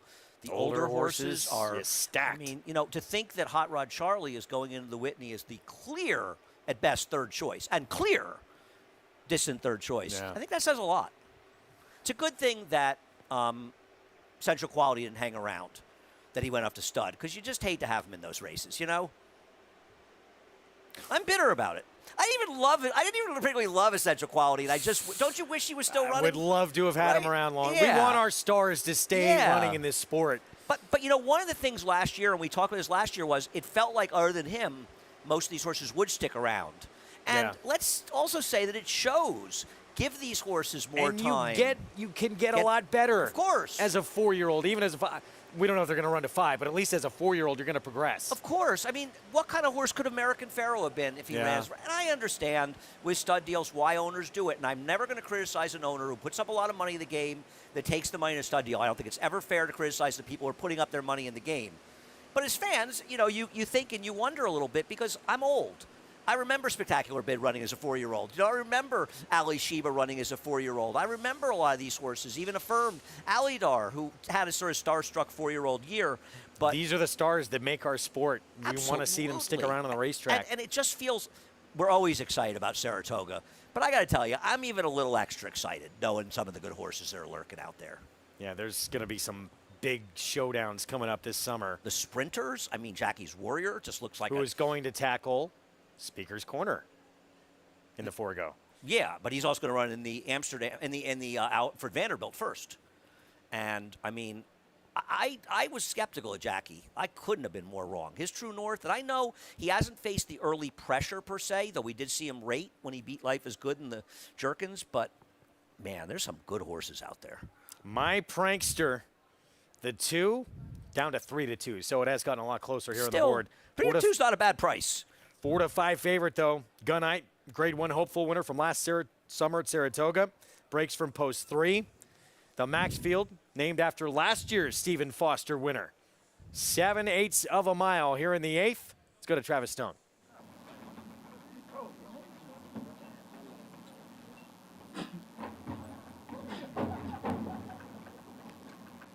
They're in the gate, and they're off. Overtaxed is sent on for speed right off the mark. Goodnight comes on through with an early challenge as well as the field races up the chute, and Bird and Hunk of Love joins them. Crossing over, Overtaxed the leader. Bird and Hunk of Love racing in second. Goodnight tucked away toward the rail third. Hoist the Gold comes away fourth. Break a two to My Prankster and Tejano Twist the trailer. Overtaxed the leader down the backstretch. Leads by a length heading for the far turn. Burn and Hunk of Love is prompting in second through an opening quarter in just 23 seconds flat. Overtaxed heads for the far turn, the leader. Bird and Hunk of Love second. Goodnight is right there, third toward the rail. Nowhere to go just yet. Hoist the Gold rallies up on the far outside. Tejano Twist behind that one. My Prankster, the trailer, at the quarter pole. The leader is Overtaxed, top of the lane. An opening down inside for Goodnight, and Gaffleone comes on through. Here comes Goodnight with a covert move down toward the rail. Hoist the Gold finishing with him. Tejano Twist, My Prankster, 1 furlong to go. Goodnight is tested. Hoist the Gold. Here's My Prankster late on the scene. Goodnight, Hoist the Gold. My Prankster, Goodnight is determined. Goodnight would not be denied. My Prankster and Hoist the Gold ran at him, and he still won. Tejano Twist was fourth. My Prankster looked like he had all the momentum, making this big move on the outside, but not to be. Goodnight holds and wins. They always seem to hold on the inside at Churchill, don't they? And really turned into a terrific race. I got to tell you, it was a more exciting race than we kind of thought it would be, because I think there were question marks about both horses coming into the stretch. My Prankster, it was hard to see him sitting last. He made a big run from last year in what was a pretty tepid pace, so he actually ran well. How about this 30-1 shot? You mentioned the good dirt form from Hoist the Gold to 6. Well, I'm looking at this, Greg, and I'm incredulous that he wasn't the third choice. I mean, he was running figures in the mid-80s back in the winter at Fairgrounds. Why is he 30-1 in this race? You really telling me that you thought people actually thought he was less likely to win this race than Overtaxed? Paper were they looking at? Back to Belmont. Belmont. This try. We should have crushed this try. The Perfect Sting, our Sunday feature, is next. And surprise, surprise, guess who has the one to beat? Trainer Chad Brown. Flavien Prat will ride Love and Thunder, the 7-5 favorite. There have been a number of horses over the last few years.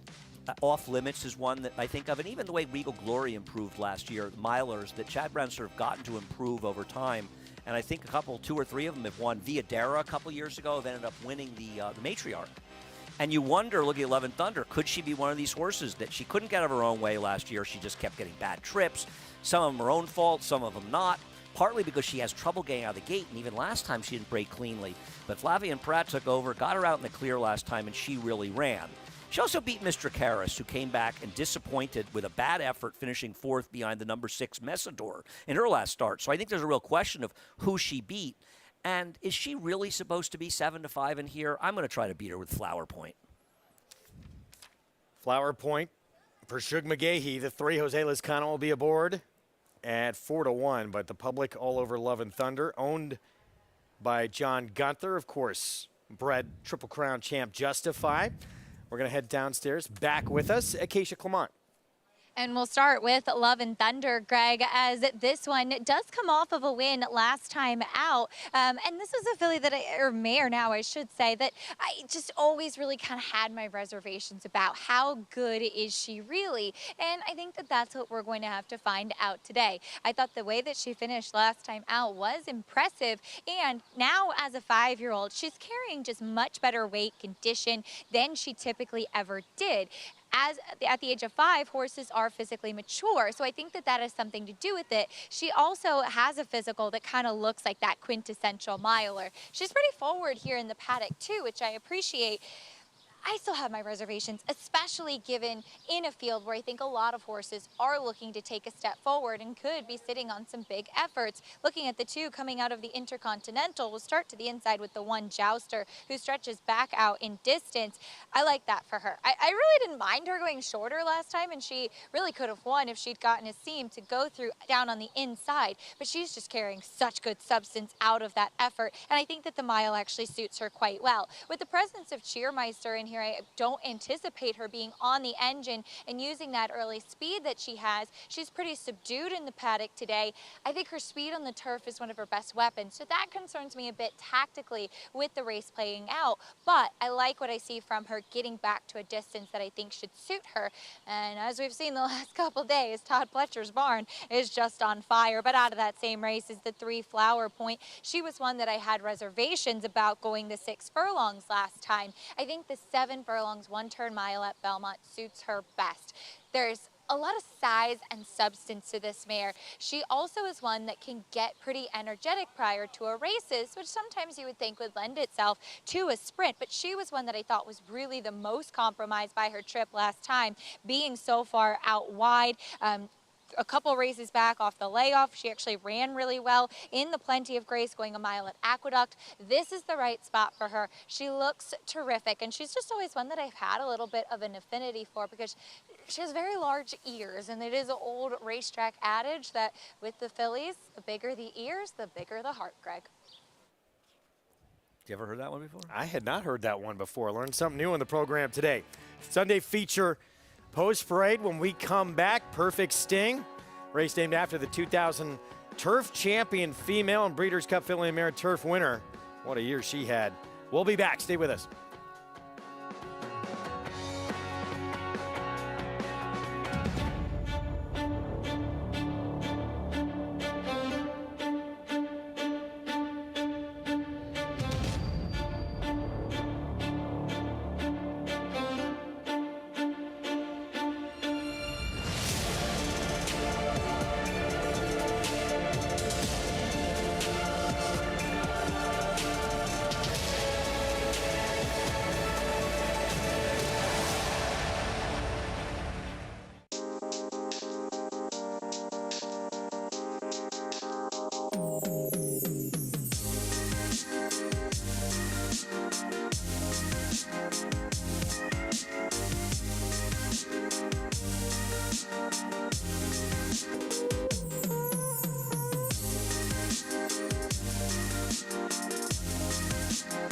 Stay fabulous.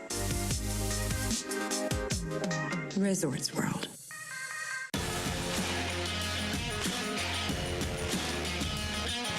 And they're off. Following C. Pouring it on here in the stretch. Impressive to win the Grade 2 Vosburg.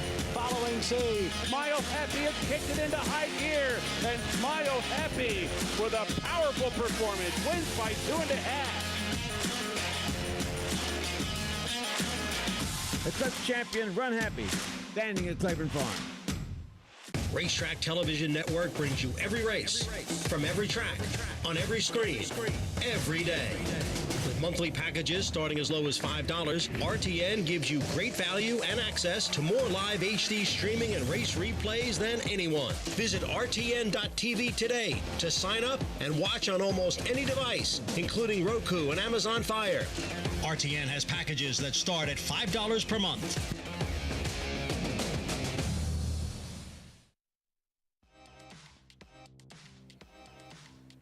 We are back on America's Day at the Races. Here's our post parade for our Sunday feature of the Perfect Sting. Jouster for Todd Pletcher begins it. She's an effective speed horse who's gotten better as a sprinter and was unlucky last time, but with the presence of Cheermeister, I don't think she's going to be able to water this field. Back-to-back wins for Giggle Factory for Tom Albertrani. I would root for her more if I didn't despise her owner, Robert Masiello, so much, but she's been in great form, and I can't. You Robert's kid because you love. I love Robert. Flower Point at 5-1, Shug McGahee. I like this horse. We'll talk about it a little more after the post-parade, but I think she really had no fair chance in the Intercontinental. And she's run well in some races when she had a chance. Here's the 4-5 favorite, Love and Thunder, Chad Brown, owned by John Gunther, Flavian Pratt. But 4-5 is ridiculous on this horse. I don't know what her giant edge is on the field. Here's the 4 who we were told broke the bridle Trevor McCarthy will be aboard, so they're getting things sorted out equipment-wise. She's coming back off a near 2-year layoff. And don't kid yourself, she's got some real talent and speed, but she may need to start. Multiple graded stakes winner, and she is quick. Did we see her before? She's Chad Brown's. We're showing her twice. This would be the record-breaking win for Chad Brown. 4 to 5 is an underlay in her. She's the worst to beat, but this is too low. And 5 to 1 outside Messidor. Christophe Clement won 2 of her last 3 starts. She beat a soft field last time, and as I said, Mystic Harris, who lost Love and Thunder, didn't show up that day. But in fairness, it was the fastest race she ever ran, and maybe she's improving at the right time. 2-time winner on the turf. So 5 to 1 from that outside slot as we get set for the perfect sting.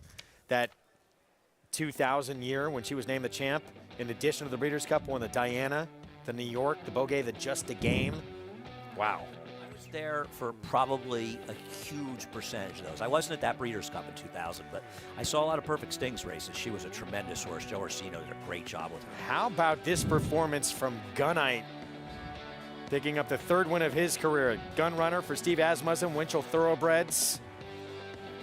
Coming up the rail. Holding off this 30 to 1 shot and holding off the late charging My Prankster was very far back early. Yeah, the race was not run in the manner you would have expected to be run. I thought the Gunite would be in front and My Prankster would be behind him. It was run a very different manner, but they ran 1-2, and Hoist the Gold, who was too big a price for our man Dallas Stewart, finished 3rd. A close 3rd, by the way. Back to New York. So let's take a look here at Jouster for Todd Pletcher. Luis Saez in the irons had to go against Caravel in that Grade 3 Intercontinental sprinting on the grass last time out. Yeah, what's interesting about this race is, and you see My Jouster is sort of locked in behind horses, or Jouster, excuse me, not My Jouster. And probably wins if she's able to get out, but that's what happens. You save ground, in a big field, you have to worry about getting some traffic. The horses that ran 1, 2, 3 in this race spent almost the entire race on the rail. And Flower Point was out in the 4 path trying to make a big close. And it was a slow-paced race that was dominated on the front end. And she had no chance in there. When you go 2 times ago she ran that funky turf course at Churchill where a whole lot of horses just didn't show up, and she ran against killers. And then 3 back, she got beaten a half length by Plum Ali in technical analysis. So I know it's a 4-horse field, and I'm not saying she's a monster, but she's run some good figures before. Why can't she be an upsetter And here? you look at her best races, though, too, and I know we're going to look at Flower Point. We are right now. She's got slow fractions on the front end when she did it, and now you got the presence of Cheermeister, who's quicker. And you feel like a 1 mile on the Widener suits her very well. She was 3rd behind Shifty She and High Opinion at a mile on the Widener, but Shifty She was able to control in the front end. She's pretty darn good, and so is High Opinion. She's run some good races, and I look at this field, and on paper right now, there's nobody that good, and I don't understand why the favorite is 3 to 5. Wow, she clicked down again. That's insane.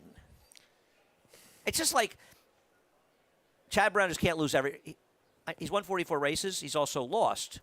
In the process, he has lost somewhere around 90 races. Now, it's pretty amazing that he's winning with over a third of his starters, but this is ridiculous. We thought Higher Truth, and we were probably wrong because she won easily, was too short a price in the last race. But that was much more warranted than what we're seeing here, isn't it? Yes. Yes.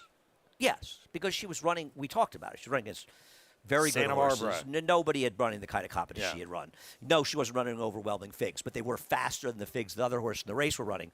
This horse is not faster than anybody. She's just not faster. I don't understand this. Meanwhile, let's take a look at Messidor, her last start back on June 10th. This was going 7/8 here at Belmont in a win. Yeah, and she ran well in here. She got a very good trip and a very good ride from Javier Castellanos, riding very well at the meet. She's going to have to step forward, but in fairness, it's the best race she's ever run. So you are talking about a horse that's a square price that's coming off her best career effort. So you could do worse than take a shot with her. Maybe coming into her own now as a 4-year-old. This was the second start, her 4-year-old campaign. Clement Castellano will team up 5-1 from that outside post. Let's head back down to Acacia.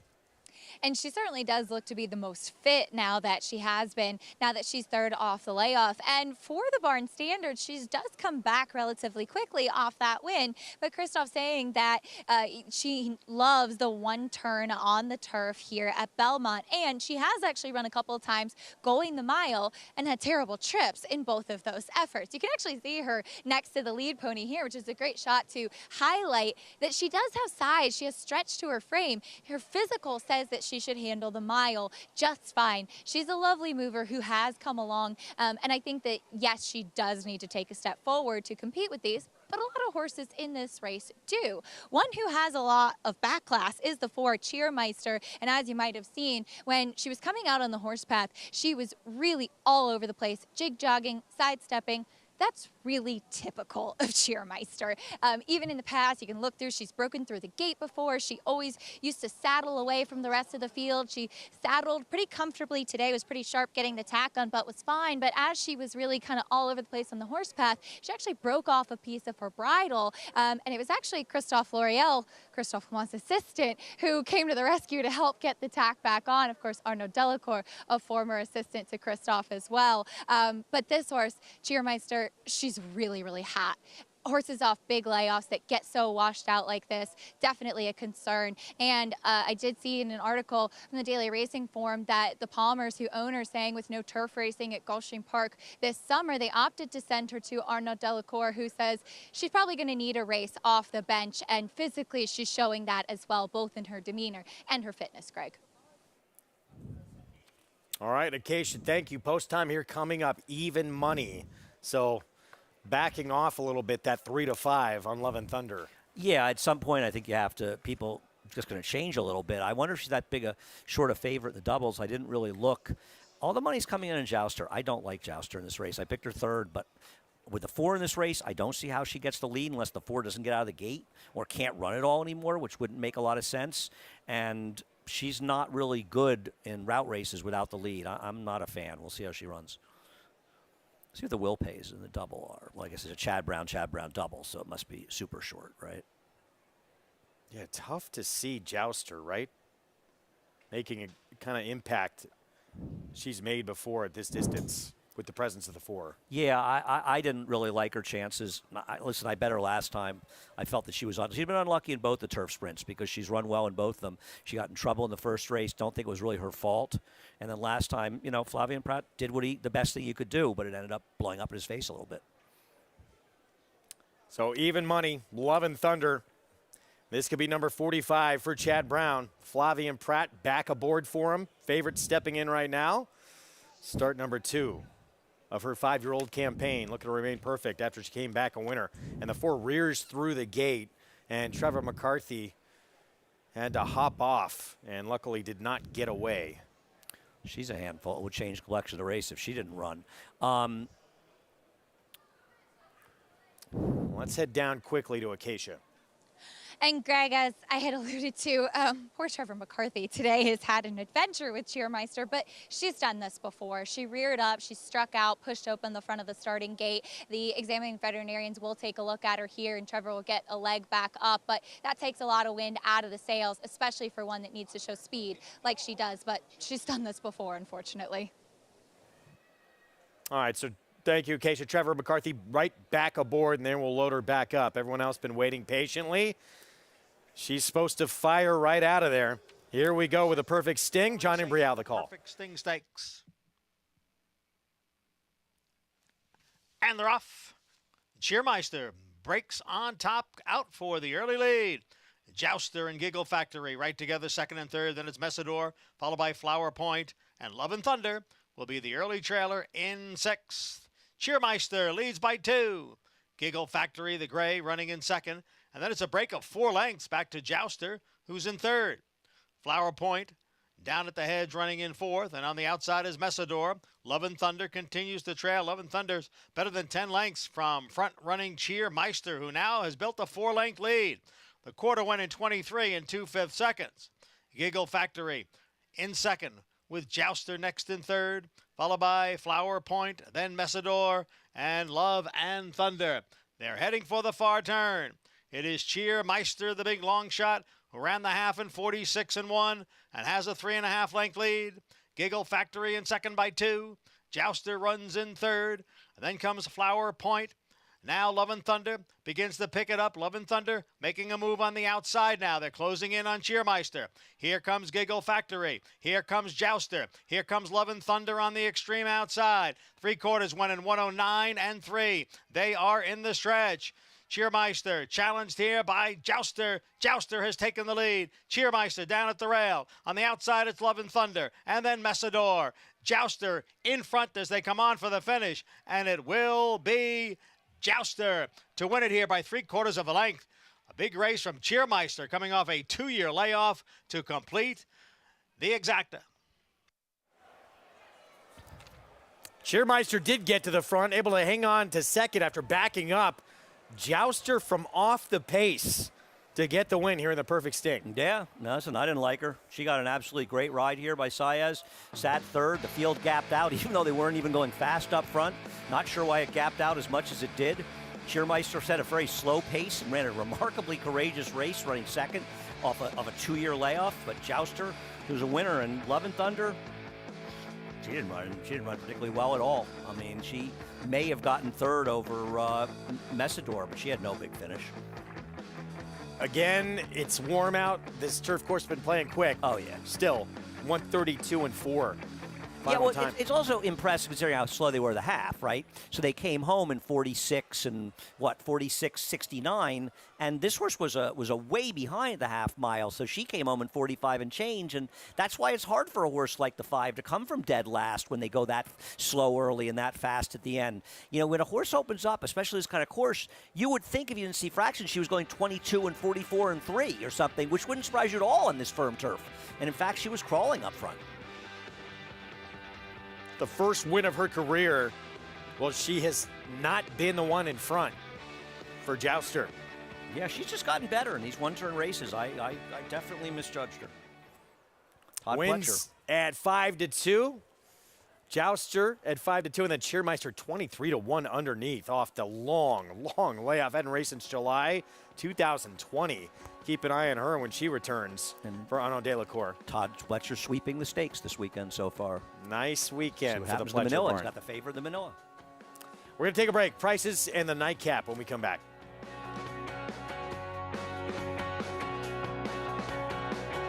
DeMarchelier offers breeders a rare opportunity as the only son of Dubawi standing in Kentucky.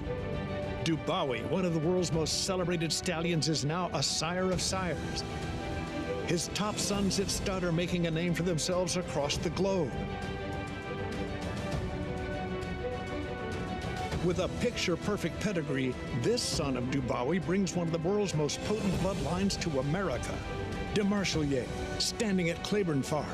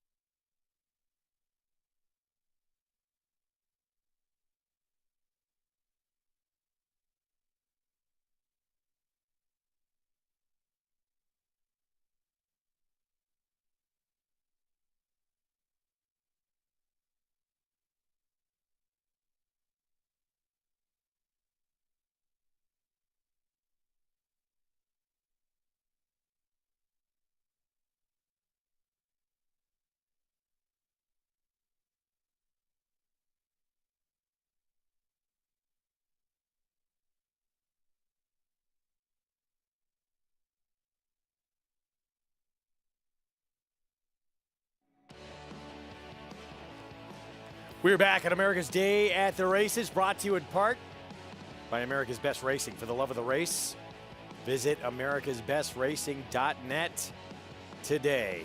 Perfect Sting Sunday feature goes to Jouster, showing a new dimension for the first time in her career, able to win without the lead.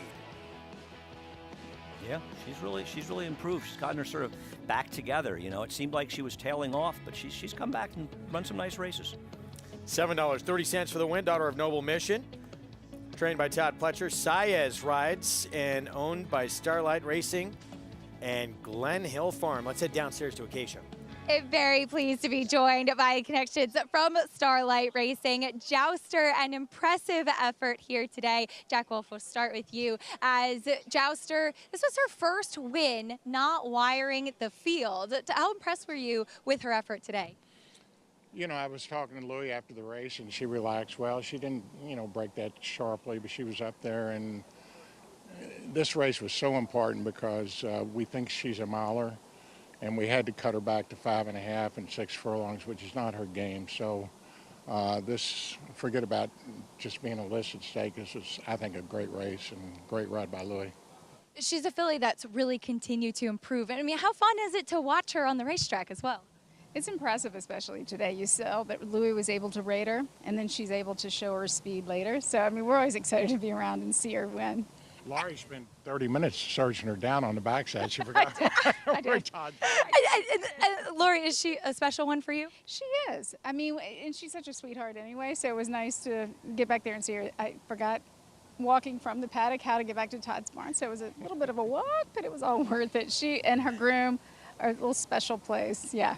It really is a special place once you find it. And Jack, how excited does that make you for what we may see from this filly throughout the rest of 2022?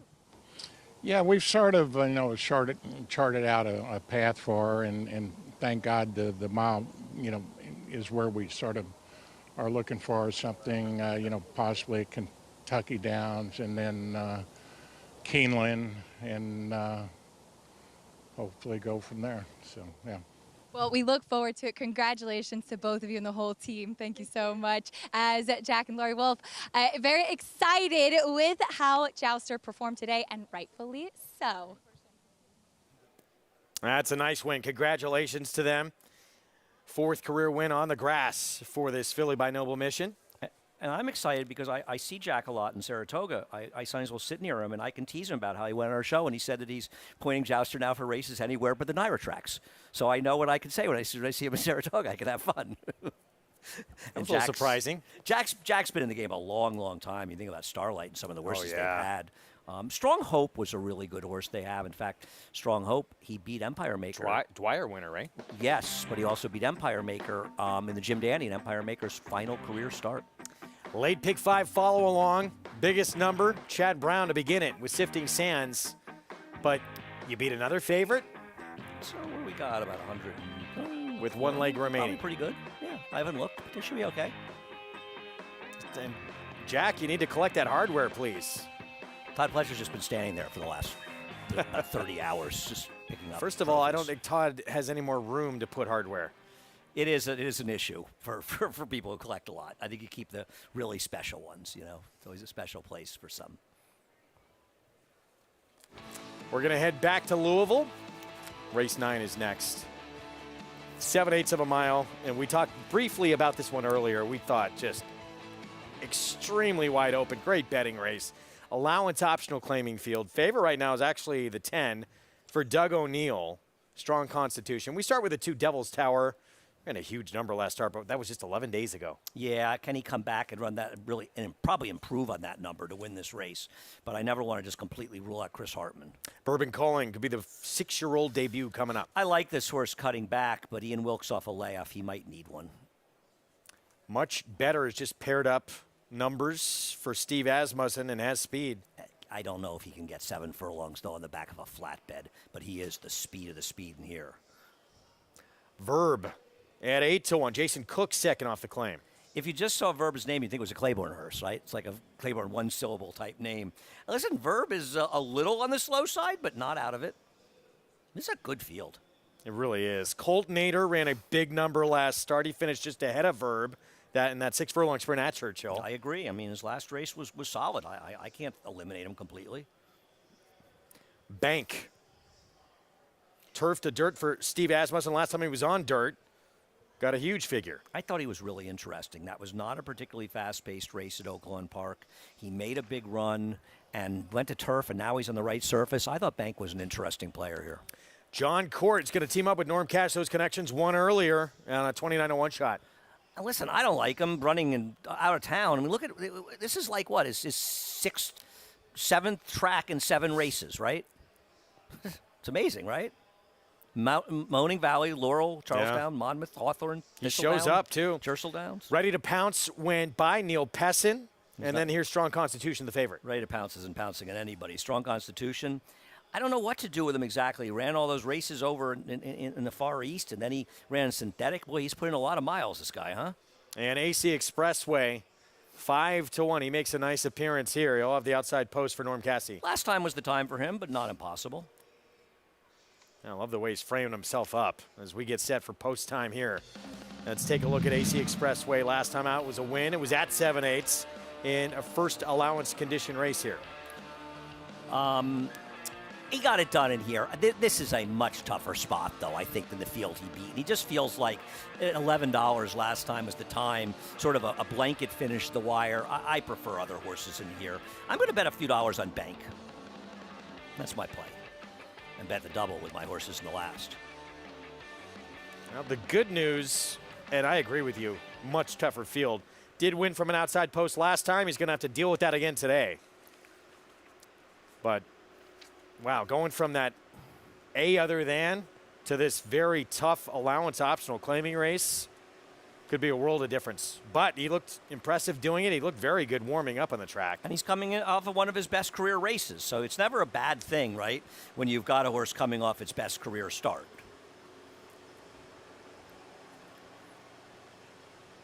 It's an interesting late double. The last race is a very interesting race.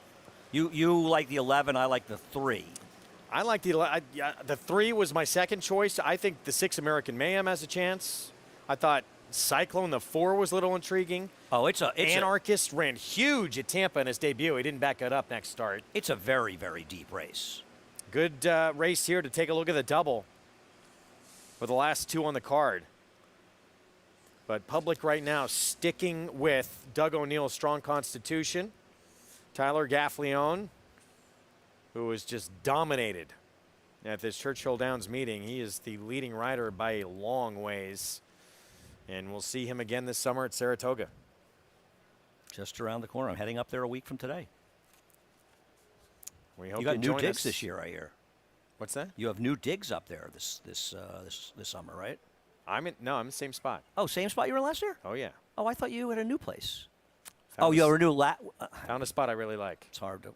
If you find a spot in Saratoga you like, it's always good to stay there. We'll be with you all summer long. Come see us if you're out there. Here's the favorite loading in.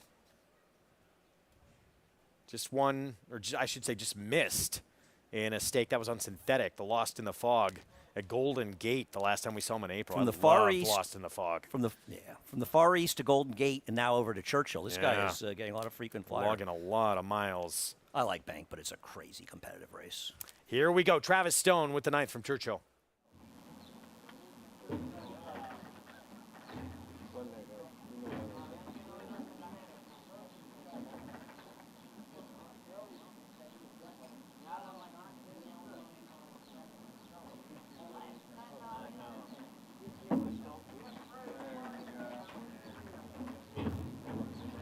They're in the gate. And they're off. Bank comes blasting out of there. AC Expressway hustled on for speed from the outside as well as they race up the chute. Banks in front. Much Better comes on through to challenge for that lead as well. Devil's Tower down toward the inside in that early mix too. As they move up the backstretch run, Verbs right there racing fourth. Country comes away fifth. AC Expressway far outside in sixth. Coltonator comes on to grab seventh and Ready to Pounce is eighth and toward the rail. Strong Constitution's ninth, but only 5 lengths off the lead. The trailer is Bourbon Calling. Far turn run. Much Better goes head-to-head with Devil's Tower. Much Better puts a nose in front with 3 furlongs to go. Bank is pushed on to the outside while third. Wide Trip for AC Expressway fourth. Verb in behind fifth and starting to run on. Ready to Pounce is saving ground, needs to find a way through down toward the rail. Kadri comes wide off the turn, top of the stretch. Much Better's in front by 2. Verb to the attack, so too Bank. Ready to Pounce. Bourbon Calling appears on the scene late in the game. AC Expressway finishing with interest too. Wide open, 16th to go. Verb's in front, Ready to Pounce. AC Expressway and Bourbon Calling. Here's the wire. Ready to Pounce got it. Up the inside to do it. AC Expressway, Bourbon Calling, and Verb in a photo for second, third, and fourth. I considered playing this pick 5. This is no joke. I would have used every horse but the 9. This horse is impossible. Wow. Neil Pessin, Corey Lannery, Lothenbach Stables. What a huge effort from a horse moving turf to dirt. Wow. I don't know what to say. I couldn't have this horse in a million years. I'm shocked. Congratulations. Great ride by Corey Lannery. I thought the way the Bourbon Calling was making a run between horses, I thought, oh, this race is falling apart. He's going to get there, and he made no, he couldn't, he just hung. Neil Pessin of Bell's the One fame. Huge price. 16-1. Wow. With Ready to Pounce. Well, the prices from that when we return. Nightcap next in New York. We will set the stage for you when we come back. That one horse you just saw, Ocean's Reserve, the one to beat on the board right now for Leah Giramati.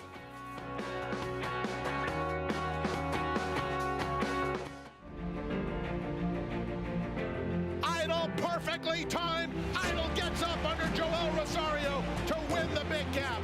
It's known agenda for St. Tobias Stable. Race and the race, scintillating performance in the TVG Delmar debutante. And Clairiere will win the cotillion. Down to the wire. Who's going to win it? It's Mala by a neck. Curling, the classic sire.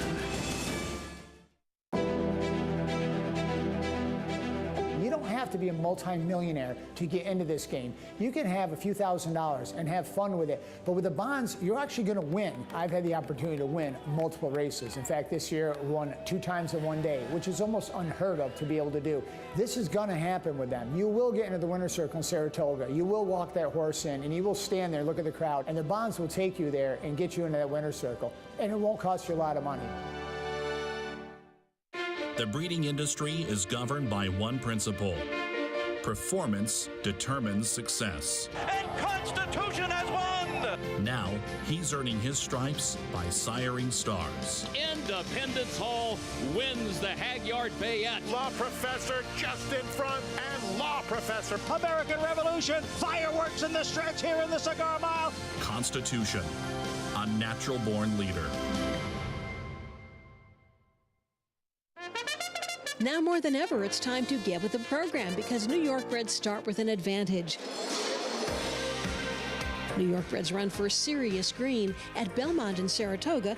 New York Bred maidens run for up to $75,000 and allowance horses for up to $85,000. And serious New York Bred owners can collect awards of up to $20,000 per horse per race in open company. So get back with the program. Seriously.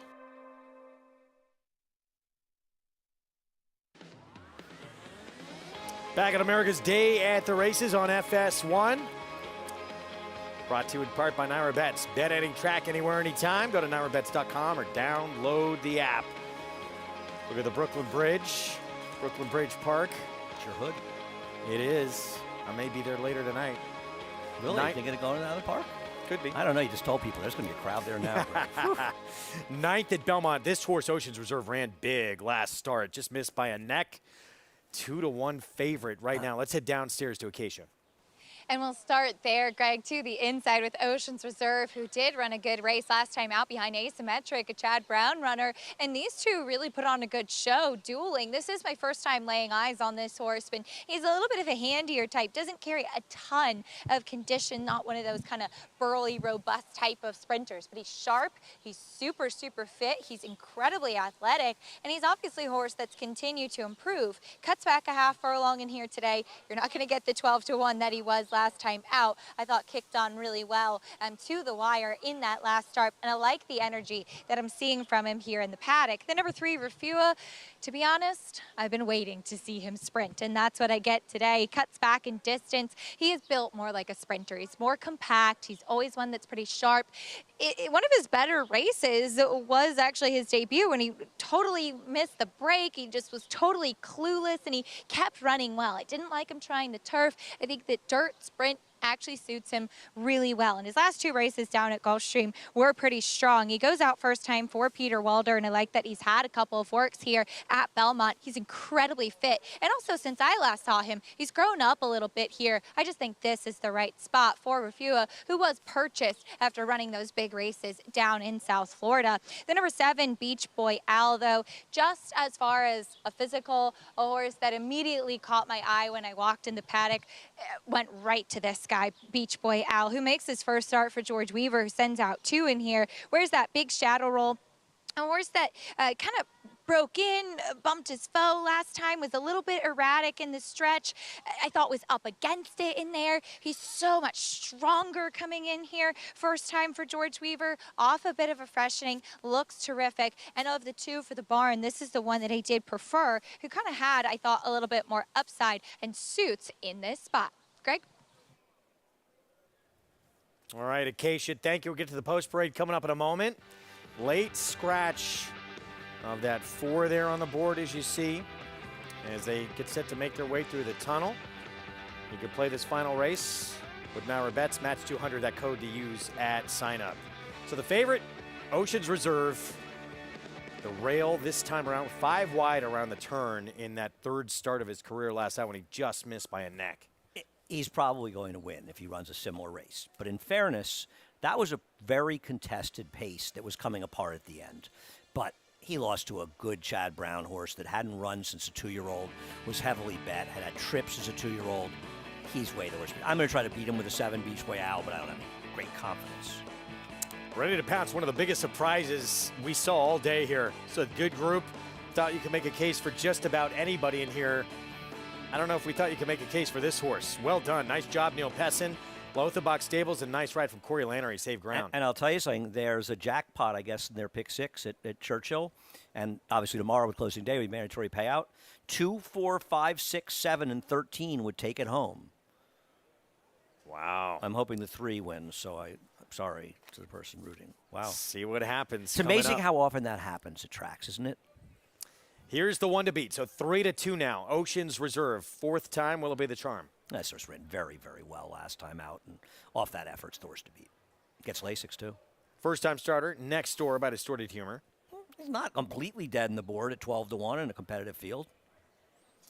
This horse ran very good race at Gulfstream in a bullet drill for the comeback.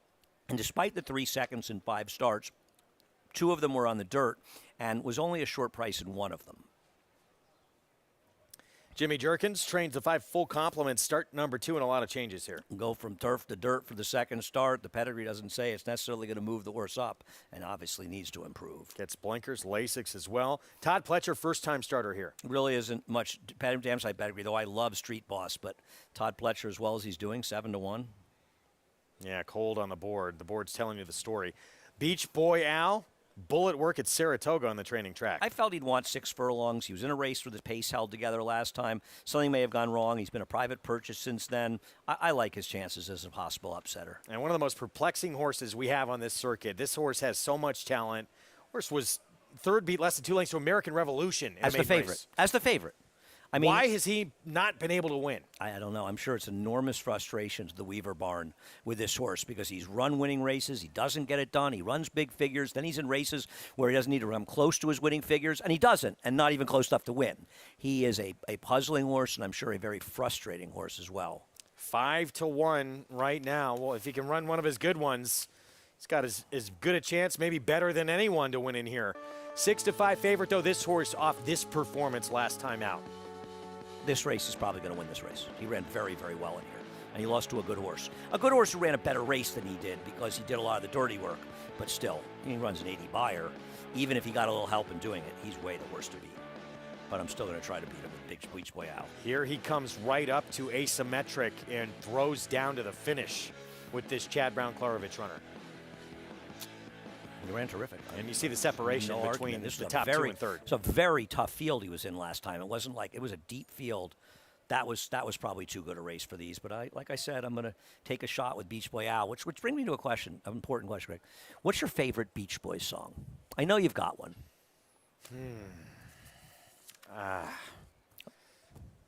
Wouldn't it be nice? That's a good one. Close one. I like Good Vibrations.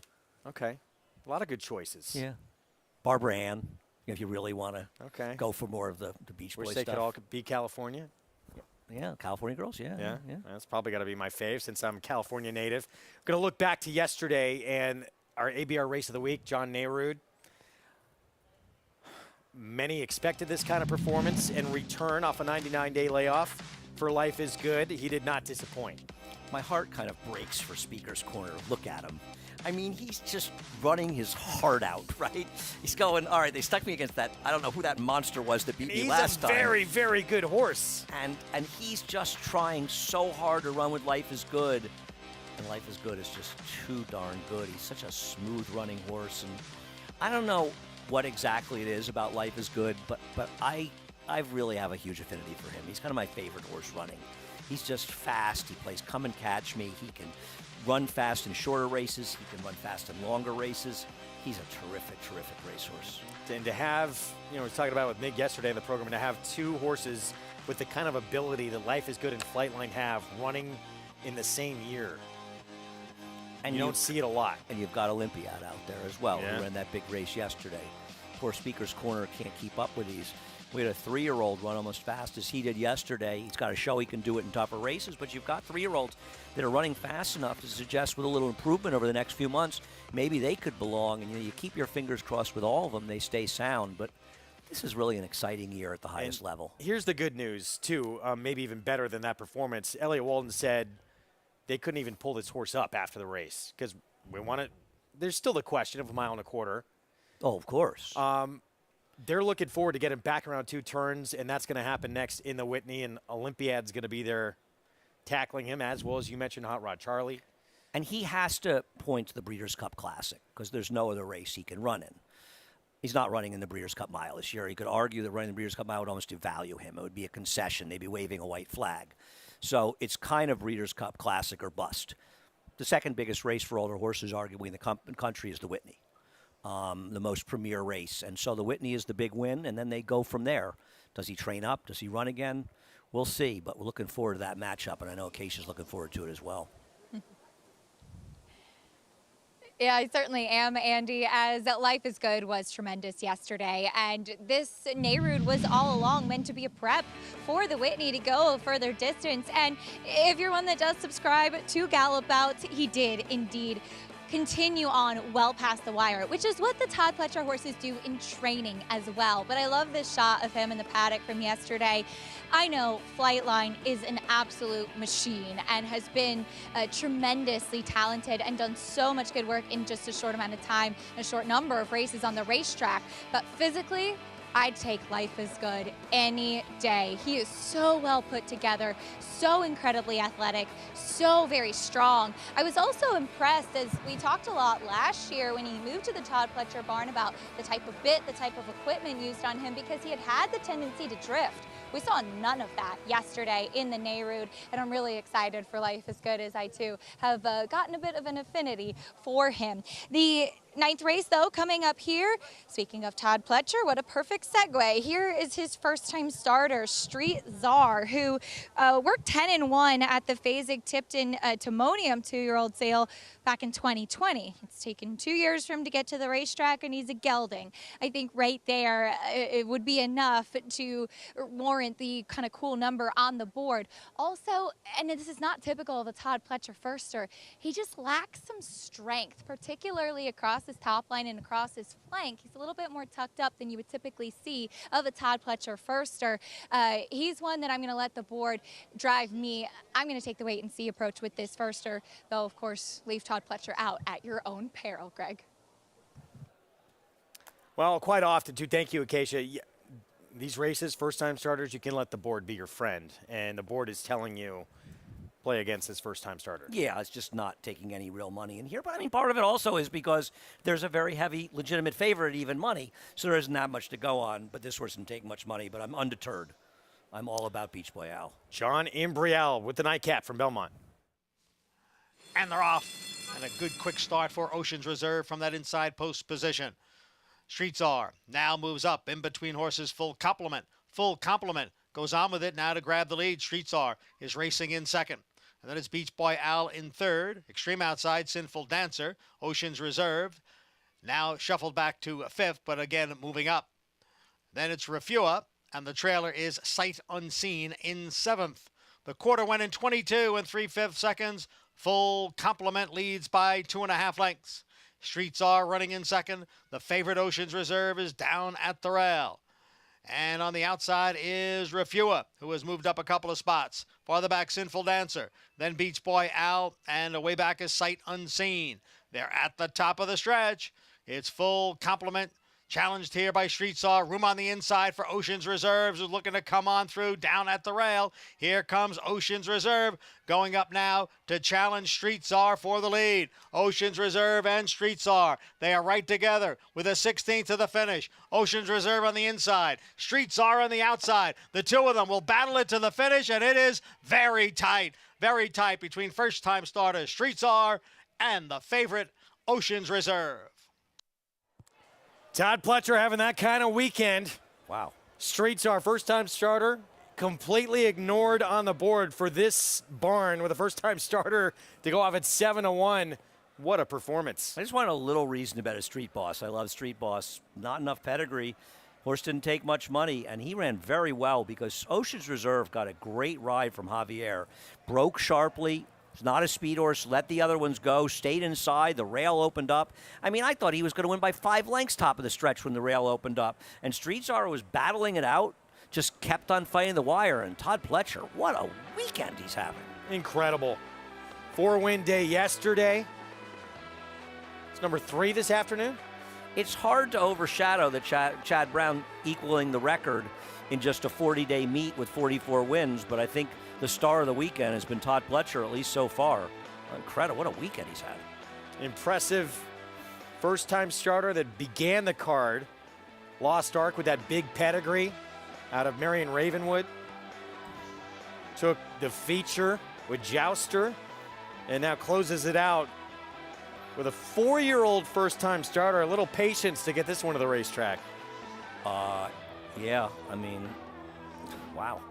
Todd Pletcher must be asking himself, maybe I should have waited with these horses till Saratoga. But he's going to Saratoga the right way after this 7 weekend. wins over the last 2 days for the Todd Pletcher barn here at Belmont.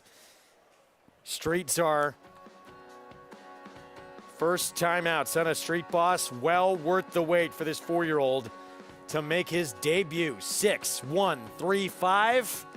Prices when we come back, and we have the nightcap from Churchill ahead.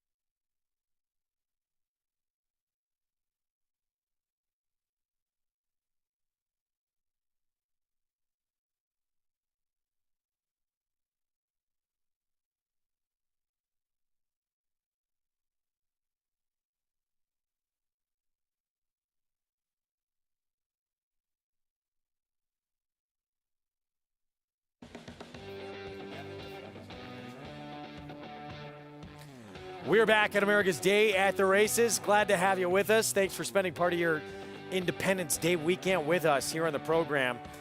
How about this first-time starter? Street Czar out-dueling Ocean's Reserve, coming off a huge effort, putting that one away, who had all the experience edge over this one to win. Now, this was an impressive effort because this horse didn't get lucky to win the race. They were moving up front and put away the speed horse. A perfect trip for the one. I mean, Javier could not have ridden the one any better. Ocean's Reserve got there. I mean, I thought this horse was going to win a common gallop, and Street Czar just would not stop. Excellent performance by this one. Congrats to Connections. Training at Monmouth. 7-1 on a first-time starter for Tad Pletcher. With the weekend, in hindsight, it almost sounds silly.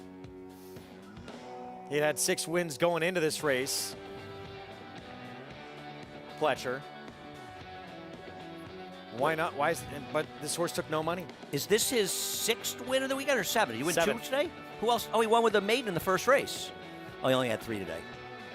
So he's won 3 of the last. It's not even the last 19 races, because I don't think he won his first race until Life is Good won. So it's actually the last 16 races. He's won 7 of them.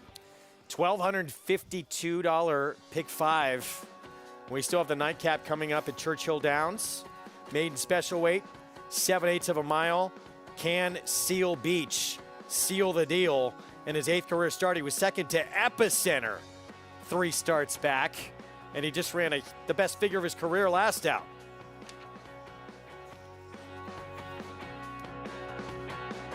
The momentum continues for War Dancer, following a triumphant Saratoga meet as the #1 second crop sire. His progeny have posted 23 more wins in 2022, like Busy Morning. Busy Morning, she is drawing away here. You Should Be Dancing. On the outside, You Should Be Dancing the winner. And Dancing Buck. No threat to Dancing Buck. Now with $3.5 million in progeny earnings on dirt and turf, going long and short, War Dancer is a sire on fire. Join the momentum today at wardancerstud.com.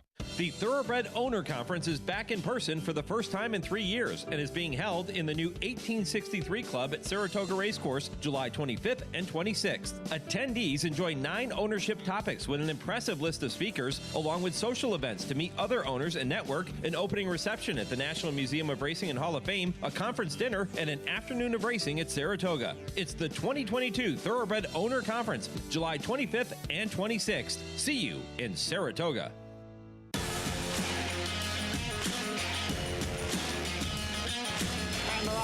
Following C, pouring it on here in the stretch. Impressive to win the Grade 2 Vosburg. Following C. Smile Happy has kicked it into high gear, and Smile Happy with a powerful performance wins by 2.5. Eclipse champion Run Happy, standing at Claiborne Farm. Racetrack Television Network brings you every race, from every track, on every screen, every day. With monthly packages starting as low as $5, RTN gives you great value and access to more live HD streaming and race replays than anyone. Visit RTN.tv today to sign up and watch on almost any device, including Roku and Amazon Fire. RTN has packages that start at $5 per month.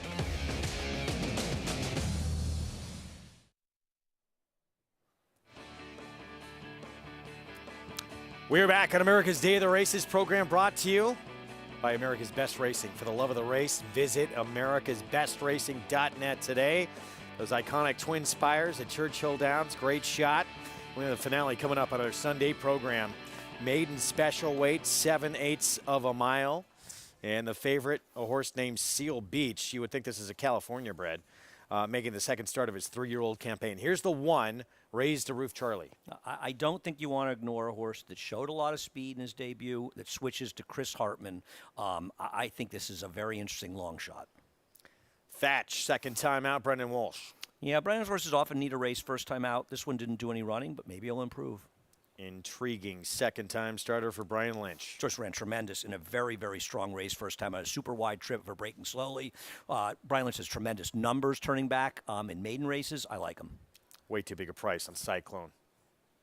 And I mean, with Coney Island today and the contest tomorrow? This horse is, I think, it's a turning the ridiculous corner. price. Yeah. Ridiculous price. Definitely could get a piece of it. Absolutely. Anarchist ran huge at Tampa first time out and then didn't show up at Keeneland. But he's supposed to be 25-1 in here? Yeah. Fluid situation, set the pace in yesterday's Dwyer. If he runs back to the debut, he wins. It's a crazy price. American Mayhem, 5-1. His last race was very good, but he's also failed twice as the favorite, and I think it's worth noting. Wayne Catalano, Drink the Wind, was third behind Seal Beach last start. His last was very good, but he finished 4.5 lengths behind Seal Beach. He was off a layoff, so maybe he'll be better second of a layoff, but I still think there's too big a gap between he and the 4 and 5, and I think you agree. Stand for Freedom, second out for Ian Wilkes. He's a throw-in almost because Ian's horses almost need a start, and he didn't run that badly first time. His horses look good warming up. First-time starter for Brad Cox. Tough field for a first-time starter, but it's Brad Cox the flatter. $300,000 son of flatter, and those Gary and Mary West silks. So here's the one to beat. 9-5 Seal Beach. He was second to Epicenter back as a 2-year-old. He just ran the biggest figure of his life against Spankster. Ran huge for Dwayne Lucas. Didn't come back and run well yesterday. Where did that race come from for Spankster? That's what worries me, and that makes me wonder about that figure a little bit. 40-1 on Mount Kisco, first-time starter. Yeah, it's a tough spot for a firster from connections you're not really familiar with. And we continually are flirting with this Edge of Glory. I don't really flirt. I'm sort of in the very far periphery of glory. You perhaps, maybe a little more than me. 19-1, the also eligible. Did run second for 75 maiden claiming last start at Churchill. So here's the 2-1 favorite, Seal Beach. This is now opportunity number 8. He's faced some good ones, not just Epicenter, who he ran second to. Chat-A-Lot, My Prankster, Rattle and Roll, Dash Attack, all very good horses early on in their careers. And now he's coming off by far the biggest number he's ever run. Yeah, but the problem is I look at the horses in the race. I mean, okay, Drink the Wind, who finished third. He ran a 27 buyer first time up. He was also even money in Del Mar in a maiden race. So you're not surprised that he ran well. But the winner's a Wayne Lucas horse who had run a 61 buyer, a 73 buyer. Then he ran an 87. As you say, he ran badly yesterday. That's how much we trust him. On the other hand, this horse was running behind Epicenter, Dash Attack, ran a 74 and 75 buyer as a 2-year-old. So he's a right to improve and run that kind of number. We'll see how he does. The problem is he's got 4 seconds. He's been a short price in a lot of these races. Good, but he's also run against a lot of killers. My Prankster in his second start. Yeah. I got a call last night from his owner. Kirk Wyckoff, my mini golf partner. He was in Saratoga, slumming it. Going to do the mini golf again? I told him the bad news that the meet doesn't open for a week and a half. He was a little surprised. He was confused. It's already in line, waiting to get in? Yeah. Open the gates. He thought the opening day was like today. He was confused. Well, we made a case for several that if you want to go against the favorite, there's certainly some reasons to do it. This is a crazy race. Bold Looker, the 3, very interesting. Should I read those numbers again? 2, 4, 5, 6, 7, 13, not covered. I think, and I know you agree, the 4 and 5 are definitely live in that group. The 7's live in that group for sure. The 4, 5, and 7 all feel like horses that could, even the 6. 4, 5, 6, 7? 6, absolutely, yeah. I mean, they're all horses. I like the 3. Mike, let me give my stat. Turning back for route to a sprint. It's with the 3 horse. In a maiden claimer with a 3, Bold Looker. 9 for 10 with 13, 9 for 20, 13 hitting the board for Brian Lynch. 534 ROI. And this horse ran very, very well first time out with a crazy trip. And now a cutback in distance for start number 2 in his 3-year-old debut. You would expect improvement just on that alone, coming back as a 3-year-old. But it's 3-2 favoritism on the 11. Seal Beach, 3 Diamonds Farm, Mike Maker, and Joe Talamone. There he is stepping into the gate. Nightcap from Churchill Downs on our Sunday coverage. Let's go to Travis Stone.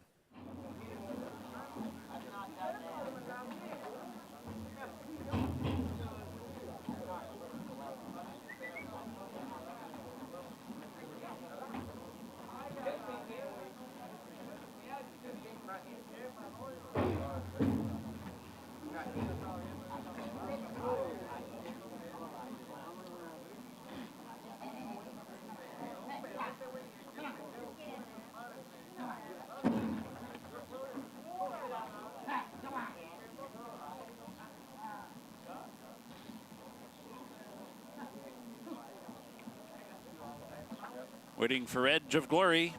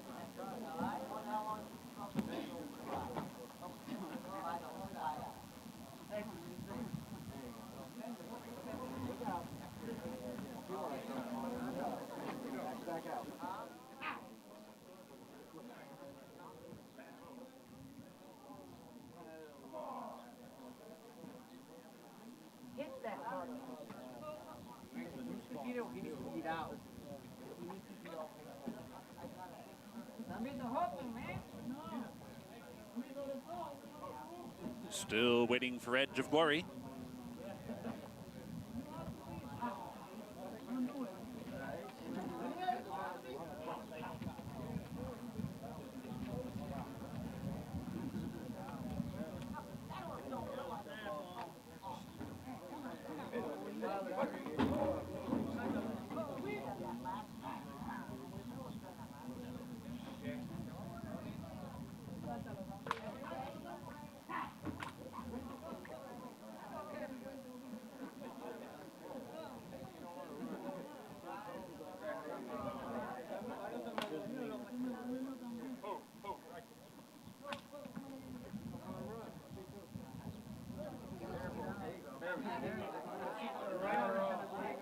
Riders off the outside.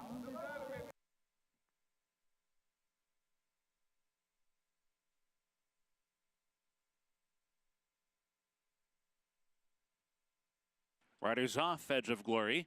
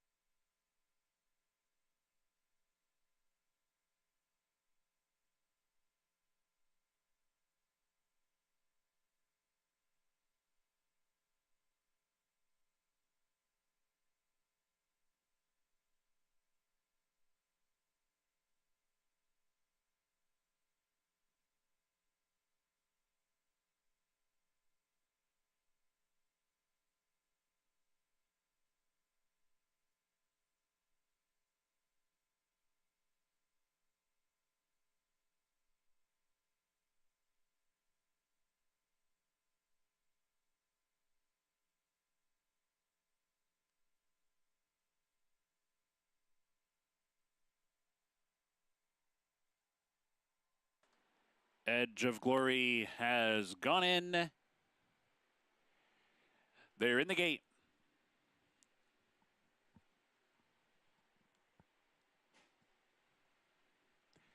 And they're off. Seal Beach is hustled out of there. So too is Drink the Wind. American Mayhem showing speed as well. Up the chute and for the main track they go. And American Mayhem to go head-to-head with Drink the Wind early. Seal Beach, a perfect tracking trip in the outside third. Anarchist advancing toward the rail. Fourth, Thatches now fifth. Edge of Glory moves up into sixth. Raise the Roof, Charlie down inside, moving along from 7th, Mount Kisco, 8th, Film Star back in 9th, 3 lengths back, Bold Lookers in 10th, Cyclone 11th by 2, and Stand for Freedom, the trailer, heading for the far turn, the opening quarter in 22 and 4. American Mayhem, the leader. Right there is Drink the Wind. And Seal Beach is revving up 3 wide. Anarchist down toward the rail in 4th. Thatch going the wrong way. Edge of Glory, Film Star mustering up late rallies. Cyclone angles to the outside. Raised a Roof, Charlie comes off the rail. 6 lengths to make up there. Top of the lane. Drink the Wind in front. Here comes Seal Beach. Seal Beach attacks from the outside. American Mayhem back into third. 1 furlong to go. Drink the Wind trying to fend off Seal Beach, but Seal Beach grabs to lead it to 16th and strides away. Seal Beach under the wire to win it by 4 in the end, and it's very tight for second. Bold Looker was there, Drink the Wind was there, Stand for Freedom was there, and Cyclone was there too. Took a while to load with that 13th. Seal Beach does get the win. 8th time out, breaks his maiden. For Andy Serling, I'm Greg Wolf. We are back tomorrow, 12:30 Eastern start time on FS2. It was Jouster winning for the first time in her career from off the pace in the Perfect Sting. And Gunite, impressive former hopeful winner, picking up another stakes victory, out-dueling my prankster for the victory. We'll see you tomorrow at 12:30 on FS2.